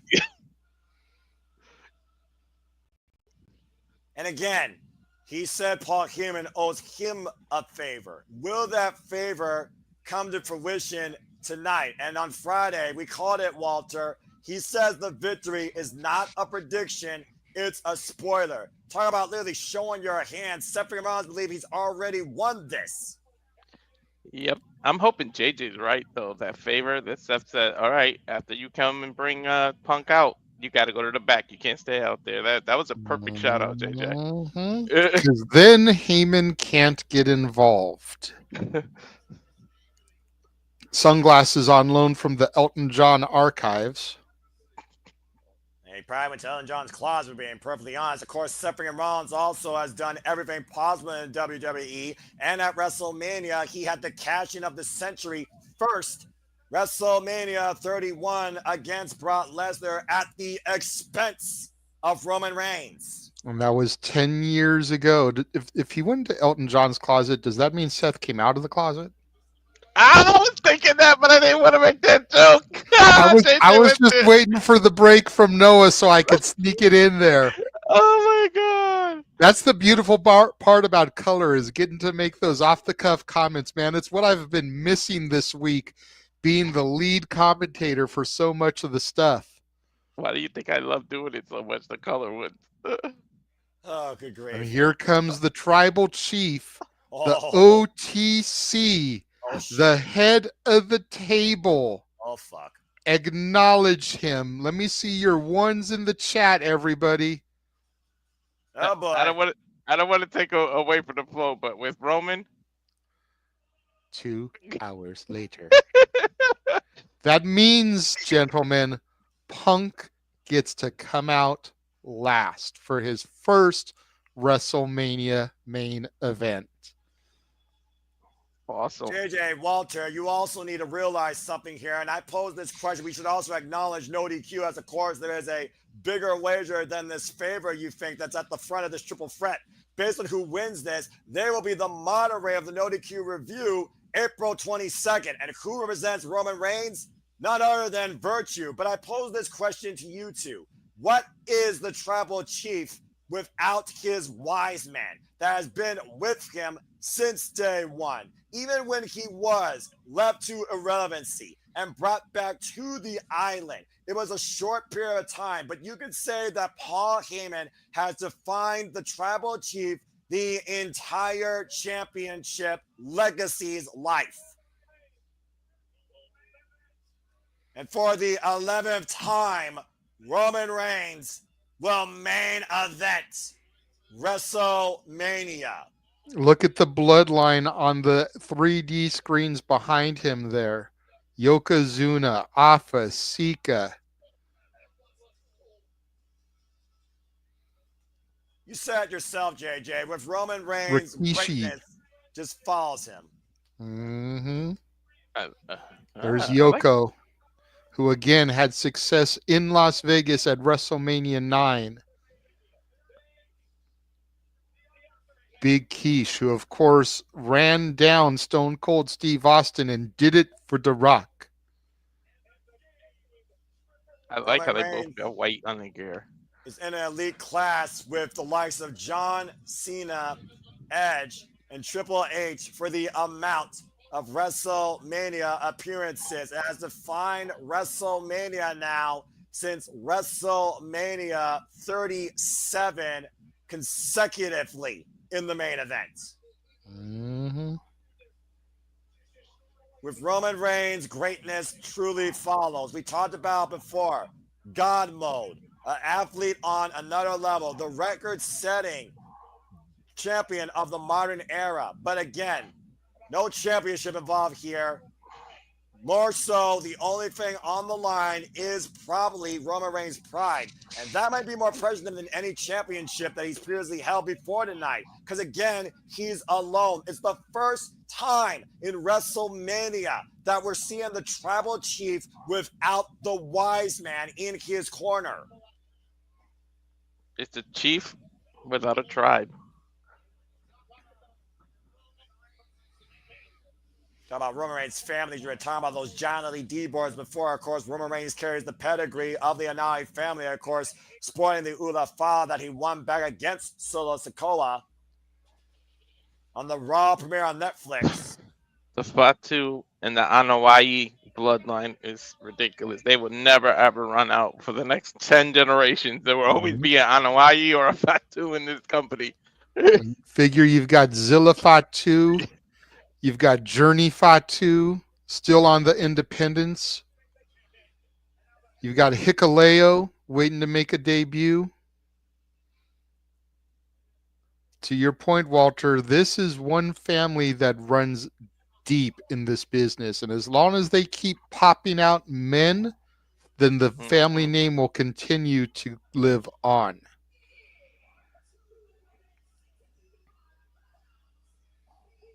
$61,000 plus, acknowledging the OTC. Alicia Taylor's introducing now the tribal chief, Roman Reigns. I acknowledge as well. But I know Jade is going to join me with this when he comes out.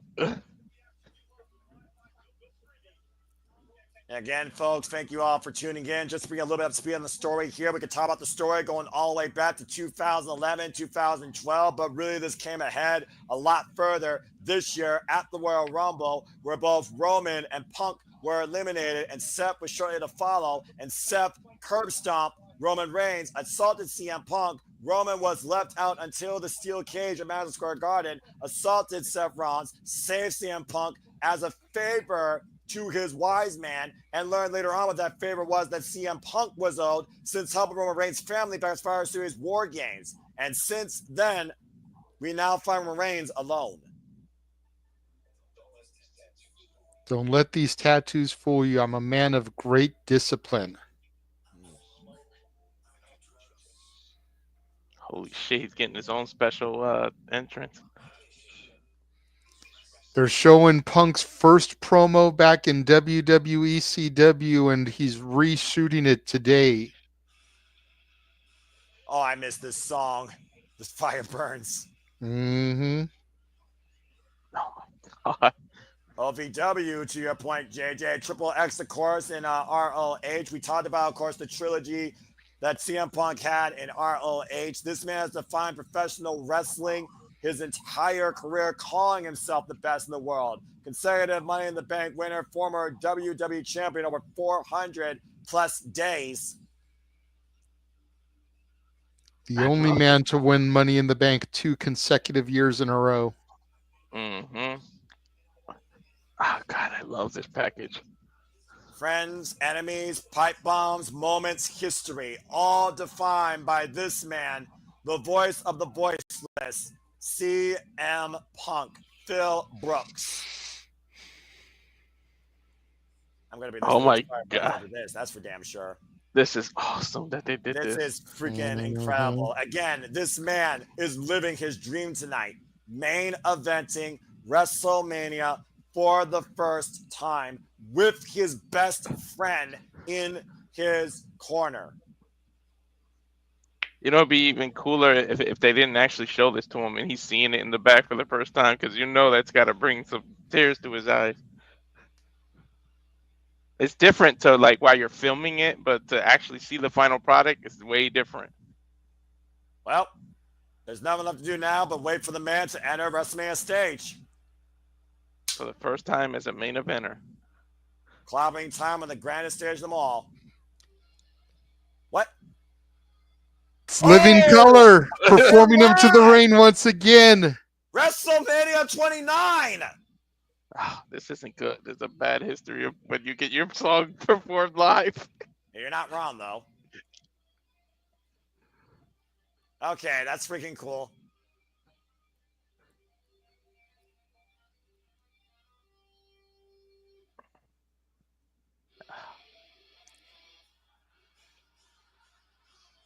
Here we go, folks! The Cult of Personality. Cult of Personality. We'll figure it out to the bell. Just everyone enjoy themselves. Gentlemen, Living Color played a free concert on Fremont Street this past Thursday night. Seriously? Yeah. Nice. In downtown Las Vegas. Anybody that was in the city could have seen them perform this song live for free. And now they're going up giving props to all the members here as he walks out with his advocate, Paul Heyman. The old school yellow gear. And pure white hoodie, by the way, as he's taking it in. Getting a selfie while singing. Paul Heyman rocking. What the hell? Hell yeah. Paul Heyman is the man who brought alternative music, hip-hop music to professional wrestling with ECW. CM Punk was Paul Heyman's first draft pick for the new ECW. Of course, Paul Heyman is rocking out to this. Paul Heyman's a proud papa right now. Hell yeah, he even stuck his watch out for Punk to check it, just like the old days.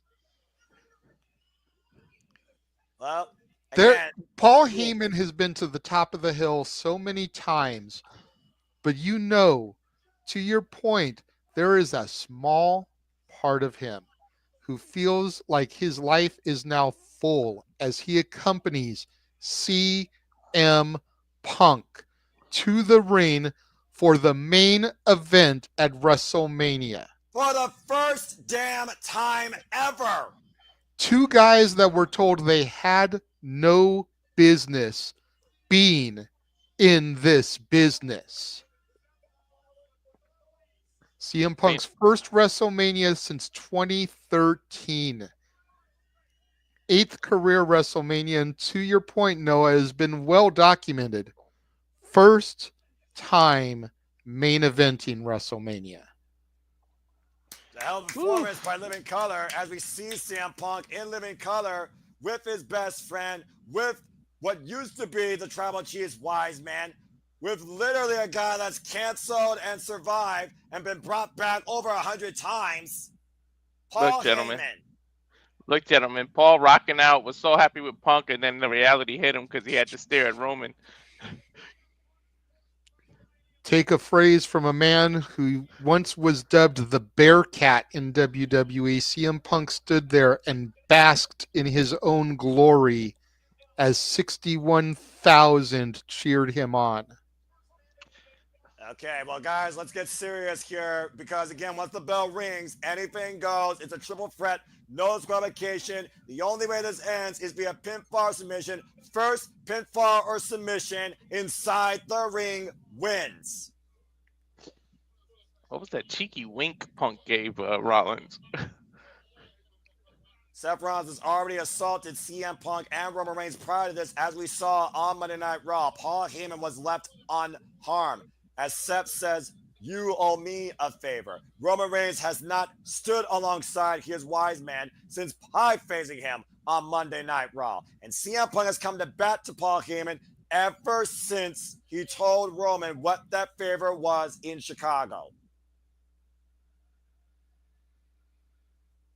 Roman taking off the Ula Fala, but who's he going to give it to? Is he going to call for his wise man to take it? You talked about before He's how much looking at Paul. You talked about before how much Paul Heyman showed so much pride and love towards the Anai family and his tribal chief. Roman not sure he can trust Paul. Look at Whoa. that. Yeah, but still looking back Sits at it him. in the corner. Woo. Again, Traditionally, Roman hands the Ulafala to his wise man, shaking his head almost in disgust at Heyman. Yep. The bell sounds, and here we go.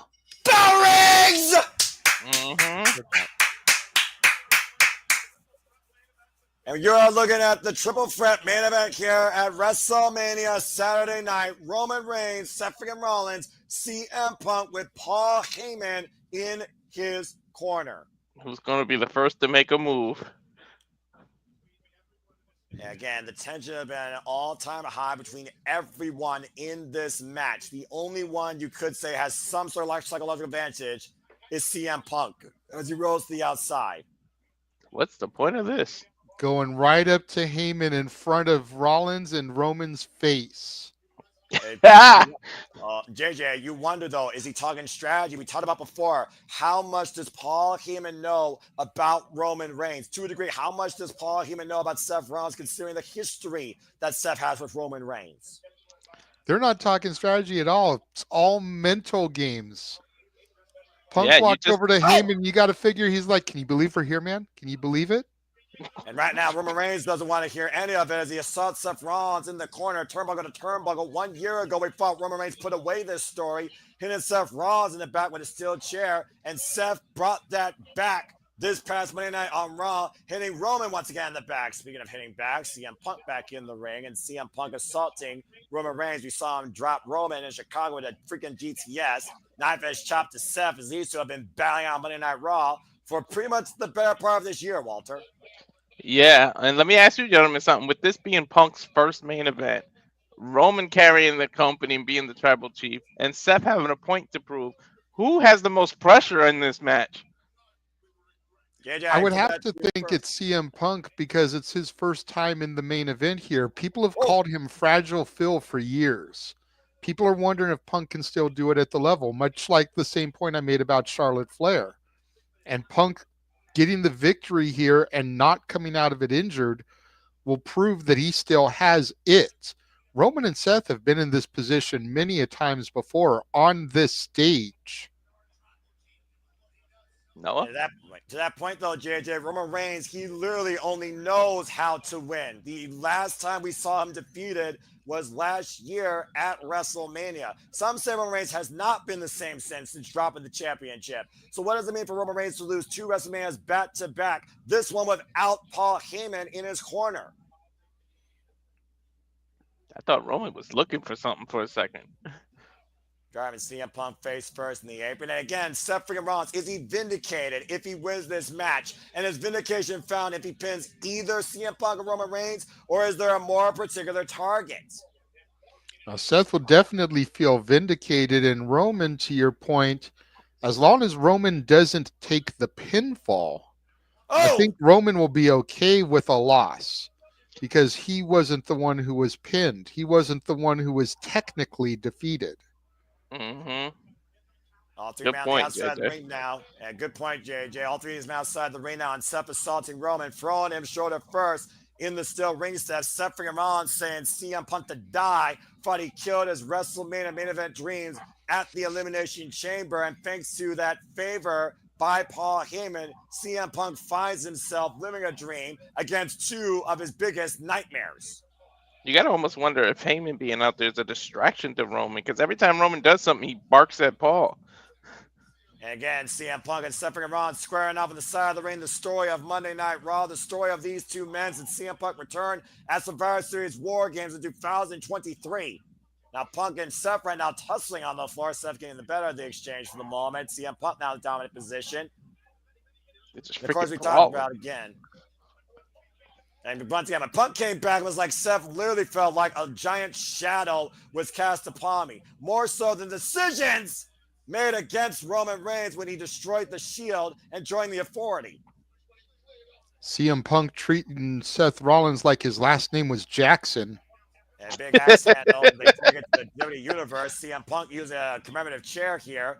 And right to the midsection. Roman Reigns nowhere to be found, by the way. And again, Come on. no disqualifications in triple threat, guys. Let's keep that in mind. Come on, Punk. Somebody probably paid like 10 G's for that chair. You just took it and used it. Seriously, I know how much those chairs run. I got one from SummerSlam 2010. It wasn't as expensive then as it is now, but still, I know the feeling. I can imagine. Again, place your bets on who you think loses the most money here in Las Vegas out of this main event. Seth Rollins just brain CM Punk with that trash can, calling CM Punk trash and cancer, looking to cut out WWE. Another vicious shot to the spine. And again, back of the head that time. Pinfall submission though cannot happen on the outside of the ring. This is not false count anywhere. Yet it's triple threat rules. The referee can do nothing but stand by. Exactly. It may not be false count anywhere, but to Walter's point, is triple threat. There's no disqualifications, Noah. Get to the midsection now, and CM Punk trying to get the bear of Seth Freakin Rollins, hooking him up for a German suplex on the trash can. Beautiful vertical suplex there by CM Punk. Ooh, that rearranged your spine. Hell yeah. It's crazy that CM Punk is main eventing in Las Vegas, the same place he delivered his pipe bomb before talking about WWE Different Machine and leaving it. Yep, 14 years ago, and Jeff and I were there for that. At the T-Mobile Arena, nonetheless. No, that was at the Thomas and Mack Center. T-Mobile hadn't been constructed yet. Okay, fair enough. It was on the campus of UNLV, which I believe is where Rebellion was held. Just they've redone the arena. I mean, again, how much has WWE redone everything here? Roman Reigns, what's Roman? Diving over the barricade, wearing out something Punk. Damn, Roman caught some height on that. I wonder if that was a subtle shot at Punk. Think back to when Punk won the title, went for that stage dive in the crowd and clipped his knee. See, Roman just did a stage dive over the barricade, took both men out, didn't clip himself. Watch this again. Flying Tribal Chief.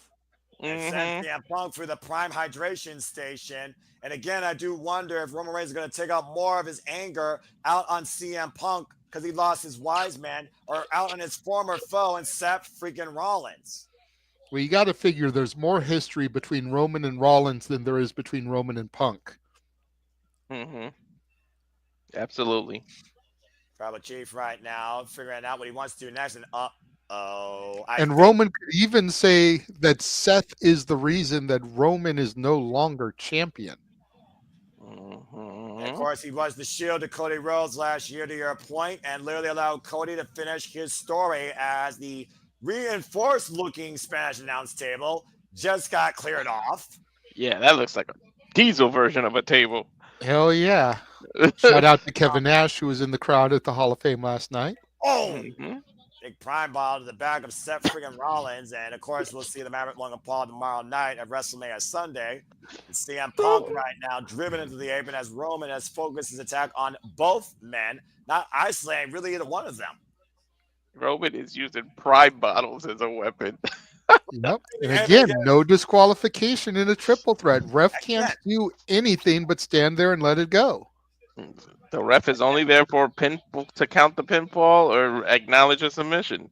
As long as it's in the ring. Anything outside of the ring can go. Ooh, knife edge chop by CM Punk. And again, you continue to assault your opponents as long as you want, as it leads to that decision. CM Punk going in the ring right now. Finally, referee Eddie Rango inside the ring. And CM Punk mocking the Tribal Chief. Went for the splash, but Roman Reigns got CM Punk up in the fireman's carry. And Roman Reigns, big Samoan drop to Punk. For a split second there, the way Punk mocked Roman, I thought he was going to go for the GTS. Yeah, same. And instead, he went back to Old Faithful and caught Freakin Rollins with an uppercut out midair for springboard. Roman Reigns has regained full control of this main event.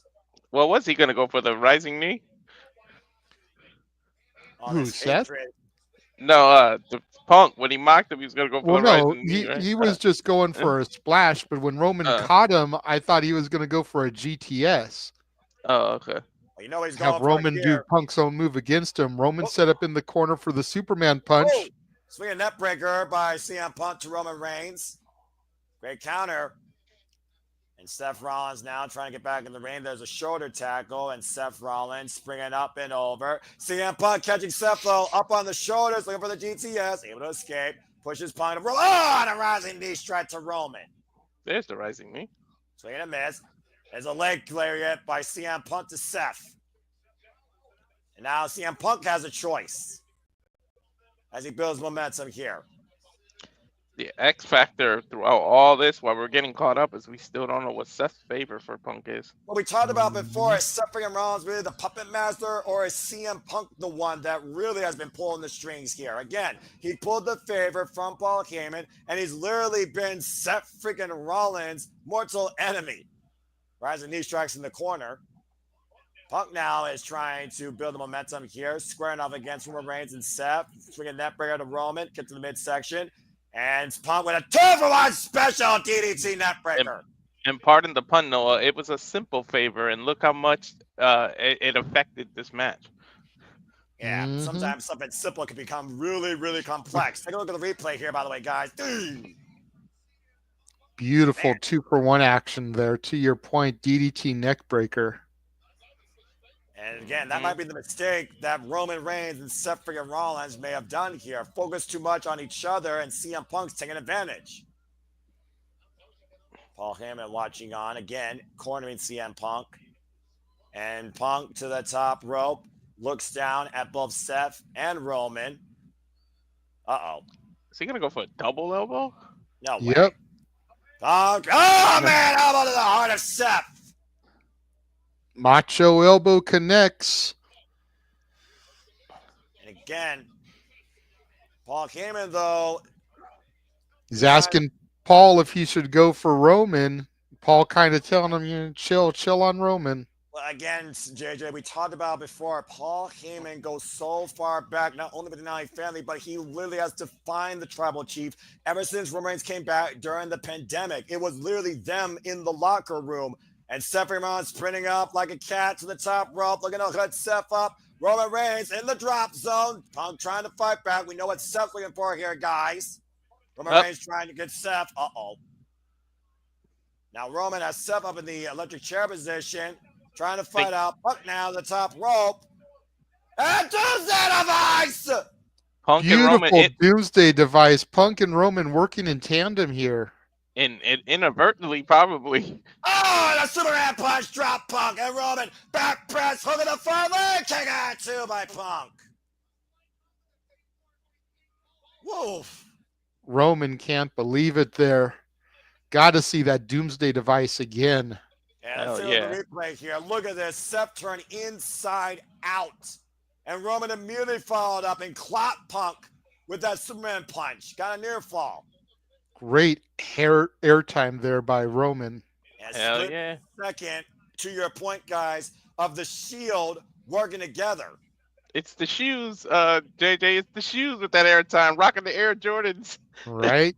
Roman Reigns right now scouting Punk in the corner. Might be looking to literally cut through the cult of personality in front of Paul Heyman. Ooh, ah. Oh, and a rising knee strike blocked the spear off your war cry up in the fireman's carry. Punk looking for the GTS again. Sending the OTC to sleep, and Roman fighting back, elbows to the jaw. Perfect timing there by Roman. Great awareness. And right now, Seth's been taken out of the equation. First time ever we're seeing Roman and Punk lock up since Punk's return. Remember, Punk at one point was taking the Shield on 3-on-1, guys. CM Punk getting the better of the tribal chief here. Combination offense.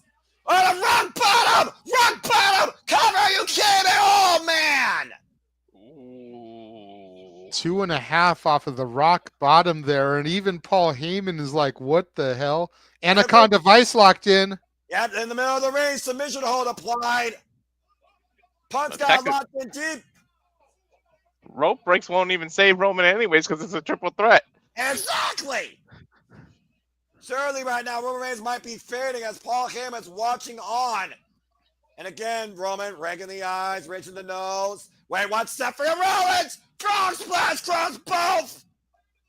In a double cover for the win. To kick out two by Roman.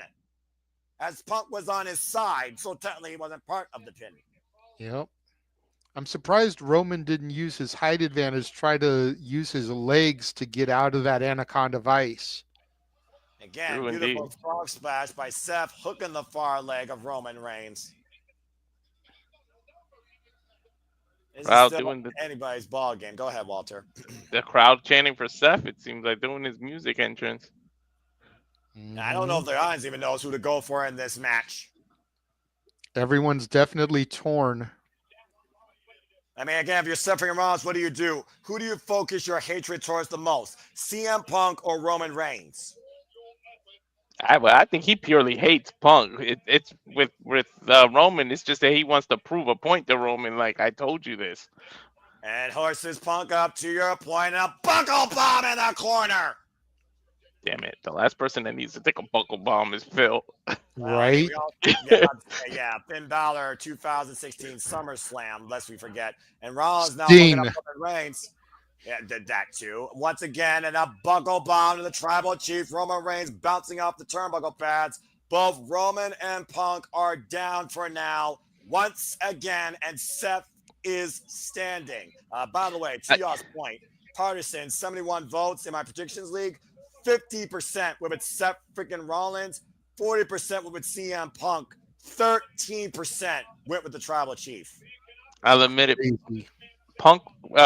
Seth was my original pick, and I had it all the way till I think it was yesterday, Noah, that I changed it just because Seth went over on Monday. I'm like, ah, damn it, and it made me change it. And I usually stick to my gut, so I'm gonna be pissed if Rollins does win. Up underhook, looking for the pedigree, up in the fireman's carry, Punk counting, looking again for the goes. A spear to Punk! It's crazy, Noah, that 13% picked the Tribal Chief when just a little over a year ago, nobody bet against Roman Reigns. Yeah, right. Back by dropping, Roman picked up speed, and spear. Oh! Seth caught Roman with a pedigree off the spear! And a curb stomp to the Tribal Chief! Pushes Punk out of the ring. Seth shoots the half. Cover on Roman to win the WrestleMania Defendo. That was smart by Rollins, but you got to wonder if the hesitation to go roll Punk out actually cost him and gave Roman a little second to breathe. I was just going to bring that point up, Walter. You beat me to it. That little bit of time, that half a second, because watch, there's the curb stomp. 1, 2, 3, 4, 5, 6, 7, 8. 8 seconds to get the 2 count. 2 9/10, the closest fall in this match. Paul Heyman watching on, again, unable to do anything because Paul Heyman, again, like you all said, has to be so torn. You almost wonder if Paul Heyman would have some peace if Seth freaking Rollins takes care of both Roman Reigns and CM Punk, because Paul Heyman has to be at a crossroads. He's been with his Tribal Chief for 5 years, like you said, but CM Punk and him go all the way back to freaking ECW practically. Yeah. And Seth Rollins right now, praying to the heavens, looking for Phoenix Splash, grows out of the way. See him freaking Rollins up on the short, CM Punk again, gets out of it. A spear for Seth Rollins as Punk is out of the way. Does Seth ever actually hit that damn move? Punk's got Roman up, go to sleep to the Tribal Chief. Cover now for CM Punk to win. Roman kicks it too. Damn. Thought that Heyman's was it. Even Paul looks like he's about to have a heart attack out there. You beat me to it. He's about to have a heart attack. Yeah, but I want to go back. Stat Boy, he's a stat. I swear Seth never hits that move. He always rolls through that thing. Pretty much. That spear, again, you talked about earlier how you guys are literally juggling up each other perfectly. Literally, you guys got the same mindset. And again, 2 9/10 near fall. Both Seth and Punk have nearly pinned the Tribal Chief. Well, now we need Roman's close 2 count, right? Yep. Well, that Phoenix Splash didn't work for Nathan Frazier this morning. Freaking Seth didn't even get to hit it. And Roman Reigns on the outside now as Punk brings him back inside the ring. Seth Rollins nowhere to be found off that spear. And we're once again down to a 1-on-1 situation with CM Punk and Roman Reigns. The meters are completely changed here. Punk calling for the GTS again for the Tribal Chief. Up on the shoulders, trying to fight out again of the GTS. Roman fighting back. Seth Rollins kick to the midsection of CM Punk. Double underhook. Pedigree connects. Shoots the half. Hook on the far leg. Coming by Seth. Kick at two by Punk. Wow. All right, see? Punk had his 2.999. Seth just got his 2.999. It's Roman's turn. And again, look at CM Punk rolling towards Paul Heyman as he checks on him. And Seth right now has locked eyes on Roman Reigns. Dude, did y'all see Punk's back? That's red as hell. Mm-hmm. Well, Seth standing over the tribal chief, jaw-jacking Roman. Again, JJ, the argument's been Seth has always been here. Roman has not always been here. And CM Punk is trying to take what Seth Rollins has done here. That's been the mission statement of Seth Rollins in the outlook of this match. Wait a minute. He's pointing Trying to at convince Roman to team up with him to get Punk. He's the outsider. He said put him down and it's done. He's a dead man. I still feel like Seth's trying to end one problem, why one perpetual problem will continue, and I don't know if Roman Reigns will follow suit, but Seth might be trying to really make a very compelling case. And oh dear, this looks familiar. I don't know. Mm-hmm. No third man, but looks like they're going for that Shield powerbomb here. Yeah, Roman Reigns slowly walking around ringside towards Seth Rollins with CM Punk vulnerable. Paul Heyman on the opposite side of the ring as Seth Rollins has cleared off the English announce table. Good shout out. Good shout out, JJ. I think that's exactly what's on Seth's mind.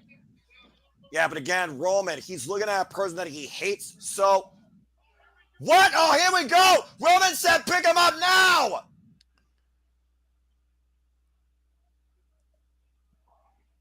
And Roman and Seth going old school tonight. Do you believe in justice? Oh, apricot to Seth. Never mind. And Roman was doing himself. Hook CM Punk.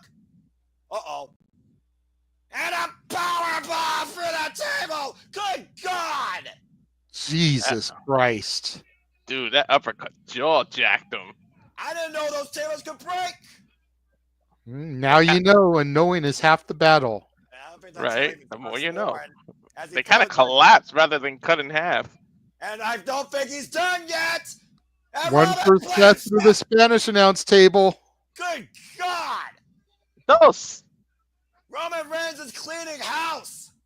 Chaos and disorder here in Las Vegas. That's the Shield's MO, JJ. As he looks for momentum. Spear to Seth Rollins. And Roman with the cover. No! Holy shit. How the hell did Seth kick out? I told you, I Roman don't know. needed his, I told you he needed his 2.999. Good God, he broke Seth Rollins' back practically. Let's not forget, last year Seth was working through WrestleMania with a compromised back. Man, That should have done it. Everybody kicking out was the equivalent of rolling the wheel, and then you're almost on jackpot, and it gets stuck like right there. Mm-hmm. To make it a Vegas reference. Stopped on the slot just before the final match. Yeah, look at Roman Reigns, though, guys. And utter disbelief and probably further anger now. I think Roman's talking to himself. No, he's talking shit to Punk about favor. I'm about to say, yeah, remember, Seth said Paul Heyman made a choice. And that choice might literally cost Paul Heyman not only his best friend, but the love of his tribal chief.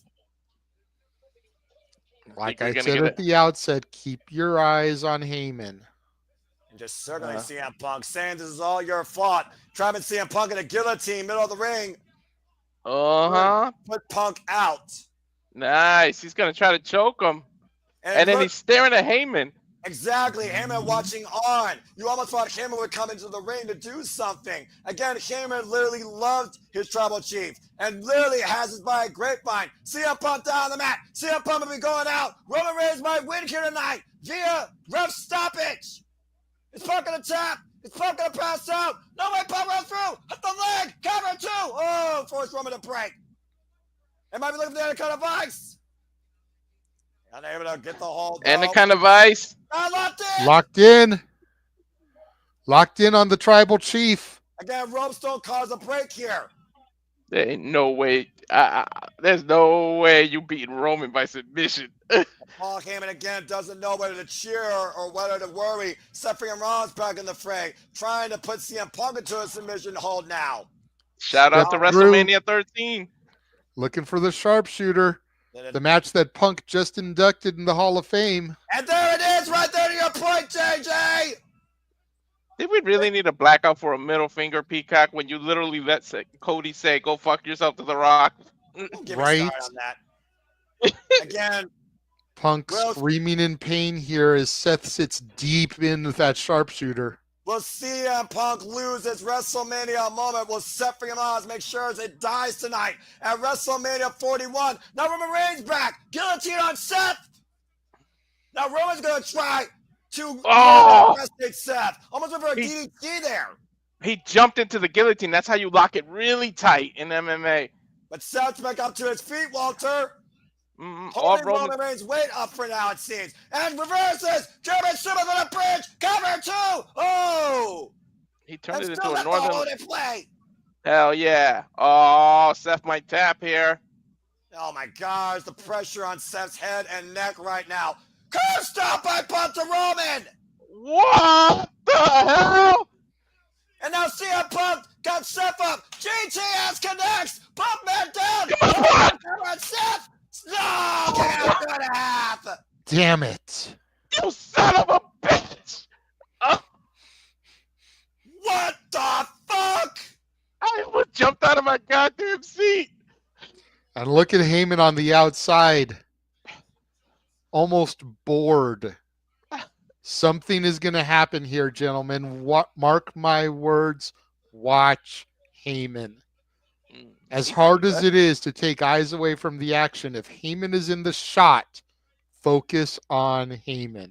This is WrestleMania 41, Saturday night's main event, triple threat match. CM Punk, Roman Reigns, Seth freaking Rollins, Paul Heyman in CM Punk's corner. They have literally used every move possible in their own repertoires and then some. And this match still isn't over. Even starting to use moves from each other's repertoire, to your point, Noah. Right? They read each other's playbooks. CM Punk right now focusing his attack, hoisting up Roman Reigns. Seth still very prone though on the mat. Almost like he's dealing with dead weight on both ends here. Looking to once again send Roman to sleep, trying to lift him up. And Seth Rollins though trying to crawl his weight. Now Punk, once again, not going to allow it to happen.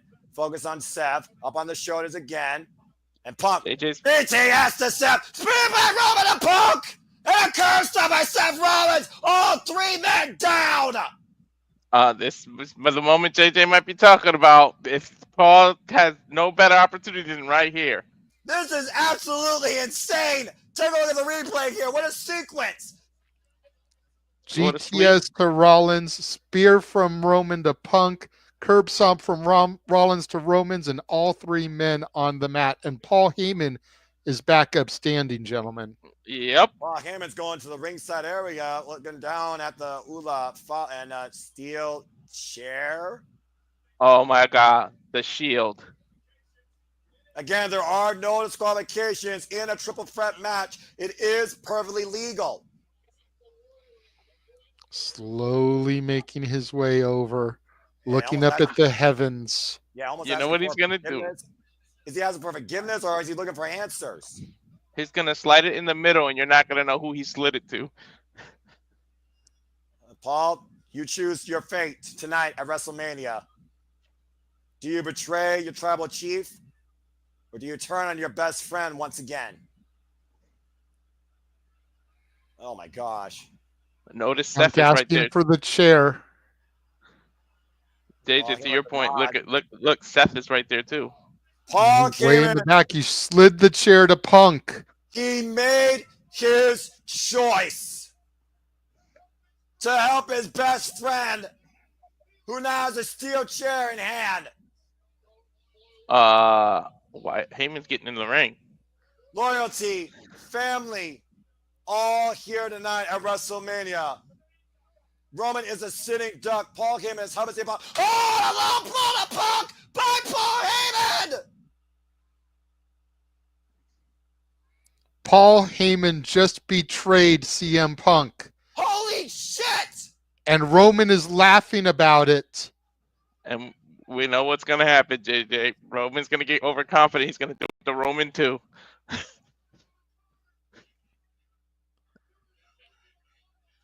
Paul Heyman said you made me do this. He's my tribal chief. Loyalty goes deeper than a friendship, JJ, it seems. Heyman on his knees gifting the chair to Roman Reigns. He gifted it like Roman a silver took the platter. chair. Oh, and now I Roman acknowledge Reigns you, my tribal chief. unleashing hell on CM Punk with a steel chair. It had to be a ruse from the get-go. How long has Paul Heyman been thinking about this? I don't know, but he's making Roman turn around towards Seth. And look at the position of Seth freaking Rollins, guys. We know what's gonna happen. Damn it, Paul. Stood up against the ropes, back turned. Does this remind you of anything? Uh-oh. Honorable Roman Reigns looking for the swing. Paul in position. Roman Reigns looking to finish the story. And a long blow by Paul Heyman to Roman Reigns. Holy shit. The unthinkable has happened. You The wise man betrayed his tribal chief. and Seth Rollins fucking called it. It's not unthinkable, JJ. You literally thought of it. What the? What And the now fuck? Heyman hands the chair to Seth. Never fucking trust Paul Heyman. I said it since the bloodline. He's been dictating this story since day one. Not since 2020, but since 2011 when Punk, Seth, and Roman were brought in. And imagine, 61,000 singing Seth's music. We might finally finish it. Paul aligns with Seth, and then they both on the Rock's pocket. And Seth now with the chair in hand, Roman started to his feet. Once again, chair shot to the back of Roman Reigns. And once again, curb stomp to the tribal chief. Seth shoots the half, goes for the cover. Seth freaking Rollins wins. I knew I shouldn't have changed my pick. I Courtesy said this. of Paul Heyman. I said this exact thing was going to happen. I freaking went against my gut. God damn it, Paul Heyman! You snake in the grass! How about that for finishing a saga? Seth Rollins has pinned Roman Reigns with Paul Heyman's help, betraying both his tribal chief and his best friend. Wow. Conspiracy theories aside, predictions aside, to actually see it is a whole different thing. As Paul Heyman hoists Seth Rollins' hand up in the air. Seth Rollins, Uh-huh. Seth Rollins might as well call himself vindicated. JJ, talk about some of the highlights here, man, because this was a hell of a way to finish two stories, if I'm being perfectly honest. Oh, you see Paul Heyman here slid the chair into CM Punk. And as soon as he raised the chair to crack Punk, Paul Heyman in with the low blow, dropping his best friend. Then he bestows his Tribal Chief the chair on his knees, begging for forgiveness. Roman able to fire off a few shots on the back of CM Punk. And then Paul Heyman points out that Seth's back is turned and Roman can get some payback. And the low blow to the Tribal Chief, the little added wiggle movement there for added oomph. And then Seth with his hand out as Heyman hands the chair to Seth Rollins. And once Roman gets to a vertical base, a crack to the back, just like when he turned on the Shield, a curb stomp to add insult to injury, rolls the Tribal Chief over, hooks the leg, gets the 1, gets the 2, gets the 3, and the winner of your night 1 main event, Seth freaking Rollins. And he can't weasel his way out of that. He didn't do that as a favor because he wouldn't have sat down in the corner and everything. If it was just a favor, he would have handed the chair and left. Instead, he sat there and basked in what he did. That wasn't a favor to your point. That was Paul Heyman's choice. It's Seth saying, I told you. Seth freaking Rollins was right. Wow. I mean, you're not the only one that didn't see it coming there, Walter. I messed that up too. I mean, I thought Roman had this in the bag. I didn't expect the double switch. That play just doesn't come out very often. The bottom line, guys, Paul Heyman made his choice, and it led to Seth freaking Rollins with the victory tonight on Saturday night's WrestleMania, as Saturday Night WrestleMania concludes. I saw it coming. It's just I went against my gut. It's basically I had the winning number, and I took the chip back off of it like an idiot. Well, you know what they say.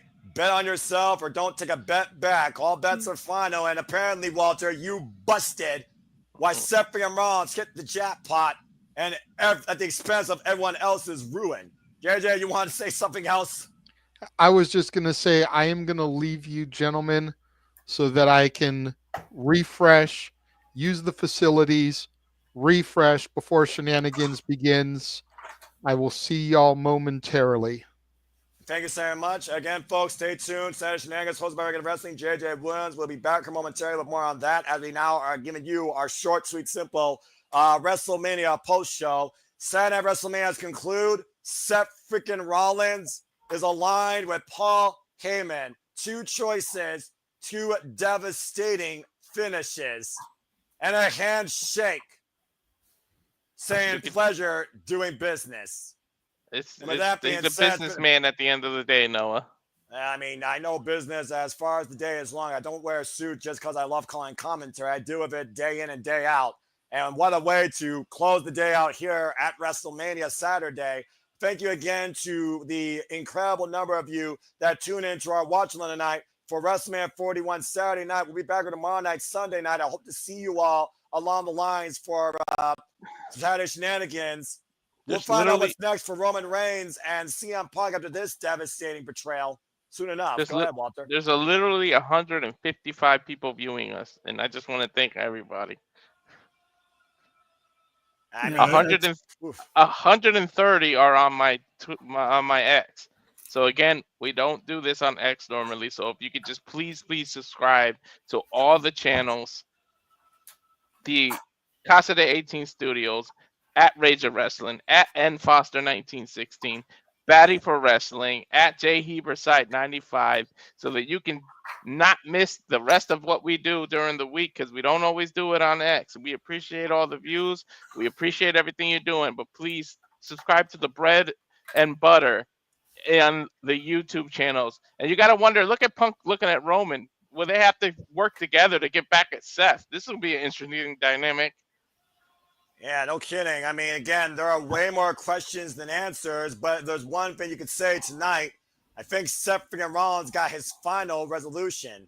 With that being said, thank you all again for tuning in. Subscribe to everybody there at the Suburban Studios. For Walter Cruz, for Stat Boy Mike, I am nothing more but a simple man, a life of professional wrestling. I am Noah Foster. We will see you shortly for the Saturday shenanigans. This has been WrestleMania 41, Saturday night. We'll see you soon. When will people learn not to trust Paul Heyman? I don't think they ever will, dude. I don't think they ever will. Have a good night, folks, and thank you again for tuning into our coverage of WrestleMania.